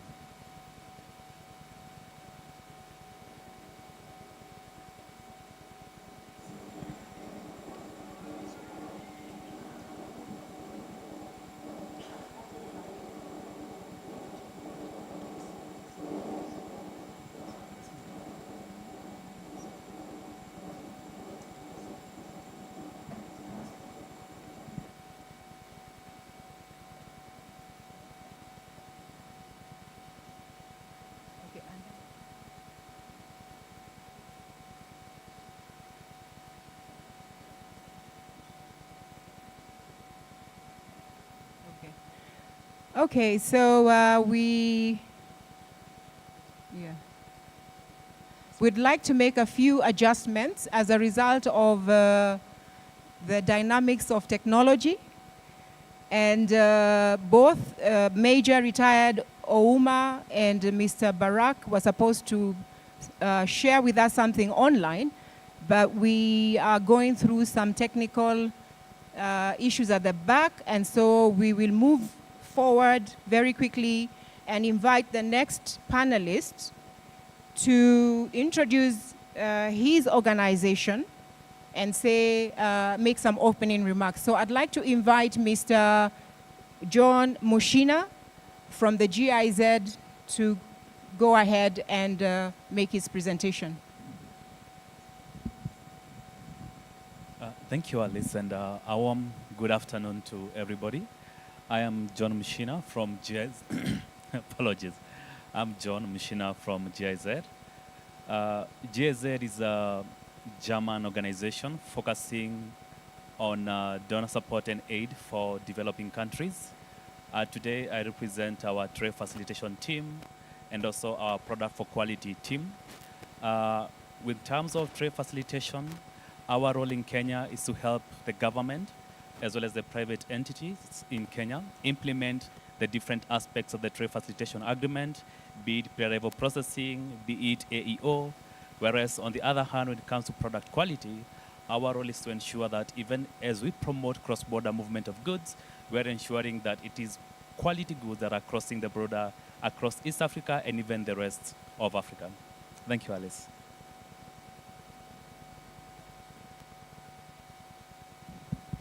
Thank you very much for your introduction.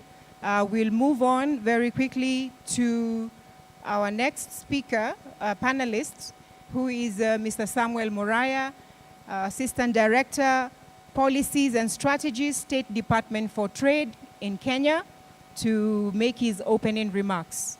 Over to you, sir.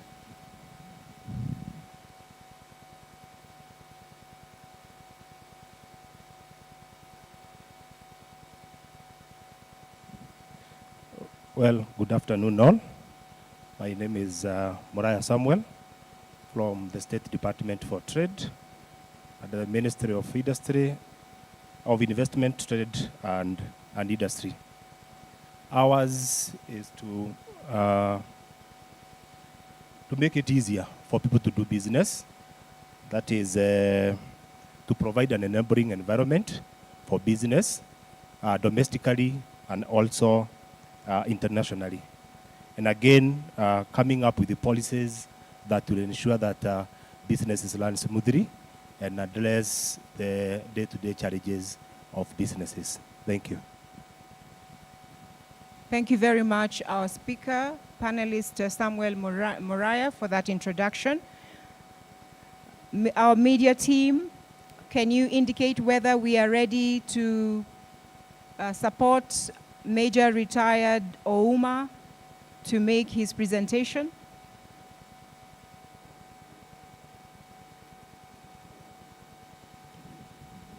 Thank you very much for the opportunity, and thank you, Kra, for hosting this. As indicated, I'm Major Retired Augustine Ouma, that's where I work. I work at the Energy and Petroleum Regulatory Authority. Just a quick one. This is the mandate of the authority. We are established under Section 9 of the Energy Act 2019 to undertake technical and economic regulation for electricity, renewable energy, downstream coal, bed methane gas, and petroleum sectors. That is what we do as an authority. Just as for introduction, I would just wish to highlight where we fall in as an authority. We are under the Ministry of Energy. Can't see anything. We are under the Ministry of Energy, and we have enablers that work with us, that is NUPEA and GDC. We regulate generation, transmission, and distribution, and those state, the parastatals that work, that we regulate are basically KENGEN. They are also independent power producers. There is KETRACO, which does the transmission. Then there is distribution, which is Kenya Power. Then there is REREC, Rural Electrification and Renewable Energy Corporation. Those are the institutions that we regulate. Oops. Now, this is the map of Africa at night. We are talking trade, and if you look at it critically, you'll see that Africa is dark at night. Yeah, I don't want to use the word dark continent, but we are dark at night. If you look at North Africa, basically it's lit apart from the northern parts of Canada, which basically is uninhabited. Look at Europe. Then look at Asia, same thing. When you look at Australia, coastline is well lit, but centrally where there is little to no habitation is dark. But when you look at Africa, the whole of Africa, apart from the southern parts of Africa, and then middle where we are, Nairobi here, then the coastal lines where Dar es Salaam is, then you look at areas around Nigeria, then North Africa. Those are the places that are lit. When you look at this map, there are two things that will come to our mind. One, either Africa, the reach of electricity is not widespread in Africa. That is one. Or Africa sleeps at night and trades during the day. So those are the two things that we must understand from this map. The biggest challenge that the world is grappling with is that Africa reste en dessous de la moyenne. Parce que dans mon intervention hier, j'étais The biggest challenge that we have currently is that Africa must energize itself. How Africa will energize itself is a problem to the rest of the world. Because we might decide to go to DRC, chop the firewood, then burn, create some steam energy, then generate power. And the effect will be felt across the world. How we energize and power our trade affects us. And that is now where, as regulators, we come in. This map, I know it's a problem to the global north. It's also a problem to the global south. And it's generally a problem to everyone. The way we'll energize that Africa will determine whether the globe will live sustainably into the future or will crash down. That is my introduction. Thank you. A round of applause for Major Retired Augustine Ouma from the Energy and Petroleum Regulatory Authority for taking us through what the organization where he is coming from does. And now I have been informed that we have the Commissioner of Customs, Seashells Revenue Commission, online, and we would like to get a confirmation from the media team if he can come online. Thank you very much, sir. You're most welcome. That is Commissioner Paul Barak, representing the Commissioner General, Ms. Vasha Singh, and he will be making his opening remarks. Sir, we have already introduced the other panelists from the GIZ Trade Kenya, from the State Department for Trade, and also from the Energy and Petroleum Regulatory Authority. So over to you, sir. Kindly introduce yourself and give us your opening comments. Thank you. Good afternoon. Good afternoon to you. Okay, thank you very much. Good afternoon, everyone. My name is Paul Barra, Commissioner of Customs. I will be representing Mrs. Bakassi, the Commissioner General. The Seashells Revenue Commission collaborates extensively with other government agencies to enhance its effectiveness in various areas, including green customs, green logistics, and sustainability. Here are some of the key initiatives and partnerships. We have joint operation with law enforcement to fight anti-illicit trade. SRC works closely with the Seychelles Police and Anti-Narcotics Bureau to conduct joint operation aimed at detecting and intercepting illicit goods, including environmentally sensitive commodities. These collaborations have been instrumental in enhancing border security and preventing illegal trade. We also work very closely with our environmental partners, the Ministry of Environment, SRC partners with this ministry to enforce regulations relating to un plan stratégique qui inclura la digitalisation and environmental sensitive commodities. This partnership has ensured that environmental standards are upheld in all trade activities.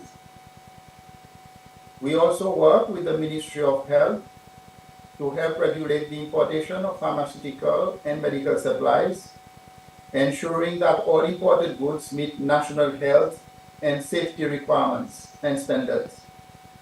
This collaboration is crucial for the protection of public health and preventing the entry of counterfeit or counterfeit goods or substandard products. With regards to economic development, we work very closely with the Seychelles Investment Bureau and collaborates with this bureau to provide sustainable economic development. This includes efforts to attract environmental responsible investment and support businesses that adhere to green practices. Through this partnership, SRC enhances its ability to enforce regulations, protect the environment, and promote sustainable development. These collaborative efforts are effective for achieving the organization's goals and ensuring the well-being of the Seychelles economy and environment. I thank you. Thank you very much, sir, for introducing your administration and elaborating on the nature of your collaboration with partner government agencies in order to safely Autrement, and il y aura securely, un risque que les in order to safely and securely facilitate cross-border movement of environmentally sensitive goods. And so we will go right ahead and start with the first question. But before we do that, in the previous panel, there were so many interesting quotes which were given about the technology we have learnt about in the last couple of days. And the last speaker said that customs should work together because the criminals are working together. Do you remember that? And then he said customs has to be intentional about innovation. And so the World Customs Organization's Illicit Trade Report of 2023 states that criminal organized groups employ sophisticated technologies, for concealment of contraband, including environmentally sensitive commodities. The groups conduct extensive studies and attain operational intelligence on customs enforcement strategies. And they do so in order to exploit customs weaknesses in infrastructure, policy, and control mechanisms and priorities of customs. So as customs is innovating and adopting new technologies, all the technologies we've learned about in order to address customs dilemma of controlling the cross-border movement and at the same time facilitating legitimate trade. So the criminals are already studying the customs to circumvent that, and we can see from the seizure reports, from the, how shall I say, from the offenses, violations, that the criminals are succeeding in one way or the other. So Commissioner, this question is to the Commissioner of Customs in Seychelles, media team. This question is to the Commissioner of Customs in Seychelles. Do we confirm that he's online, media team? I need a confirmation that Commissioner of Customs Seychelles is online.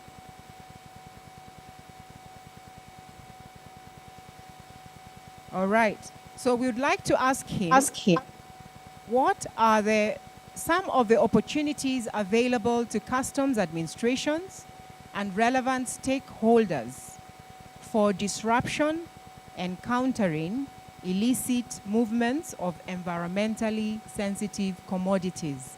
Over to you, sir. Commissioner Barak. Thank you. According to the WCO illicit trade report for 2023, criminal organized groups are increasingly employing sophisticated technologies to conceal contraband, including environmental sensitive commodities. The report highlights that these groups conduct extensive studies and attain operational intelligence on customs enforcement strategies, exploiting weaknesses in infrastructure, policy, control mechanism, and priorities of customs administration. For instance, the report notes a significant rise in the use of advanced concealment method, a 30% increase in detected cases involving environmental sensitive commodities over the past year. To effectively disrupt and counter illicit movement of environmentally sensitive commodities, customs administration and relevant stakeholders can leverage several opportunities. For one, enhancement of information sharing and collaboration. This will help strengthening partnership with international organizations like the World Customs Organization, WCO, ESAN, RILO, Interpol, and the United Nations, example, UNODC. An affiliate can facilitate better information exchange and coordinated enforcement action. Relationship with public-private partnership also will help with collaboration with private sector entities, which can help in identifying and mitigating risk associated with the supply chain. Advanced technology in data analytics, use of AI and machine learning, the implementation of which can help with the machine learning algorithm, can enhance the detection of suspicious patterns and anomalies in trade data. The introduction of blockchain technology, utilizing blockchain for tracking and verifying the authenticity of environmentally sensitive commodities, can help to reduce the risk of fraud and illegal trade. Capacity building and training is also very important. Specialized training programs can provide targeted training for customs officers on the latest concealment techniques and technologies used for criminal groups, having regular workshops and seminars to update enforcement personnel on new trends and best practices in combating illicit trade is another element that can be used. Furthermore, legislative and policy reform, the update of harmonized national laws to align with international convention and agreement, such as the Basel Convention and the Montreal Protocol. Policy adjustment is also very important, regularly revising policies to prioritize the monitoring and control of environmentally sensitive commodities. Community engagement and awareness campaign, running campaigns to educate the public about the environment and economic impact of illicit trade in sensitive commodities. Stakeholders' involvement is also very important to engage local communities and stakeholders in monitoring and reporting suspicious activities. By adopting these strategies I've mentioned above, Customs Administration can enhance their ability to detect, prevent, and disrupt the illicit trade of environmentally sensitive commodities, thereby helping with the protection of both the environment and the economy. And thank you. Let's give a hand of applause to the Commissioner for his comments. Thank you very much, sir, for sharing with us. He has told us that we need to enhance information sharing, government to government, as well as engaging with the stakeholders, including the public, members of the public, creating awareness, regularly revising the policies that can empower the customs to effectively perform their role at the border, as well as training of customs officers. And so on that note, we would like to now engage with our panelists from the State Department for Trade, Mr. Moraya, now that we have the opportunity to discuss policy revision and sensitization of members of the public. So international trade is important for economic development of nations, yet it has contributed to more complex rules and regulations for cross-border movement, and it has accelerated the negative impact of climate change, pollution, and biodiversity loss. Sir, what is your perspective on this? Thank you, Alice, for the question. One thing that we do agree is that the world has come a long way in trading internationally. And as a student of economics, sometimes you go back to the theories, the proponents of international trade, and you see the struggles that were there before we got where we were, despite the many problems and the challenges that we face. And we find that it was important for the trade, or it was important for economies and countries to trade with one another. You cannot produce and consume within your own countries, what is called autarky in economics. Then we have the grandfather of economics, Adam Smith, who said that international trade is good, but you take absolute advantage or use absolute advantage to produce what you can produce best. He was challenged by David Ricardo, who talked about the comparative advantage theory, that you compare what you produce, what you are going to produce more for export compared to other countries, such that you put your resources where they are utilized better. So one thing that we agree with is that international trade is important. Number one, it is one of the biggest drivers of economic growth across continents, across countries. It facilitates innovation and also promoting access to diverse array of goods and services. But having said that, it has come with its own challenges, and that is both environmental and regulatory challenges. So the question that Alice is posing is first of all giving a thumbs up for international trade, but again raising three serious issues that have been brought about by international trade. And that is, number one, international trade has many complex rules and regulations. So besides opening borders, sometimes it creates barriers within borders. Number 2 is the negative impact it has on our environment. And number 3 is the biodiversity loss. So to talk about the complex regulations, we are saying this is trade across countries, and countries are different. These are different nations doing business. So we are saying cross-border trade involves navigating intricate rules, including tariffs, quotas, and trade agreements, which reflect the interests of multiple nations. While these regulations aim to protect domestic industries and consumers, they also often complicate efforts to create cohesive policies for global challenges like environmental sustainability.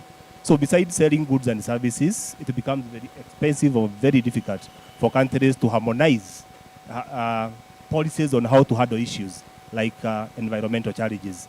So you may open borders for cross-border trade, the exchange of goods and services, but again, every nation is safeguarding its own domestic interests, and therefore it becomes very difficult to harmonize issues as far as environmental sustainability is concerned.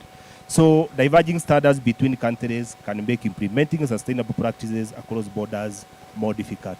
So we are saying in one way or the other, you find that international trade again is facilitating or is enhancing unsustainable environmental management systems, simply because it is not possible to come up with the rules and regulations that govern across borders. Then we have the issue of the negative impact on climate change. And this one we know that international trade often promotes a race to the bottom in terms of environmental standards, as some nations may lower regulations to attract business. Furthermore, the sheer scale of modern global trade has led to overconsumption, waste, and pollution. The shipping industry alone, which handles a substantial portion of global trade, is a significant emitter of greenhouse gases. So the race to the bottom, the economies of scale, cutting the cost of production, have seen some of the nations compromising on environmental matters. And again, we are saying overconsumption, the waste, the overexploitation of natural resources, both renewable and unrenewable, have a very big negative impact on our environment. But again, we can still get opportunities from the same. So, however, there is potential for trade to be part of the solution by incorporating environmental considerations into trade agreements and promoting sustainable practices such as carbon tariffs, renewable energy, and circular economies. So we create the gaps that are created by international trade environmentally can also be addressed, or we can use those weaknesses or those gaps to create solutions to some of the problems that we face, like the carbon tariffs, the renewable energy, and also the circular economies, that is use and reuse, the recycling during production. Then we have the biodiversity. The third complex issue is the biodiversity and resource management. So we are saying trade can encourage unsustainable exploitation of natural resources, from deforestation for agriculture to illegal wildlife trafficking. However, initiatives like Convention on International Trade in Endangered Species, CITES, and global partnership aimed at sustainable fishing, forestry, and agricultural practices offer hope for balancing trade with biodiversity conservation. So the question was, well, on one hand, we agree and we accept that international trade is doing wonders for the world. It is connecting countries. It is filling the gaps and the voids created by scarcity on one side and abundance on the other. But again, we are saying there are those very complex issues that are raised by international trade that need to be addressed. And that is the rules and regulations, the complex ones, the impact on the environment, and the biodiversity loss. But put on a weighing scale, I think we are better off trading internationally and then addressing those complex gaps that exist when we do trade. Thank you. Thank you very much, our panelist, Mr. Moriah, for breaking it down. Thank you for the applause.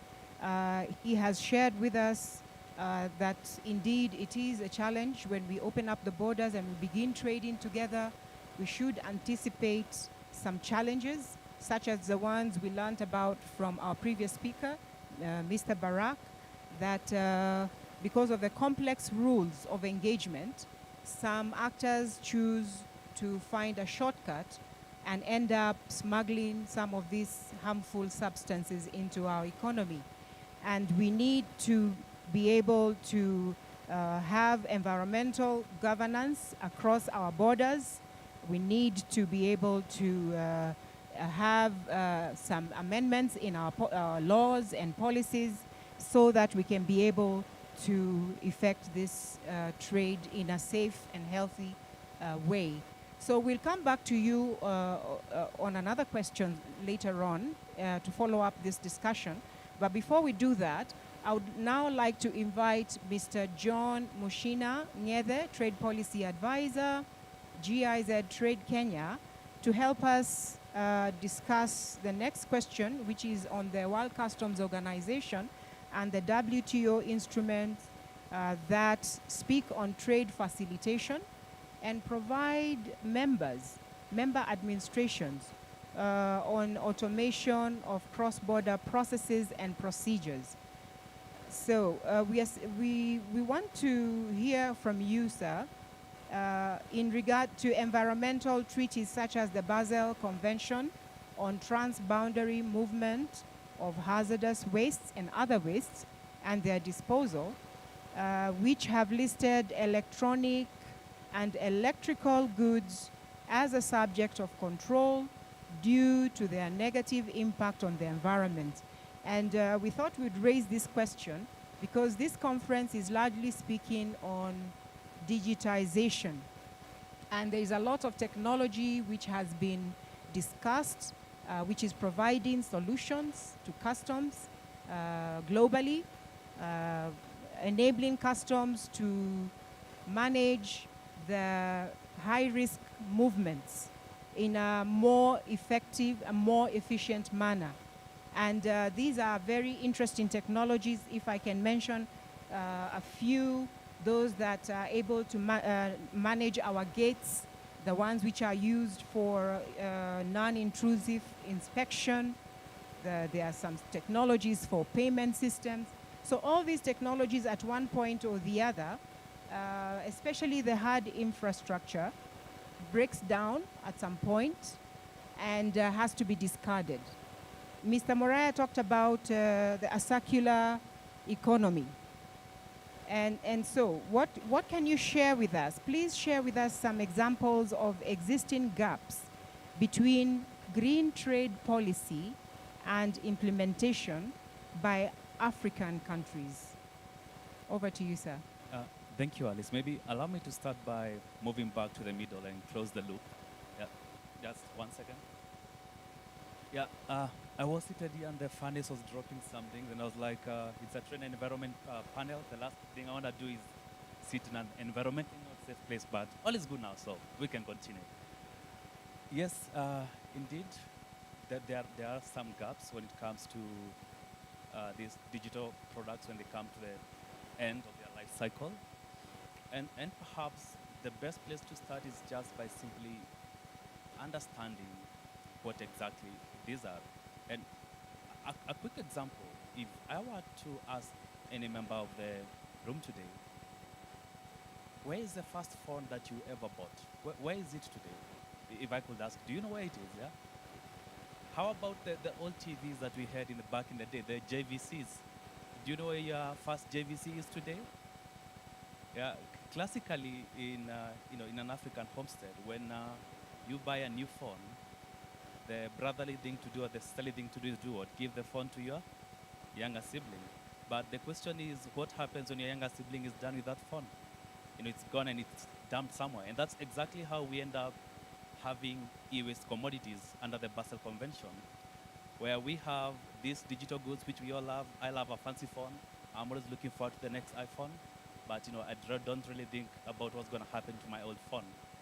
And if you take that perspective and think about it from a developed country, and now think of countries which have high consumption of these commodities, and the turnovers of these commodities being now brought into Africa. In 2019 alone, we had Nigeria and Ghana receiving 2.9 metric tons of e-waste commodities just directly being dumped into the country. And of course, you may look at it in a good light that, yes, they come in as cheaper for you. You don't have to buy something completely new, which is more expensive. But there is the downside to this scenario where when you're taking these commodities and you're trying to take them and recycle them into something useful, there is a risk that they pose to you when it comes to your health. You do remember some time back in Kenya,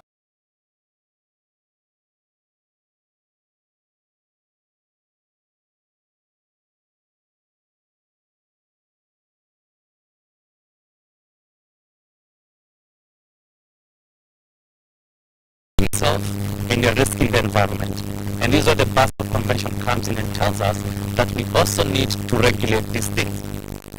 Since 2002, the Basel Convention has had provisions in place of how to control these commodities.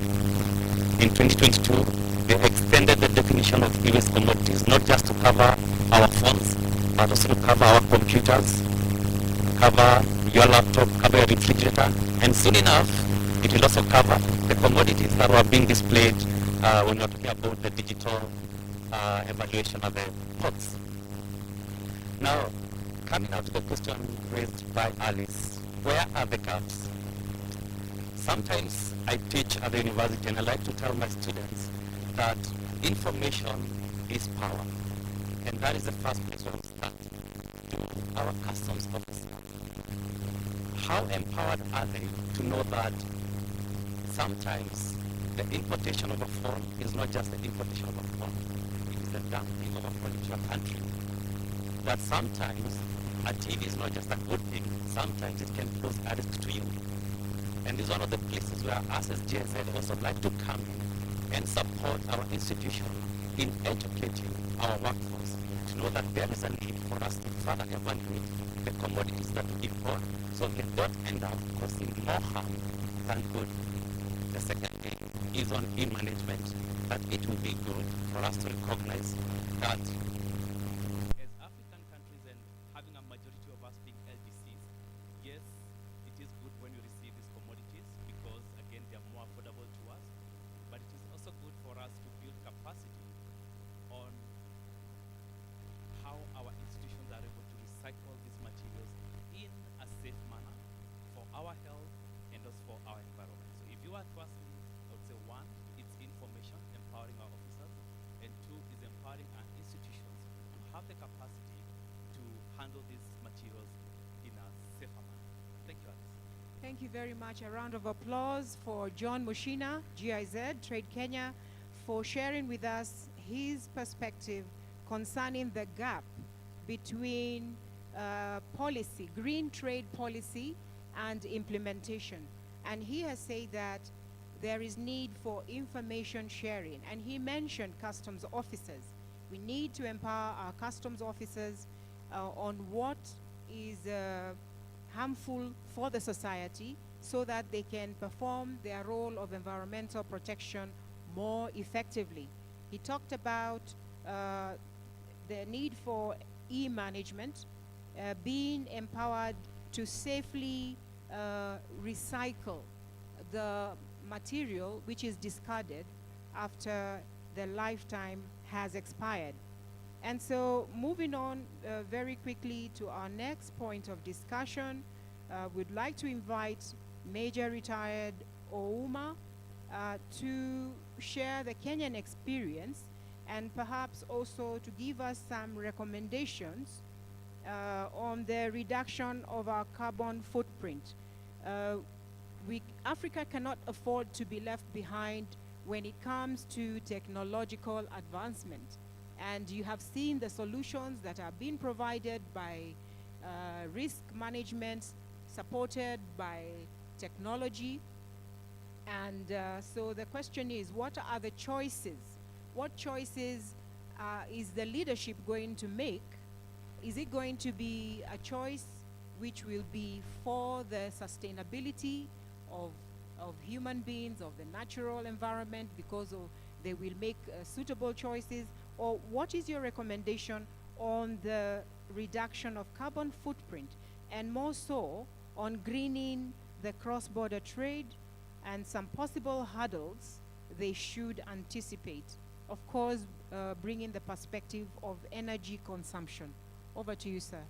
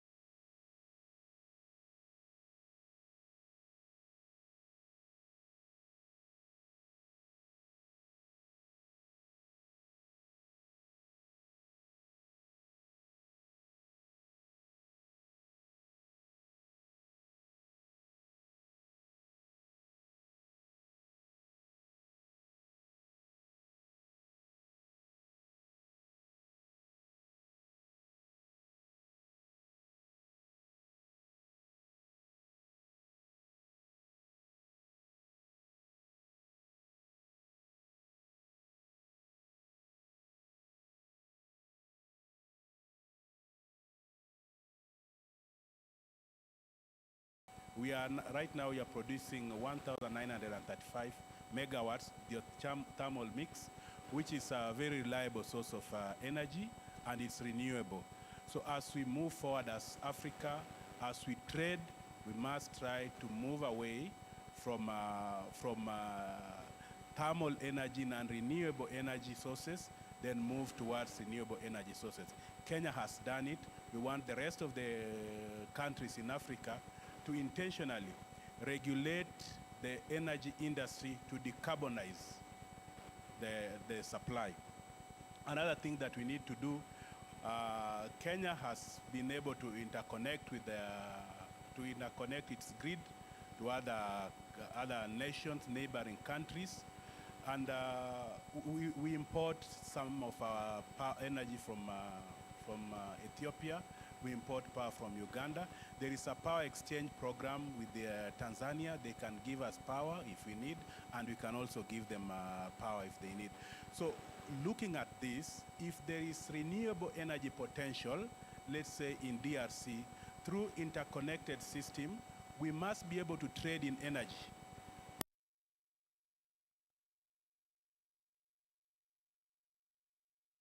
Something, a product that can be traded in, and that can only be done if there is that interconnected infrastructure. And that what we receive in that interconnected infrastructure to empower trade must be green solution.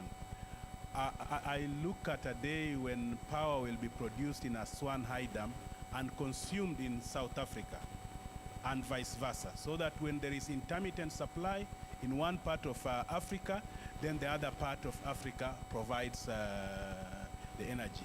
And those gentlemen who, or maybe the traders who are willing to, to get into the generation business, you can just maybe invest in green energy, then you are able to put what you've generated into the system and sell it in a different country, because we are operating as a connected continent. Then finally, we need to look at culture and public education, which is very key in Africa, because there are homes that believe that certain traditional foods can only be cooked through using firewood. So just hitting at this stereotype will need a lot of public education and telling them that we can still live off-grid. I'm looking at a day in Kenya, in not just Kenya, in Africa, where we'll have all domestic households living off-grid, and then we leave the national grid to supply the industries and work on trade. Yes. Basically, when we revolve around that and make sure that all the sources of energy that is powering our trade are from renewable energy sources that is abundant in Africa. I know there are challenges, they are very expensive. Initial investment in them is very costly, but that is the way to go. That is the sustainable way that we can facilitate trade in Africa. Thank you. Thank you very much. A round of applause for Major Retired Augustine Ouma, Energy and Petroleum Regulatory Authority. Thank you for sharing with us on what interventions we can make in regard to renewable energy and culture change, public education, and trading in energy. My microphone on? Okay, thank you. So we don't have a lot of time left, but before we invite the public, the participants to share their questions or to ask their questions to the panelists, I'd like to ask one more question to Mr. Moraya from the State Department of Trade. Consumer awareness on environmentally sensitive goods, such as electrical and electronics, which have the potential of becoming e-waste, is crucial as a measure of enhancing compliance with trade and environmental laws under the Green Customs Initiative. In what ways can trade and environment ministries support this initiative? What solutions do governmental and relevant stakeholders provide on development of alternative products in this regard? Over to you, sir. Thank you very much, Alice, for the question on environmentally sensitive commodities. So, ne? Oh, okay. A question, a very quick question has been raised by Mr. Mushina here of where did you take your phone when you bought a new one? Eh? What was the name of that TV, the very first model that you are using? No, the black and white thing, what was the name? The Great Wall, eh? Where is it? So it is a question of now managing the consumers and how they dispose of this waste. And because at the end of the day, if we don't reuse, if we don't recycle, then it will have an impact on the environment. And the question is on what policies or what is the role of the Minister of Trade and maybe together with the Minister of Environment on this. Very quickly, I would say number one is to raise public awareness through campaigns on the consumer education.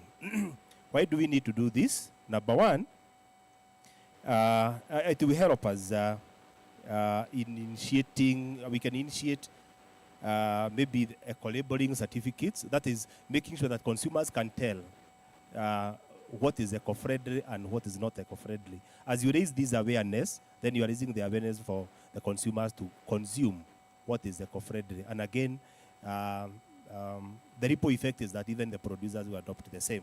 The other one is capacity building and training for custom officers. They will be trained, can be trained on two things. One, to identify the ECSs, and number two, to improve detection and monitoring. One is to identify, and the second one is to improve detection and monitoring of harmful commodities at the borders as they do their business. The other one is support for research and innovation in sustainable alternatives. That is, the government can invest in research and development in order to support sustainable alternatives. That which has a harmful effect on environment can be replaced. Through research and development, we can come up with new products or products that are environmental friendly. Then the other one is strengthening environmental regulations and trade policies. And as far as trade policies are concerned, is that we implement trade policies that incentivize the adoption of sustainable products. So give incentives, subsidies, tax holidays to the producers and the manufacturers of environmentally sustainable products in order to promote ESCs. And then is the promotion of circular economy. We have talked about that. Use and reuse. And I think that's good, Alice, among so many others. Thank you very much, Mr. Moraya. He has very quickly told us that apart from public awareness on eco-friendly products, as well as improving the detection, monitoring, identification by customs officers, he's mentioned that we need to research and innovate in order to come up with products that can help us to achieve our objectives as customs administrations of facilitating trade using technology which is eco-friendly and which leads to sustainability. And lastly, he has said that we need to strengthen the law and incentivize production. So with those few remarks, I'll come back to you as we wind up. We are winding up now, but media team, please give us a few more minutes. We'd like to engage the members of the public. They have diligently waited and listened, and so I'd like to hand it over to the participants to ask questions, and we have like 4 questions. Can anyone help me to take the microphone to the ones who have raised their hands so that they can ask the questions to the panelists?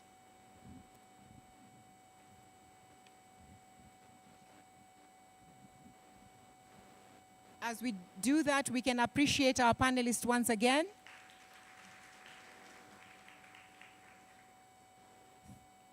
Thank you. The first speaker, please introduce yourself and then ask the question.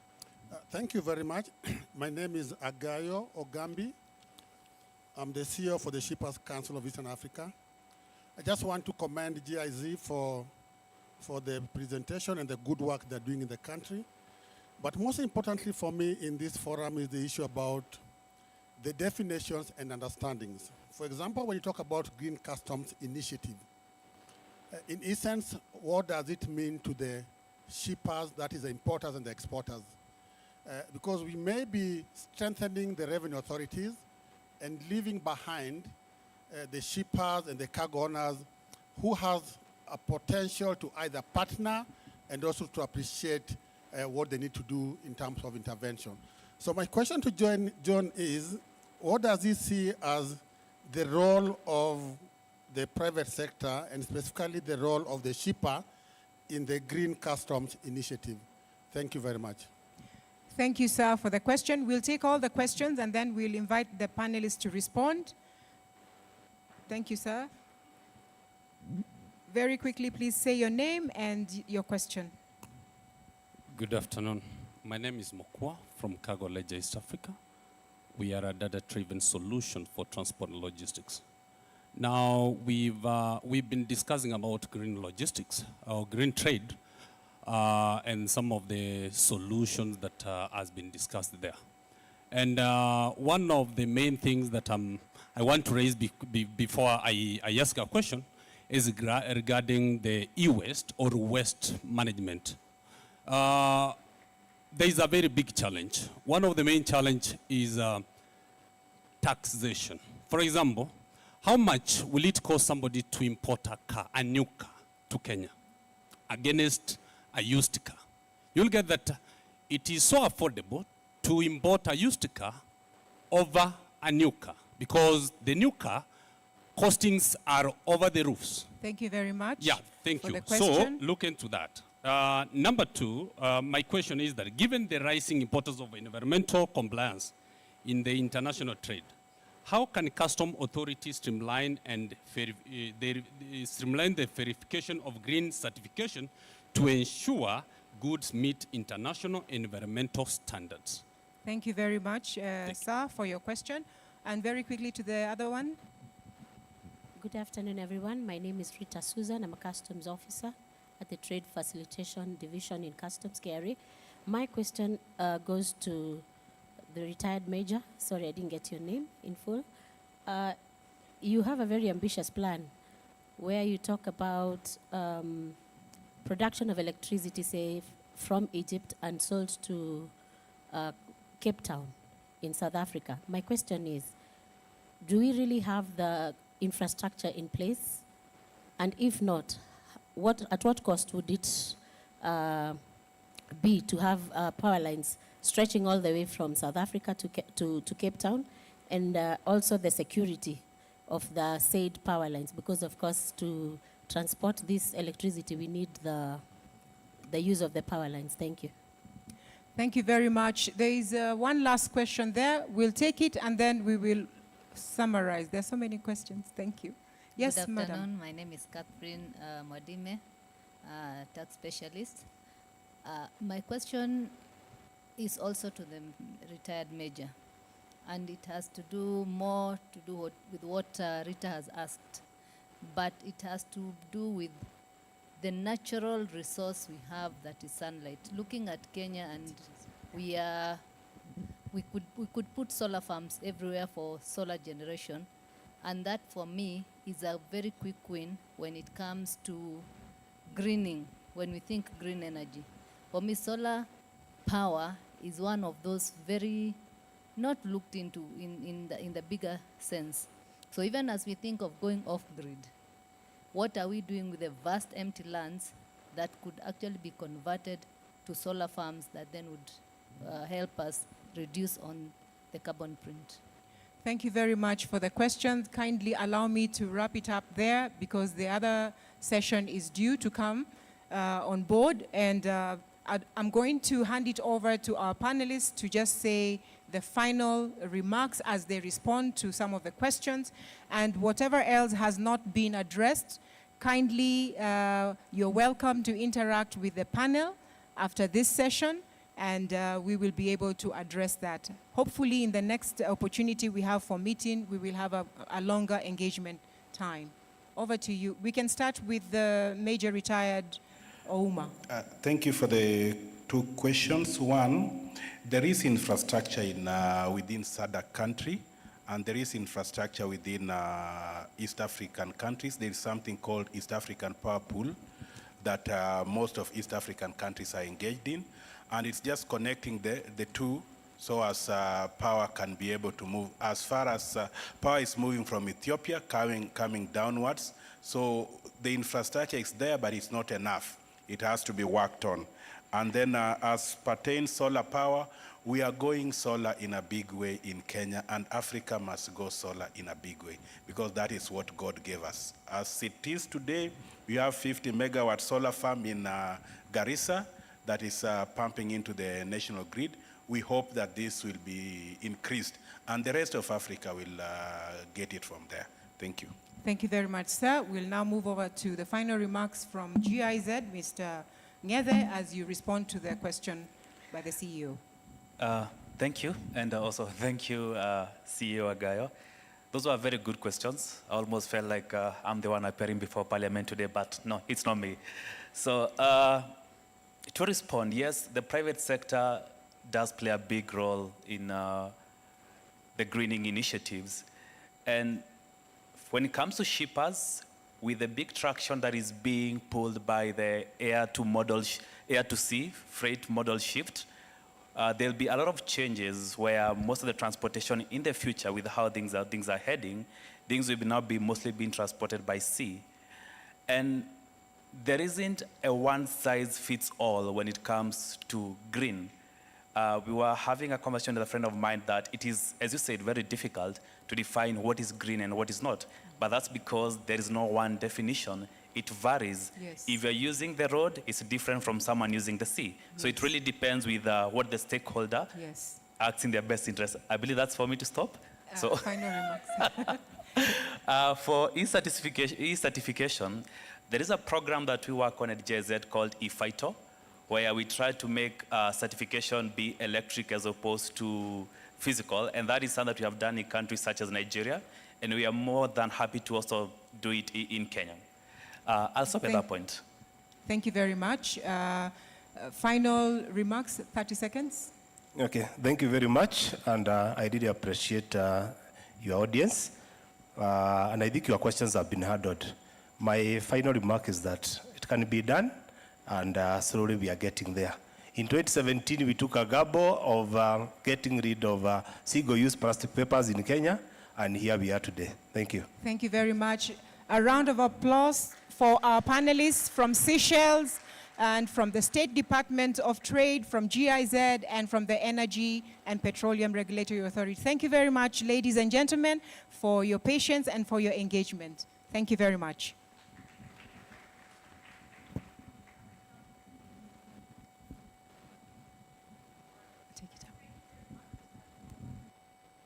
Please. All right, thank you very much to our panel. We now have the next breakout session. If we could quickly interchange. I see the delegates are already at the door. So sorry, apologies for standing. If we could quickly interchange. For those who are remaining here, this particular second breakout session is cybersecurity challenges in the customs process. So if you signed up for that, or you're coming in for that, or you want to remain for that, that's what that conversation that will be here.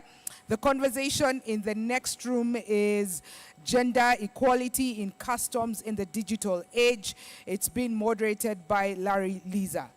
So in the next room, you will find Larry Lisa and the conversation around gender equality. In this room, you will, we're having the conversation on cyber security. May I please have Dorothy Matovu. Dorothy, are you here? Dorothy Matovu, this is your panel.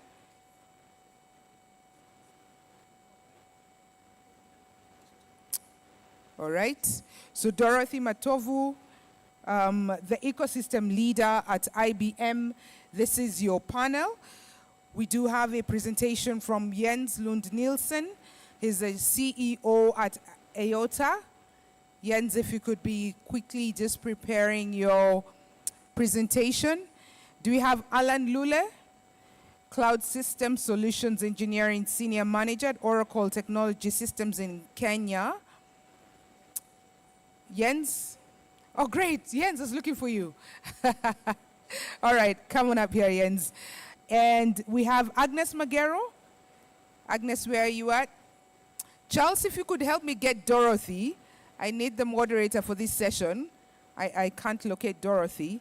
And Dennis Mwanga Lutaya from He's a WCO accredited risk management expert at the, oh, here you are, Lutaya. Great to see you. Please take to your seats if I've called you. Our panelists, sorry, we have to quickly interchange. And as I call you one more time, if you have a flight out tonight, please visit the registration desk so that we can facilitate your transit to the airport, just in case you have a flight out tonight. But remember, the conference ends tomorrow. All right, so just calling the panel one more time. I need Dorothy Matovu, the ecosystem leader at the IBM. She's the moderator in this particular session. And then Jens is here. Jens Nielsen is the CEO at AOTA. AOTA is one of our key sponsors for this event, so thank you very much, Jens. Then we have, I see, who do I see? I see Dennis Mwanga Lutaya from URA. Please take your seat. Welcome. Agnes Magero from Safaricom. Are you here in the room with us? Philip Orode, Deputy Director, Cybersecurity at the ICT Authority. Do we have Philip Orode? Charles, could I get Philip Orode, please, to join the panel? And can I get Alan Lule? Is Alan around? Alan Lule from Oracle Systems Kenya Limited. All right, as we get that panel constituted, thank you very much, ladies and gentlemen, for joining us one more time. We are on to the second and the final breakout session. This one is on cybersecurity challenges in customs processes. As a quick announcement one more time, in case you are having a flight out tonight from Nairobi, please visit the registration desk to facilitate your transport to the airport. However, the summit ends tomorrow and we have dinner at 6 o'clock. Jens, are you ready? Jens Nielsen, are you ready? You ready? For your presentation. You're not supposed to give a presentation.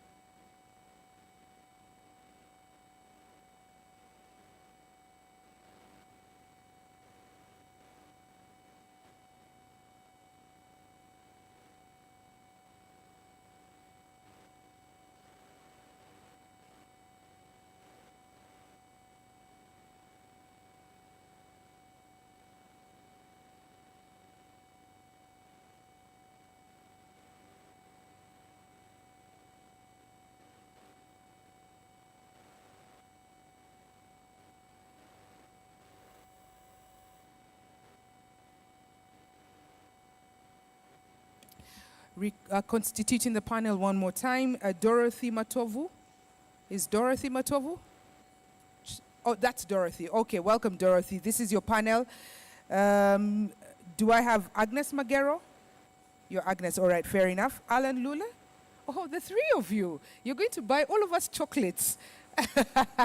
All right, Dorothy, please take it away. You have 1 hour for the discussion. Welcome. There's a seat for you and there are microphones there for you. You're welcome.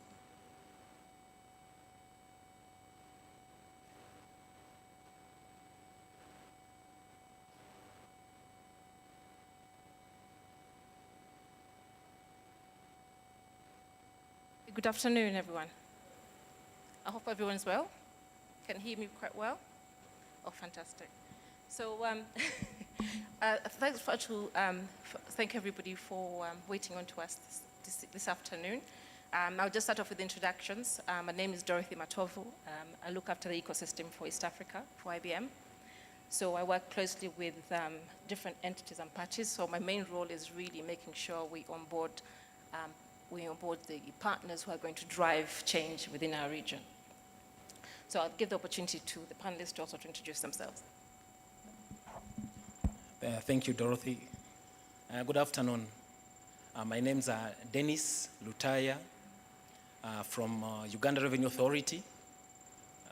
I'm also accredited as a WCO risk management expert. Glad to be here and part of the panel. Good afternoon. My name is Jens Munk, and I work for the IOTA Foundation, which is a research institution in Germany that focus on blockchain and distributed technologies. My claim to fame here is that we're working with KRA on implementing a system that help traders to pull out data from government systems and the single window system. Very good to be here and good to meet you. Good afternoon, everyone. Agnes Maguro. I look after enterprise risk at Safaricom. Glad to be here and looking forward to a great engagement. Thanks. Hello and good afternoon, everyone. I am Alan Lule, coming from Oracle, where I lead a team of solution engineers for Africa. KRA is our very strategic partner, so we're happy to be here as Oracle, and good to see everyone. Fantastic, thank you. So one of the things we can start off with is to really ask Dennis from a URA perspective. One of the key challenges from URA, and I'm assuming it's going to apply to KRA and all the revenue authorities within the region, in terms of what are the key critical cybersecurity risks and vulnerabilities that you face as an organization from URA perspective, and I guess you can look at it from when you engage with your partners around East Africa. Thank you. Thank you very much, Dorothy. I would love to put the kind of cyber risks that we face into perspective. Now, when you look at the cargo clearance process, one of the concepts that we under customs undertake or are faced with is what we call the whole supply chain.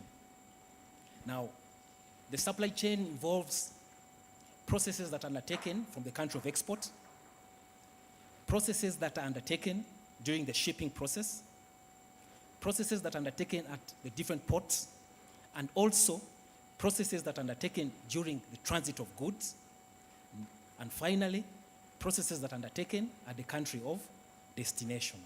Now, when you look at the cyber risks that we are faced with, you look at the whole supply chain and how well we manage the supply chain. One of the risks that we are faced with involves the insider threats. Now, when you look at insider threats, think about threats that would be assumed or experienced by the shipping agents. Think about the threats that would actually be faced with the country of export during the process of export of goods. Think about the insider threats from the perspective of the country of import. We have seen this digitalization process, the impact. We have seen revenue authorities grow in the sphere of digitalization. Now, insider threats are one of the risks that we do interface with. Secondly, we have an issue of unauthorized access. Now, this is one of the threats, risks that we are currently faced with as customs authorities. Insider threats coupled with unauthorized access means that our systems that we have put in place are prone to attack. We have issues to do with the supply chain and third-party risks. We deal with lots of third parties. We have payment systems that actually we rely on third-party processing. And then finally, we have the cloud security risks. Now, as revenue bodies, we have lots and lots of data that is generated day in, day out. We have issues to do with storage. Now, the question here is, are we able to store personal data using the cloud? And what risks, therefore, are we actually being faced with? So those are some of the risks that we are faced with from the revenue or the customs perspective. Fantastic. Are you able to, as a follow-on, are you able to give us some insight in terms of what you're doing around addressing some of these? Yes. Yeah. Now, one of the things that we have done revolves around the transactions. Now, behind every transaction, there is either an agent, there is either an importer. Now, that's from the people perspective. Now, one of the things that we have done is to run risk assessment protocols around the people involved or behind each and every transaction. Now, what that has helped us is we have been able to segment our clients according to risk. Now, if you have your low-risk clients making transactions, then it's easier for you to categorize those transactions as low risk. If you have clients that have been categorized as high-risk clients, making transactions during high-risk periods or peak periods, then it's easier for you, first of all, to identify, that's from the people perspective, segment, and then deal with the high-risk transactions that have been made by the high-risk clients. Secondly, from the systems perspective, we have been able to implement quite a number of initiatives. One of the initiatives that we've been able to implement here is the creation of role-based access control. What is your role in the organization? What is expected of you? And that is what is cut out for you in terms of your access to specific systems. Then again, we have been able to put in place training and awareness programs. Now, training cannot be second-guessed. Training is quite important. If we are to build strategies around cyber attacks, the training exposure is very, very important. We have had the entire organization being taken through different risk awareness trainings to do with the hacking. Then the systems, again, we have had to run what we call regular risk assessment programs. Now, there is something that they call ethical hacking. My colleagues will shed more light on things like. So the risk assessment programs here, what it means here is that you look at the processes where you're most prone, and then you have people who independently try to probe. Sometimes we are successful, the teams that probe. Sometimes they fail, but through that probing and running the risk assessment, it helps. It actually helps in trying to address this program. That's quite insightful. While we're on that topic, I don't know whether I'm digging much deeper there. Are you able to share with us some real world, you can delete all the names and the places where it happened, but are you able to give us some kind of insight of real world cyber threats or incidents that have impacted customs that you're able to share? Yes. Yeah. We have quite had two very interesting scenarios now as revenue bodies. Now, we had our first scenario where what I call keyloggers were used. Now, what happened here is that the criminals targeted system administrators. Now, through the insider dealing, they were able to place what we call keyloggers. Again, my colleagues who are onto their computers. Now, what this does is that as the administrator is keying in the passwords, it records the keys. So that happened, it was removed, and using that access, they were able to gain access into our system. Now, you have seen instances, that was about 5 years ago. We have had instances where you have motor vehicles registered with 2 number plates. It happened in Kenya, and it simultaneously happened in Uganda. Now, it tells you a lot about the threats that we face as a region. Now, using the keyloggers, targeting specific system administrators, the criminals were able to do what? To gain access into our system. Now, the second is more to do with our vulnerability with the payment systems. Now, when you look at revenue bodies, of course, collection of revenue is key and very, very important. And we rely on third parties. We have banks that we rely on. We have different financial institutions. We have modes of payments that we actually rely on. Because we want to facilitate trade, then we create those platforms that are enablers. Make it easy for the client. Now, that involves exchange of information. Now, that's an area that we keep strengthening. That's an area that the people out there keep probing. And those are the two areas that I would share with you as real life experiences that we have undergone. Fantastic, thanks for that. But you got the bad guys, I'm assuming. Pardon? You got the bad guys in the end. We were able to get the bad guys, and I'll explain. It was quite interesting, yeah. Because these guys had to position themselves near. They had to gain access using our network. So they come near to our headquarters where we have that network. Yeah. And that is where we were able to get them from in action. So they log in, we look for that unauthorized access points, and we pin them down to a parking yard. And they were prosecuted, given about 5 years. And that's a success story for us. Fantastic. Yes. Thank you. Thank you so much for that insight.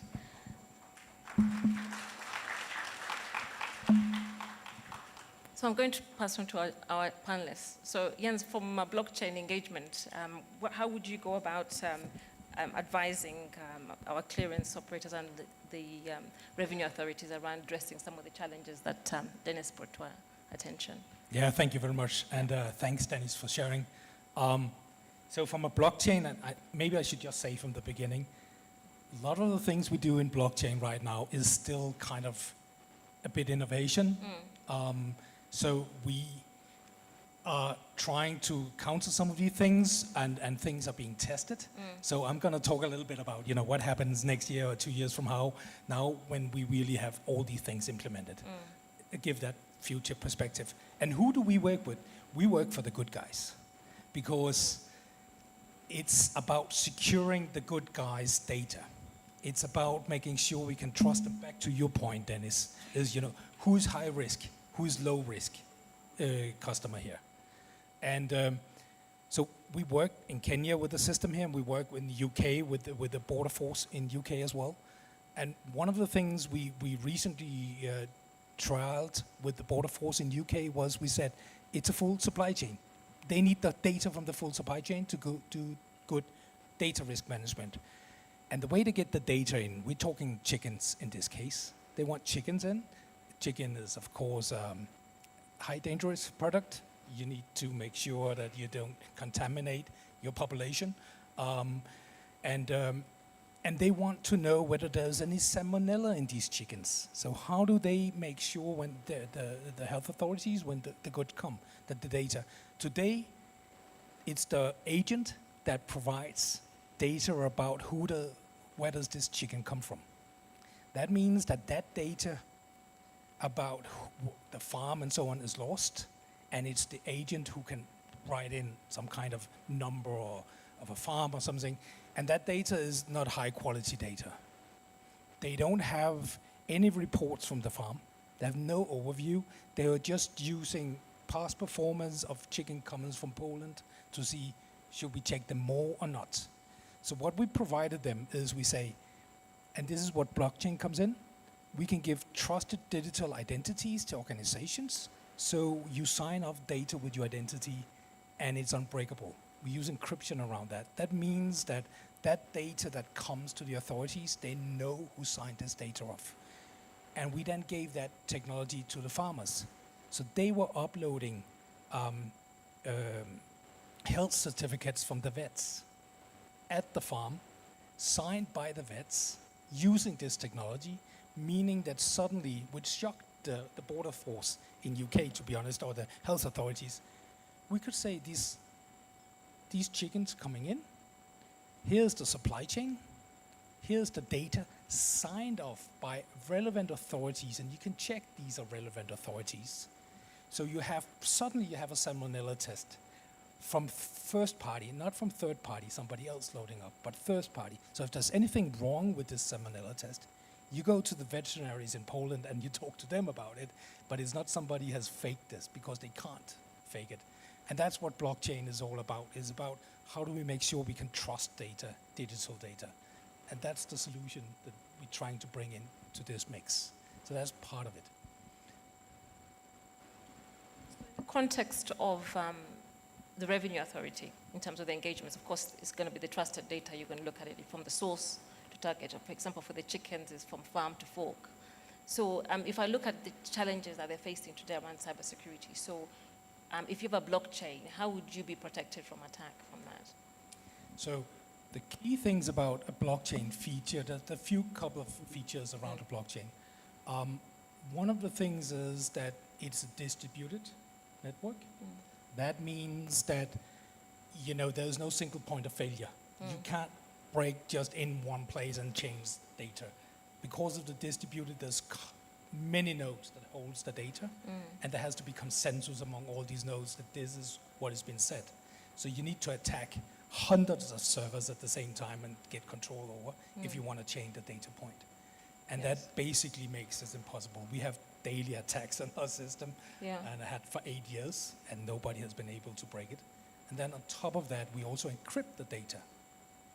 So not only can you make sure that the data cannot be changed, but even if you get access to the data in there, we just share a hash of it, and we encrypt it, so you can see the transaction maybe, but you can't see the data inside the transaction. So there's a kind of a double control that makes it It's like almost like double authentication, but the encryption makes it even much richer. Yes, and that's on every transaction. That also means when you have attacks on the system, they both have to break, you know, the distributed services, but they also have to break each individual transaction's encryption. Yeah. So that practically makes it almost impossible. Of course, the bad guys can put data in as well, right? You can't take that away. Fantastic, thank you. I think I'll pass it on to Agnes as well, because you work very closely with revenue authorities, and not only from internal but external agents, because you engage with yourselves, Safaricom, in different capacities. We'll also to get some insight from you in terms of what we can advise our authorities in terms of how they can take advantage of the technology and all the other strategies that we put together in terms of addressing our cyber attacks from our friendly neighbors.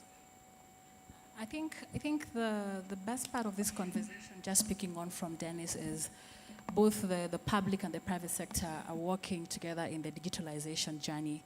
And that already creates the right framework in terms of how then do we leverage technology across. I think for us at Safaricom, it's always been more of a platform play.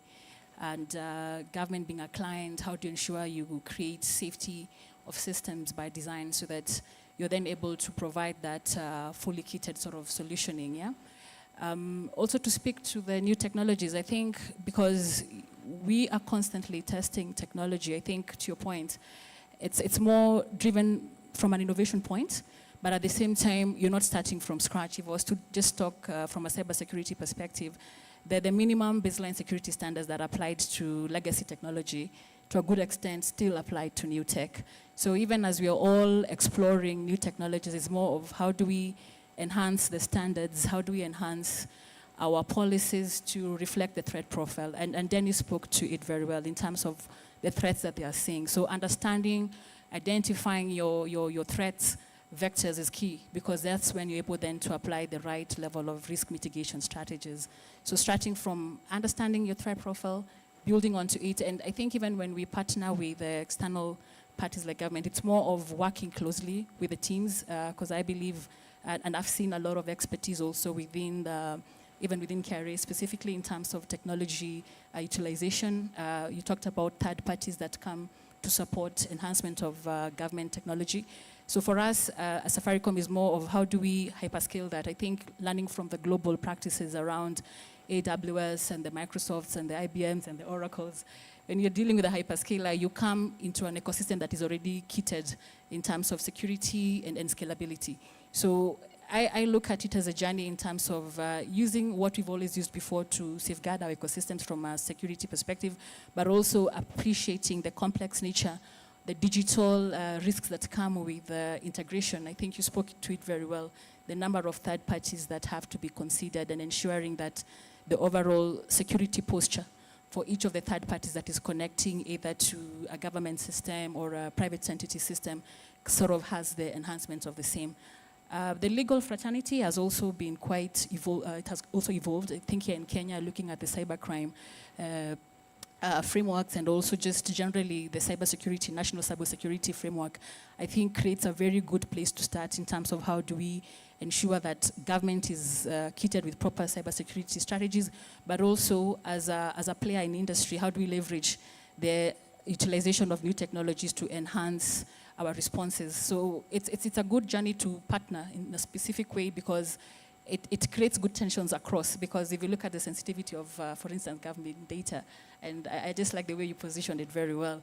You want to have control of it, but you also want to go to cloud. So how do we then enable that in terms of utilizing new technologies like blockchain, like machine learning, and AI, just to enhance that particular security for the client's comfort. So it's just taking the space, innovatively designing around it, and I hope if you look at the conversations that are happening right now, even around AI, the regulations are being considered because of the threat landscape. So as we continue to digitalize, I think for us here as a community is more of how do we solidify that partnership so that, again, we're able to leverage the best of the best across. Yeah, and I think also Alan, being from Oracle, I know they also give us a lot of pressure in terms of ensuring that the hyperscaler systems are in place. Maybe you can also just see what Alan's view is on the same. Thanks. I think you can hand over to Alan to give us his insight as well, yeah. Yeah,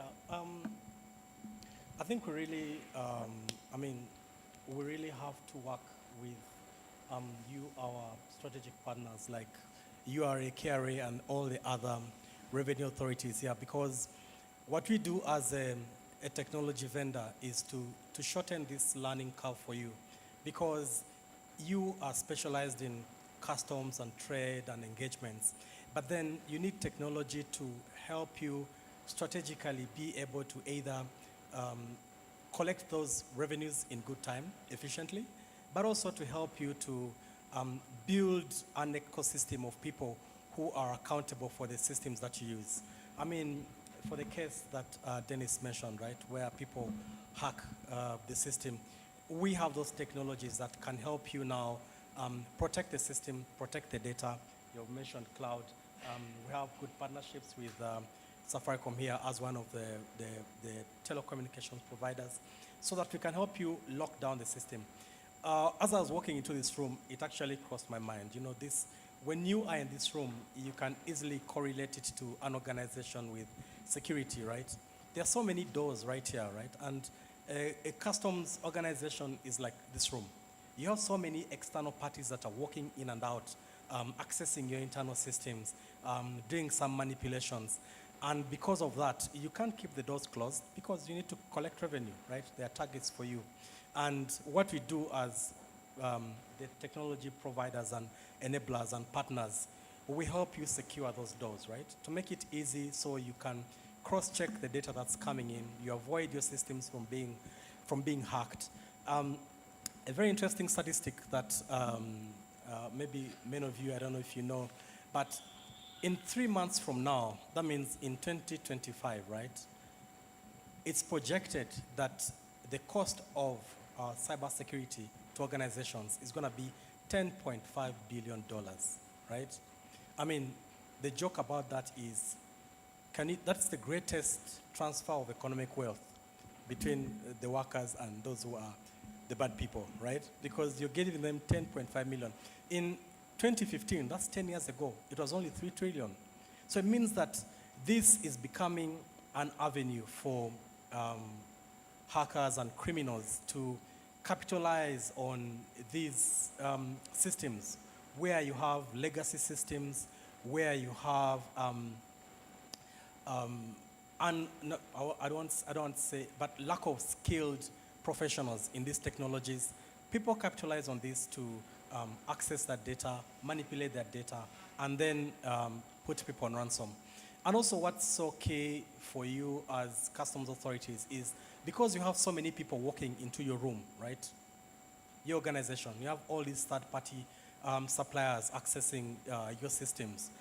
It means that you have to take the initiative to ensure that they comply with your security practice. Because even if you build the systems and the frameworks and the policies and you're able to tie down this system or these technologies or your organization, remember, they are still the shipping companies, they are still the agents who are accessing these systems. And if they are not fully secured, then that's another door of entry, right?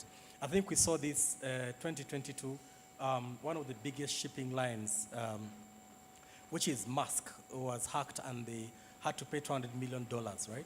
Because the systems were down for 2 weeks. So that is one of your agents, right? They're a shipping line. But if they can hack them and they have access to your internal systems, it means you've also left that door open. So you have to really think about it, 360-degree view, and also manage those different stakeholders to ensure that you keep your systems safe and secure. Yeah. Thank you for that. I think that is a key point in terms of the analogy you gave around coming in and we're dealing with all different parties. And I also think, in addition to that, is that what I like about sessions like this with KRA is that the cybersecurity is not just yourself. Yeah. We have to collaborate to be able to pick up information about different entities we engage with. The challenges they face may be different from what the revenue authorities face. One of the, I think upon Inat's message this morning, I was attending the session where the Hong Kong team showed us what they have done around their revenue authority solutions, and it drives into around blockchain, data, and so on. So I wanted to get, while I have you, Alan, I wanted to get your view in terms of, based on your experience, not just working with revenue authorities, but engaging with different industries.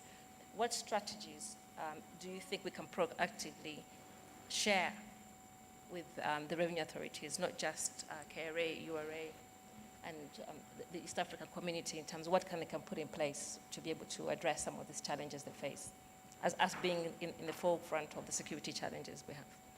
Yeah, I think some of the strategies I think that one they can capitalize on is, managing your stakeholders, because you have so many stakeholders in your environment that you deal with. So you have to build strengths around how you manage these stakeholders in your either IT strategy or how you manage them in building the secure IT framework. I think that becomes very key because it is central to the work that you do, okay? And then capacity building, very critical in this day of technology. Technology changes every 48 months, and there's a law about that. It's called Moore's Law. Every 48 months, technology will change. If you do not keep up to speed and you maintain the legacy technology, you're opening up doors for being intruded. The third thing I would think is maybe building the frameworks, possibly frameworks that are internal to you, on how you are going to engage and also reach out to the different people so that you can not only secure those environments, but also have a policy-driven framework on how you engage, how you do business, and also how you use technology to your advantage. Those are the three strategies that I can think of at the moment. Great, thank you. Yeah. Agnes?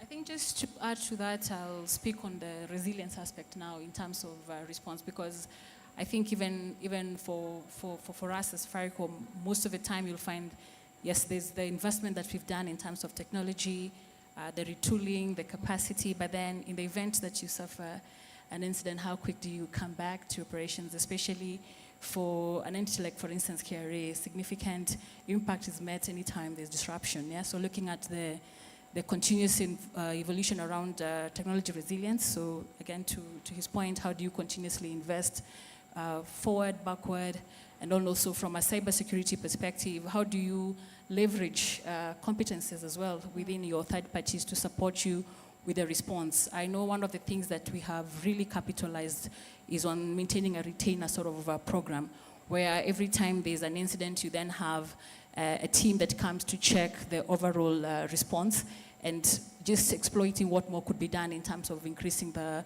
rather improving the control posture. Basically a professional entity that just continuously walks the journey with you to ensure that you are proactively in your mitigations, but also the resilience aspect is key, because anytime you're able to restore services, then it means you're back to business. So investing in our BCMs, investing in our tools. I think you mentioned the conversations around AI, where we're saying the cyber criminals are using tech, they are using high-end tech.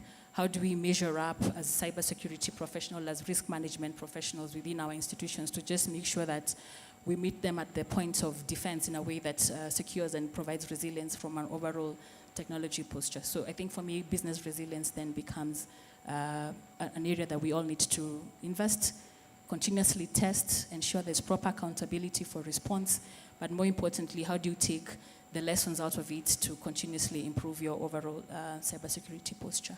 Thank you. Great, thanks for that, Agnes. I think I'll pass it on to Jens as well to give us some insight in terms of what strategies you feel. I know you're doing the blockchain, but bring you on board, I think you understand. Yes, yes, okay. absolutely. Yeah. And I wanna take a perspective on one of the things that we see those partners we work with, they kind of have a blind spot for doing.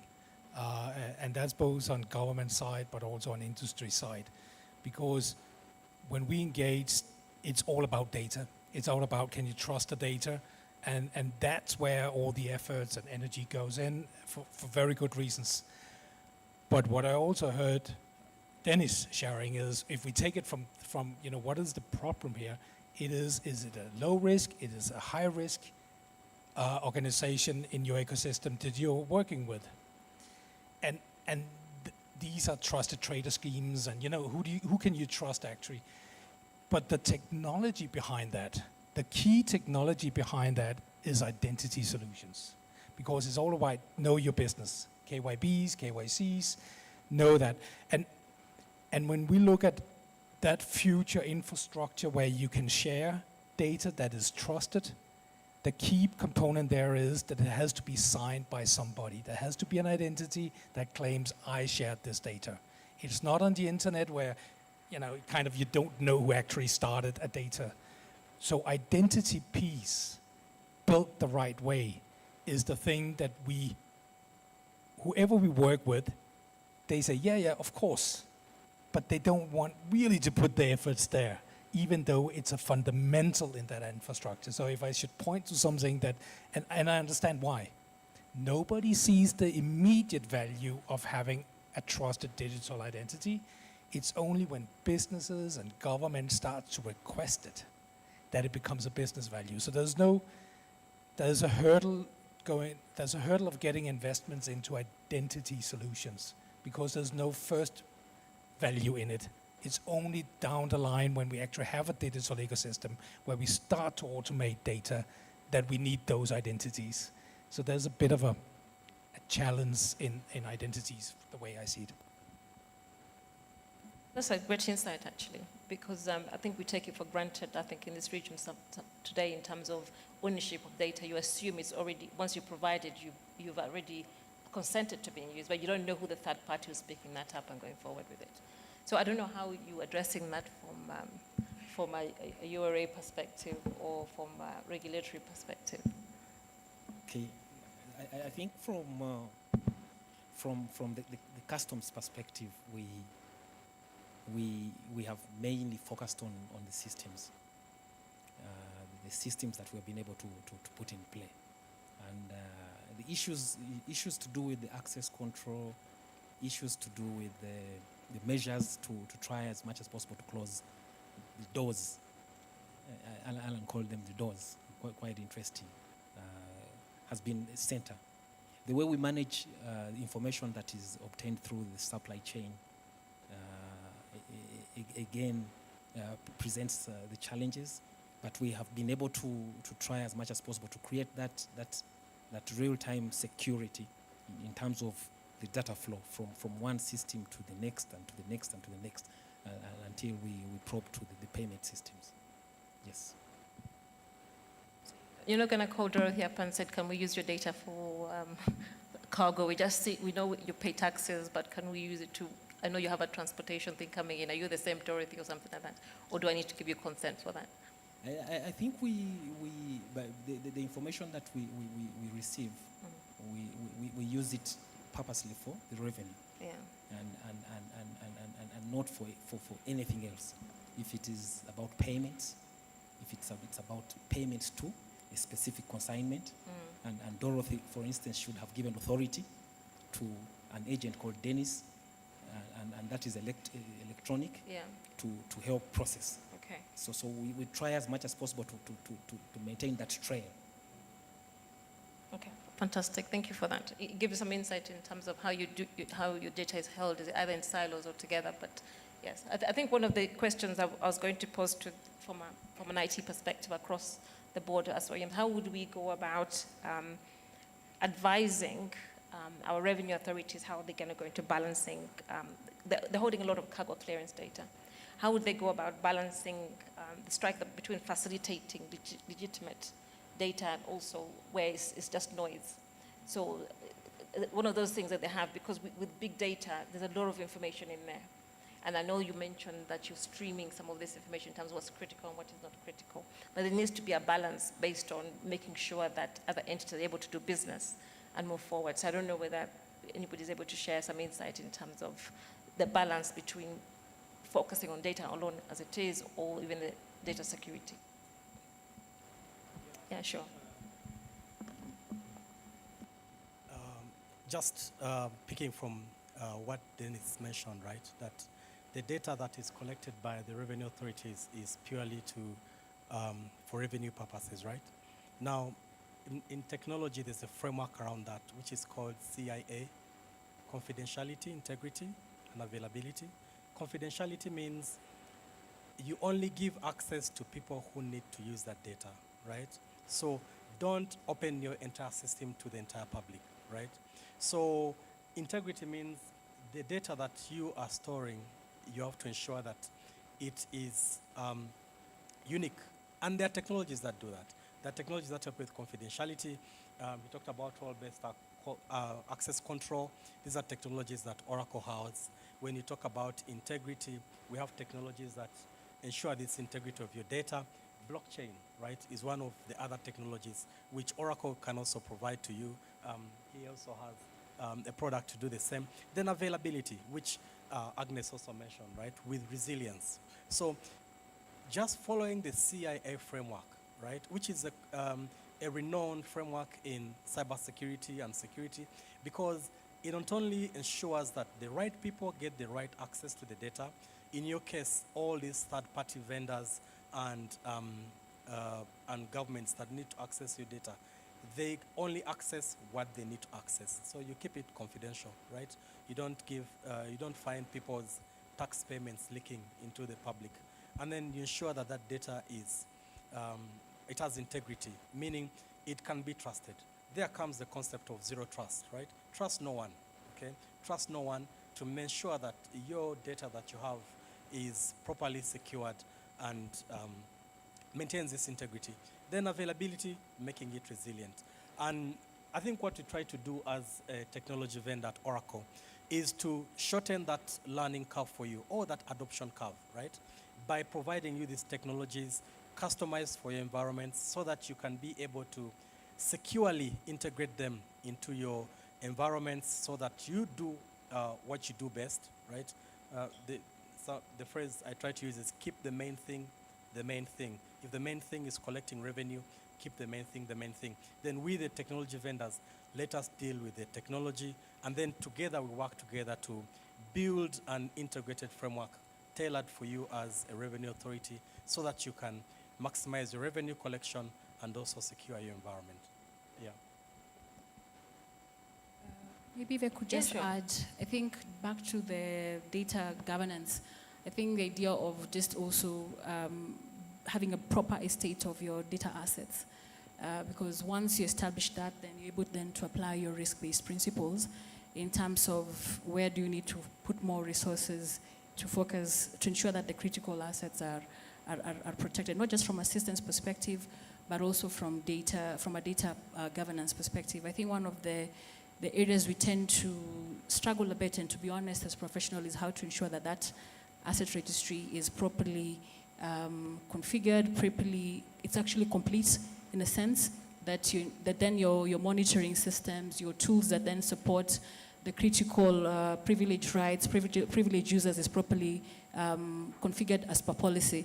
So I think for me it's just more of, as we continue going digital, we also have to be very keen on which data sits where, so that again you're able to apply maximum resources where the sensitivity of the data is also considered high. And I think that also goes together with privilege access, and how then do you ensure that there's a proper frequency in terms of how that is governed, how that is monitored. And also from a third-party perspective, again, back to what Dennis said, how do we create these third parties, again, in a manner that we can link the data flow across the systems, again, just to enhance that wholesome in response and also in resilience. So I think that's also one of the things that I see creating a lot of problems, especially when you're trying to respond, you're trying to see how much data is out there. If you don't have a good asset registry and also a good asset data mapping, then it becomes also a big problem to respond. Thank you. Thanks. Yeah, Jens, your thoughts? Thank you. Yes. Yeah.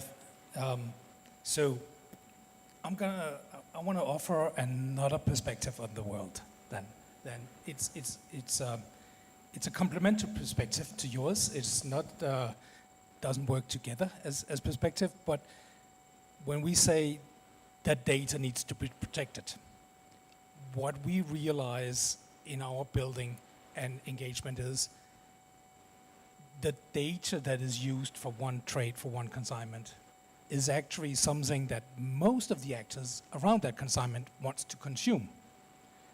So an example is for trade finance. Even though we were focusing on providing the export declarations, the phytosanitary declarations, so on, it turns out that there are financing institutions that would like to see that data, because then they know the consignment is for real. And then they can risk screen their finance solution better. So suddenly, we are not talking just about each actor, controlling the data, but it's an ecosystem. And everybody would like to consume, and of course government can play a special role in an ecosystem because you're kind of a little bit of a monopoly in that ecosystem. But that aside, it enables us, and I would offer something that is actually difficult to think about, because we start to think about when we share data, everybody thinks, oh, so the data is here. And we then put every data in here and people can get what they need. So everybody thinks centralistic today about data. How do you build decentralized management of data? And this is the other side of blockchain, because blockchain often is only considered trust in the single data point, and that is immutable.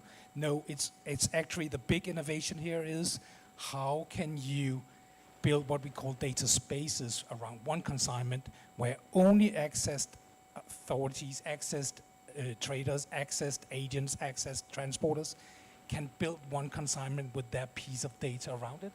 And then you can allow those, just for that consignment, to consume that data under securities. Doesn't take away that all those individual systems that are decentralized has to be very secure, but there's also a play of how do we coordinate that data and make it available.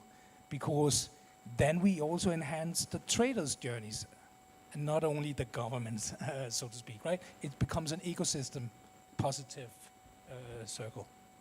I really like the insights from the different parties. I think one of the other things that came to mind in terms of, from my experience, from an IBM perspective, but also from across the board, is one of the key areas is around governance as well, is in terms of, when you mention the different financial institutions or different parties who are engaging, is that what governance rules are going to be around for KRA, for URA, to make sure that they're not just sitting in paper, but they're actually embedded in a solution. So whoever needs to look at that data, do they have the authority to look at that data? And is it of them, their need? Does it make a difference? Because it's sometimes accessing the data for the sake of saying I'm a financial institution, but what is the value to you and how does it affect the other entities involved? So I'm going to pose this question to yourself, Agnes, and hopefully you won't think I'm what do you call it? bullying you in this. The question is around cybersecurity breach. What instant response and recovery strategy should customs authorities have in place to minimize disruption and ensure swift resolution? I won't say why I'm asking that question, but I think you know why I'm asking that question. Yeah, we were just having a conversation with Dennis, and I think what he put across in terms of controls, so prevent, we start there, starting strong, so ensuring that we have the relevant controls, again, informed by the appetite for business, because again, we're not going to restrict business, but I think the idea here is how do we ensure security by design, but also enable the experience and the security to thrive. At times, I know even within our own business, one gets more pressure than the other, but at the end of the day, we still need to demonstrate that proactively we are following up on security by design. So prevention, making sure as we bring in the third parties that enable our businesses, because again, to your point, we need to focus on our core. How do we ensure that the preventive strategies that they have around technology, around security are aligned to our policies? I think that's the first thing. And of course, continuously testing that independently, internally, to ensure that any exposures, any vulnerabilities are picked and controlled. And because we're talking of shifts in technology, every day we are bringing in a new system. How do we ensure the rigor in vulnerability testing? How do you ensure that any vulnerability that is picked today is resolved? Because in terms of response, the idea is to first and foremost say, I need to be as safe as I can possibly be.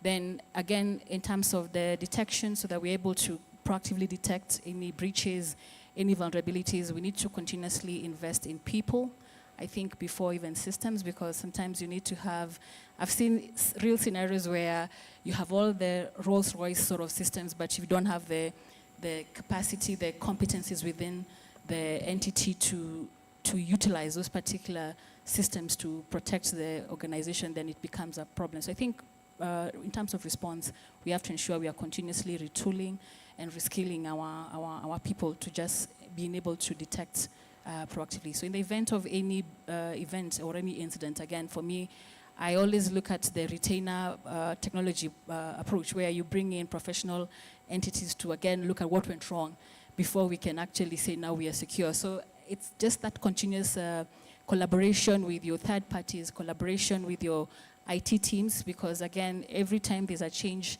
request in the system, there's a change request to enable trade, to enable us be a bit more responsive, there has to be someone who's constantly looking at that. And then, of course, curing from a response perspective, it means you have your policies, your BCM policies that you're constantly testing to ensure there's muscle memory.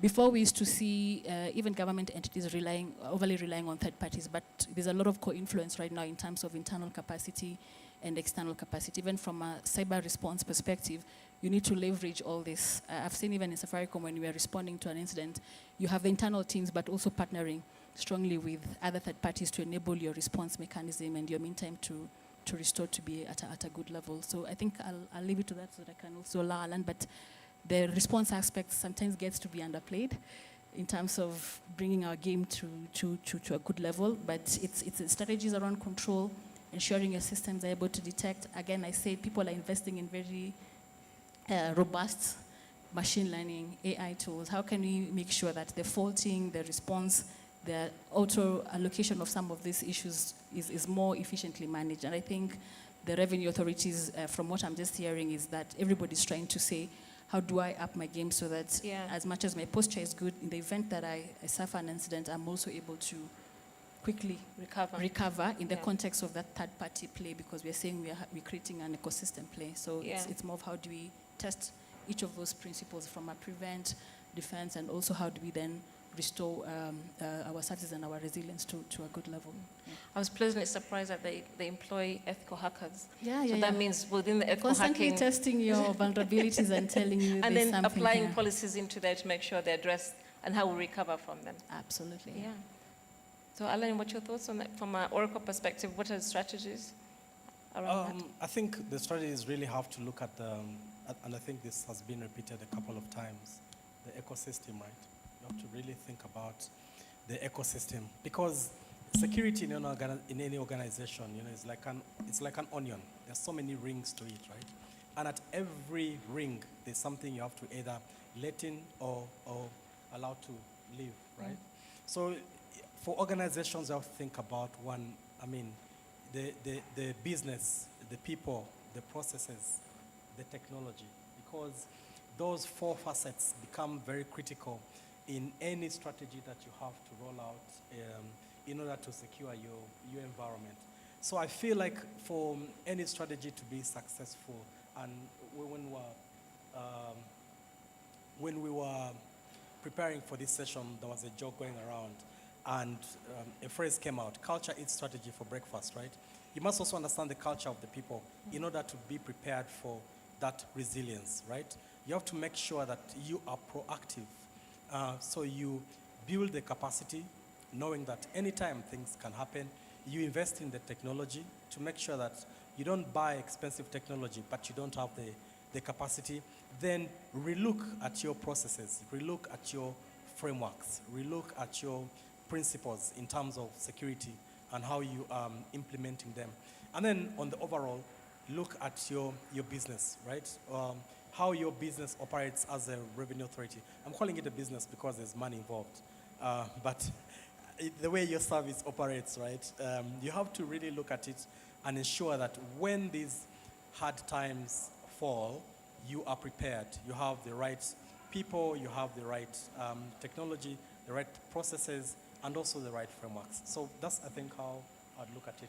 Okay, thank you for that, because I like the point about being proactive around it in terms of proactivity goes beyond just having a policy in place. So if I also giving comfort for us from this region, I mean, if Musk is being hit, and it took them how many days to get? 3 weeks to get 3 weeks to go ahead, to be able to be online.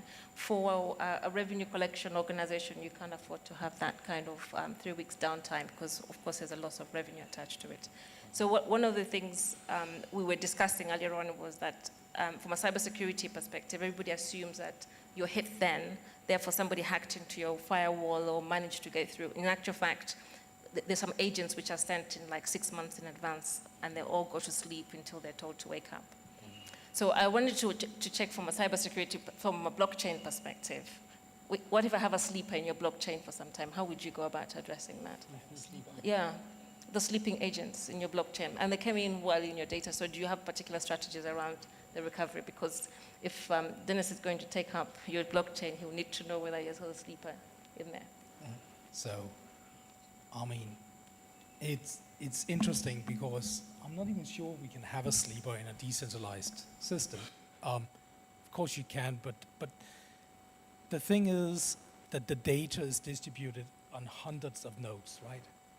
So if one of those nodes are compromised, there's 199 others that says this is not the truth. So you gotta have sleepers in 51% of the global nodes around this blockchain, right? And none of the big blockchain technologies until now has experienced that. It's a kind of an impossible attack. And we know because most of the big blockchains also have value on them.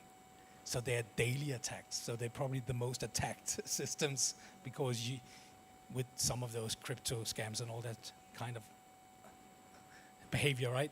But it actually also attacks a lot of people who want to test the technologies. So I think that's from my perspective. Picking up his blockchain is unhackable. That's what I've just got, which is from a ledger perspective, which makes sense. So yeah. So I think what I wanted to do is going back to Dennis, from your perspective, we've had about collaboration. We've looked across capacity building. And based on the discussions we've had before and other revenue authorities, what is it that has jumped out from the discussions we've had that you feel like is something that can be adopted with the collaboration with the different parties? What is the one that falls out clearly? Okay, thank you very much, Dorothy. I think one of the areas is blockchain technology. I think that is something that I believe that the revenue bodies should be able to pick on, and in terms of cybersecurity, it will help. And borrowing from the private sector, the statutory protocols that you have put in place, the programs that you're actually running, and then the fact that we should be able to place reliance on what you have done, I think for me is important. So the collaboration, being able to place reliance on what you have done, being able to learn very fast is quite important. Thank you. Are we being told that we have, we're almost wrapping up? How many minutes do we have? 2 minutes? Sorry? Just 2 minutes, okay. I want to thank the panel, but I want to open up the session to the audience if anybody has any questions to ask. Fantastic. There's a hand up on that side.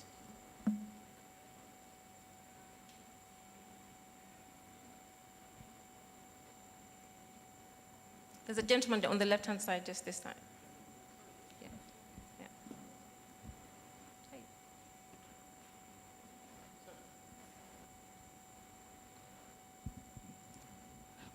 How are you, everyone? Fine, thank you. And the discussion is very important is because it's a cyber security which involves the revenue authorities. And like you've said, the hacking of any revenue authority system is a loss to also the private sector in terms of production loss and also in terms of revenue. One question to Yen is saying that his blockchain system is unhackable. So how are you, because most of these hacking, people believe that they are inside job. You as the service provider, how are you dealing with this human factor whereby maybe your staff can collude with these bad boys to do the harm to now your client? And to Dennis, you've done the risk categories. You normally categorize risk as low risk, high risk. What are the guidelines or factors you consider to do this? Ian and, is it Ian or Alan? So, how do you deal with the trust within, I've asked in this different scenario, trust within your organizations, whereby you provide me with the kind of service, and then these bad boys can also approach you in a different way to seek for this same service to harm me in a different way. How do you deal with this?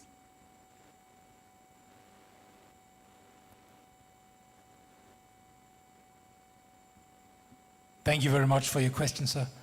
I'll start. I just want to make one thing clear. Maybe the blockchain network itself is extremely difficult to hack.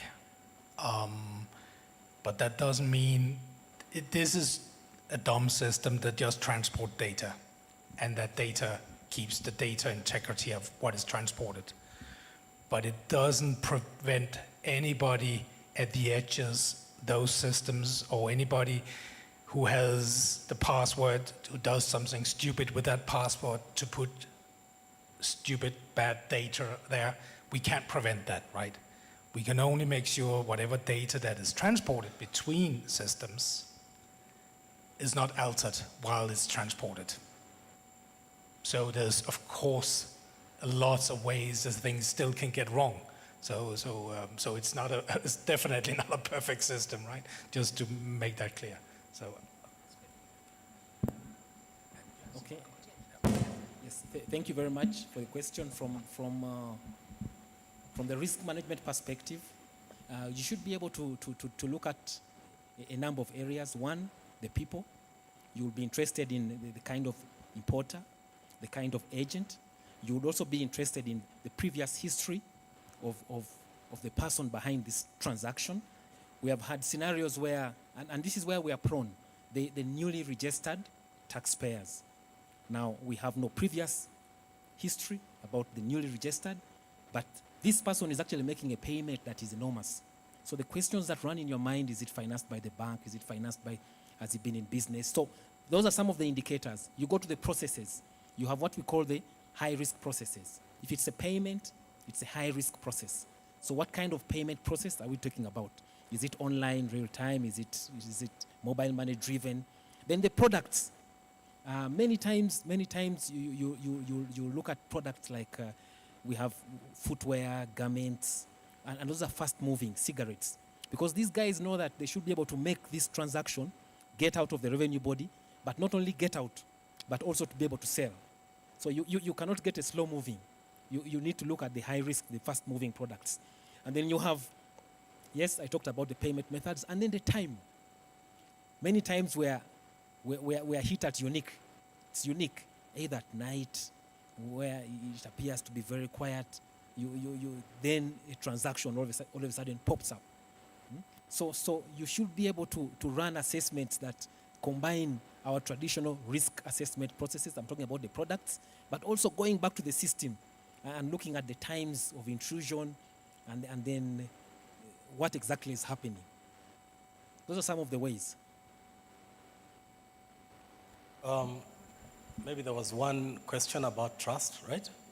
Yeah, so trust is very critical, and I think I'll want to approach it from the technology side of things, because what we do at Oracle is to ensure that the systems that we have, and they are at KRA, at TRA, at URA, these systems are ensured to make sure that people access, there is access control. So even if someone is external to the system, they will have to authenticate in order to get into the system. That already provides a layer of trust, because if we don't trust this person, then we don't give them from the application that interfaces with the user down into the database where we're able to mask the data. So for the case where unauthorized users access this database, the data is not readable to them, so it's masked, okay? And we also encrypt that data while it's being stored, so that any untrusted parties have no access to that data. Then if you go down to our systems, we've also built in that mechanism to cross-check. And on top of all of that, as we know today with the new journey on AI and machine learning, we have built a lot of AI and machine learning technologies in our system. Again, machines are way faster than humans, meaning we can, like the case that Dennis has talked about, yeah, where you have someone hacking the system on Christmas night, right? Those anomalies that rise up, machines are fast to detect them. So that way we prevent that unauthorized access to the system. So technology, we give you the framework and the products that can help you do that. And then, of course, the people, that is part of your job to validate. Yeah. Thank you so much, Alan. I want to thank the panel because we've run out of time. I think we could have spoken forever in this discussion. I think what I wanted to add a balance is that from a revenue authority perspective and any government entity is that I think collaboration with all parties, all providers of industry and all your teams to find out what solution fits what business need. I think that's what comes out a lot. And I think the main thing I think is collaboration. Collaboration is key in terms of sharing information and addressing the cybersecurity challenges we have. Thank you so much. Thanks for the panel. And thanks for the audience as well. We didn't get many questions, but I'm sure there will be more coming in. Thank you so much.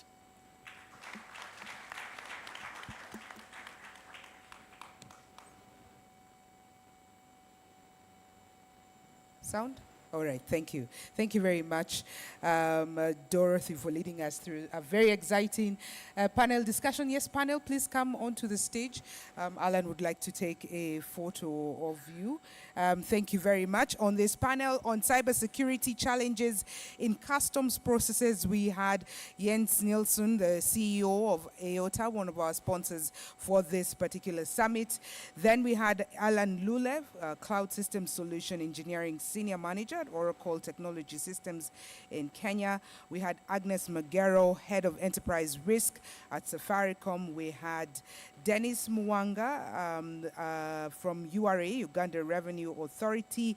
He is also an accredited World Customs Organization risk management expert.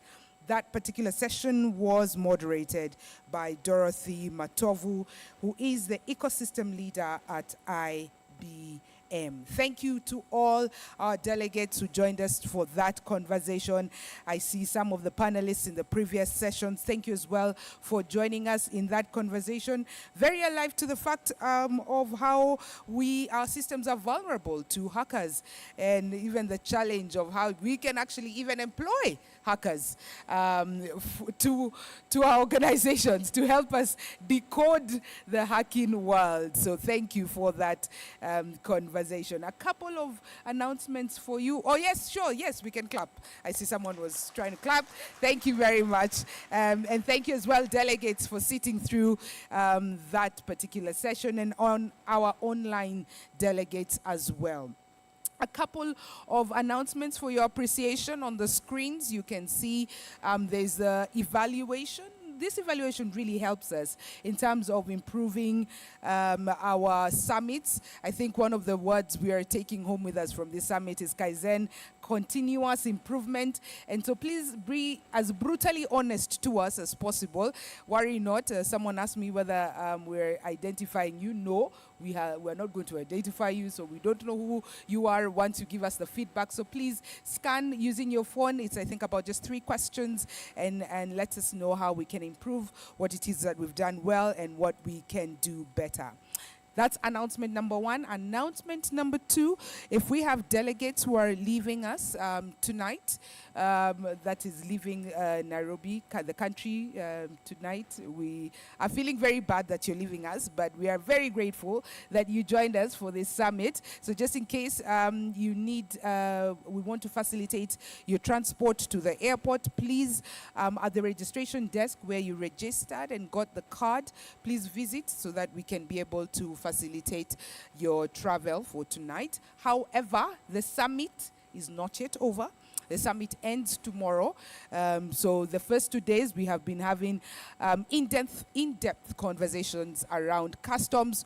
Tomorrow we have in-depth conversations around domestic resource mobilization, domestic taxes. So it's something you really, really just want to stay in for tomorrow's session. We have a great lineup for you. Wow, I mean, if you go through your program, you're going to see we'll have a couple of principal secretaries from the government of Kenya. We'll have representatives from the Africa Tax Administration Forum. We'll talk about environmental tax as well. We'll talk about harnessing domestic resource mobilization, and obviously the very live conversation around tech in tax.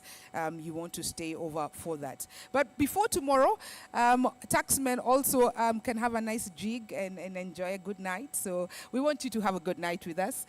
So tonight we shall have a dinner for you at 6 o'clock, right at the same spot where we've been having our lunch. So if, just in case you carried your country regalia, your country attire, please feel free to change into that, and then we meet at the Nyama Choma Ranch. In case you didn't, that's still okay. I mean, we just wanted to just have fun time, so that's okay. Please come as you are. 6 o'clock we meet for dinner at the Nyama Choma Ranch. It's a networking dinner, it's a goodbye dinner, it's a happy dinner, it's a decompressing dinner. I think we've had a lot of conversations, very heavy ones. All work and no play makes the taxman a very dull person, so we don't want to be the dull people. So please come at 6 o'clock. And then all presentations, I've been asked about the presentations. They've been interesting, haven't they? They've been really good. Those presentations, you sort of just want to go back and just reflect and just see what it is that you can apply in your own company, in your own revenue administration. And so I've been ably informed that those presentations will be available to you if you registered with us with a working email address. So we're going to collate them, and then put them together, and then after the summit, you will receive the presentations. Give us a few days just to sort of align the presentations. So on Thursday, please don't write to us and ask where the presentations.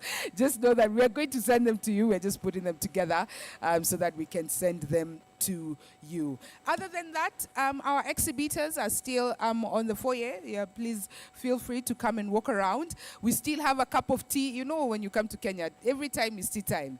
It's a decompressing cup of tea for you, tea, coffee, some juice, something nice. But don't eat too much because we have a banquet laid out for you. For those who are, this is your first time in Kenya, we want to share with you delicacies for Kenya. If we have some Nigerians in the house, I think you've got some jollof rice for you and some pepper. I hope we almost met the mark of jollof rice. All right, so I'm going to see you for dinner at 6 o'clock. Please loosen the ties. Don't come with a tie for dinner. Just relax. I know we're taxmen. I know we're serious. I know we mean business, but you're in the company of fellow taxmen, so you're in the company of fellow customs officials, so you're free to relax. Please just come, relax, and enjoy the dinner. I'm looking forward to seeing you then. Let's enjoy and continue the networking. See you, everybody, and thank you so much for your patience throughout today. See you later.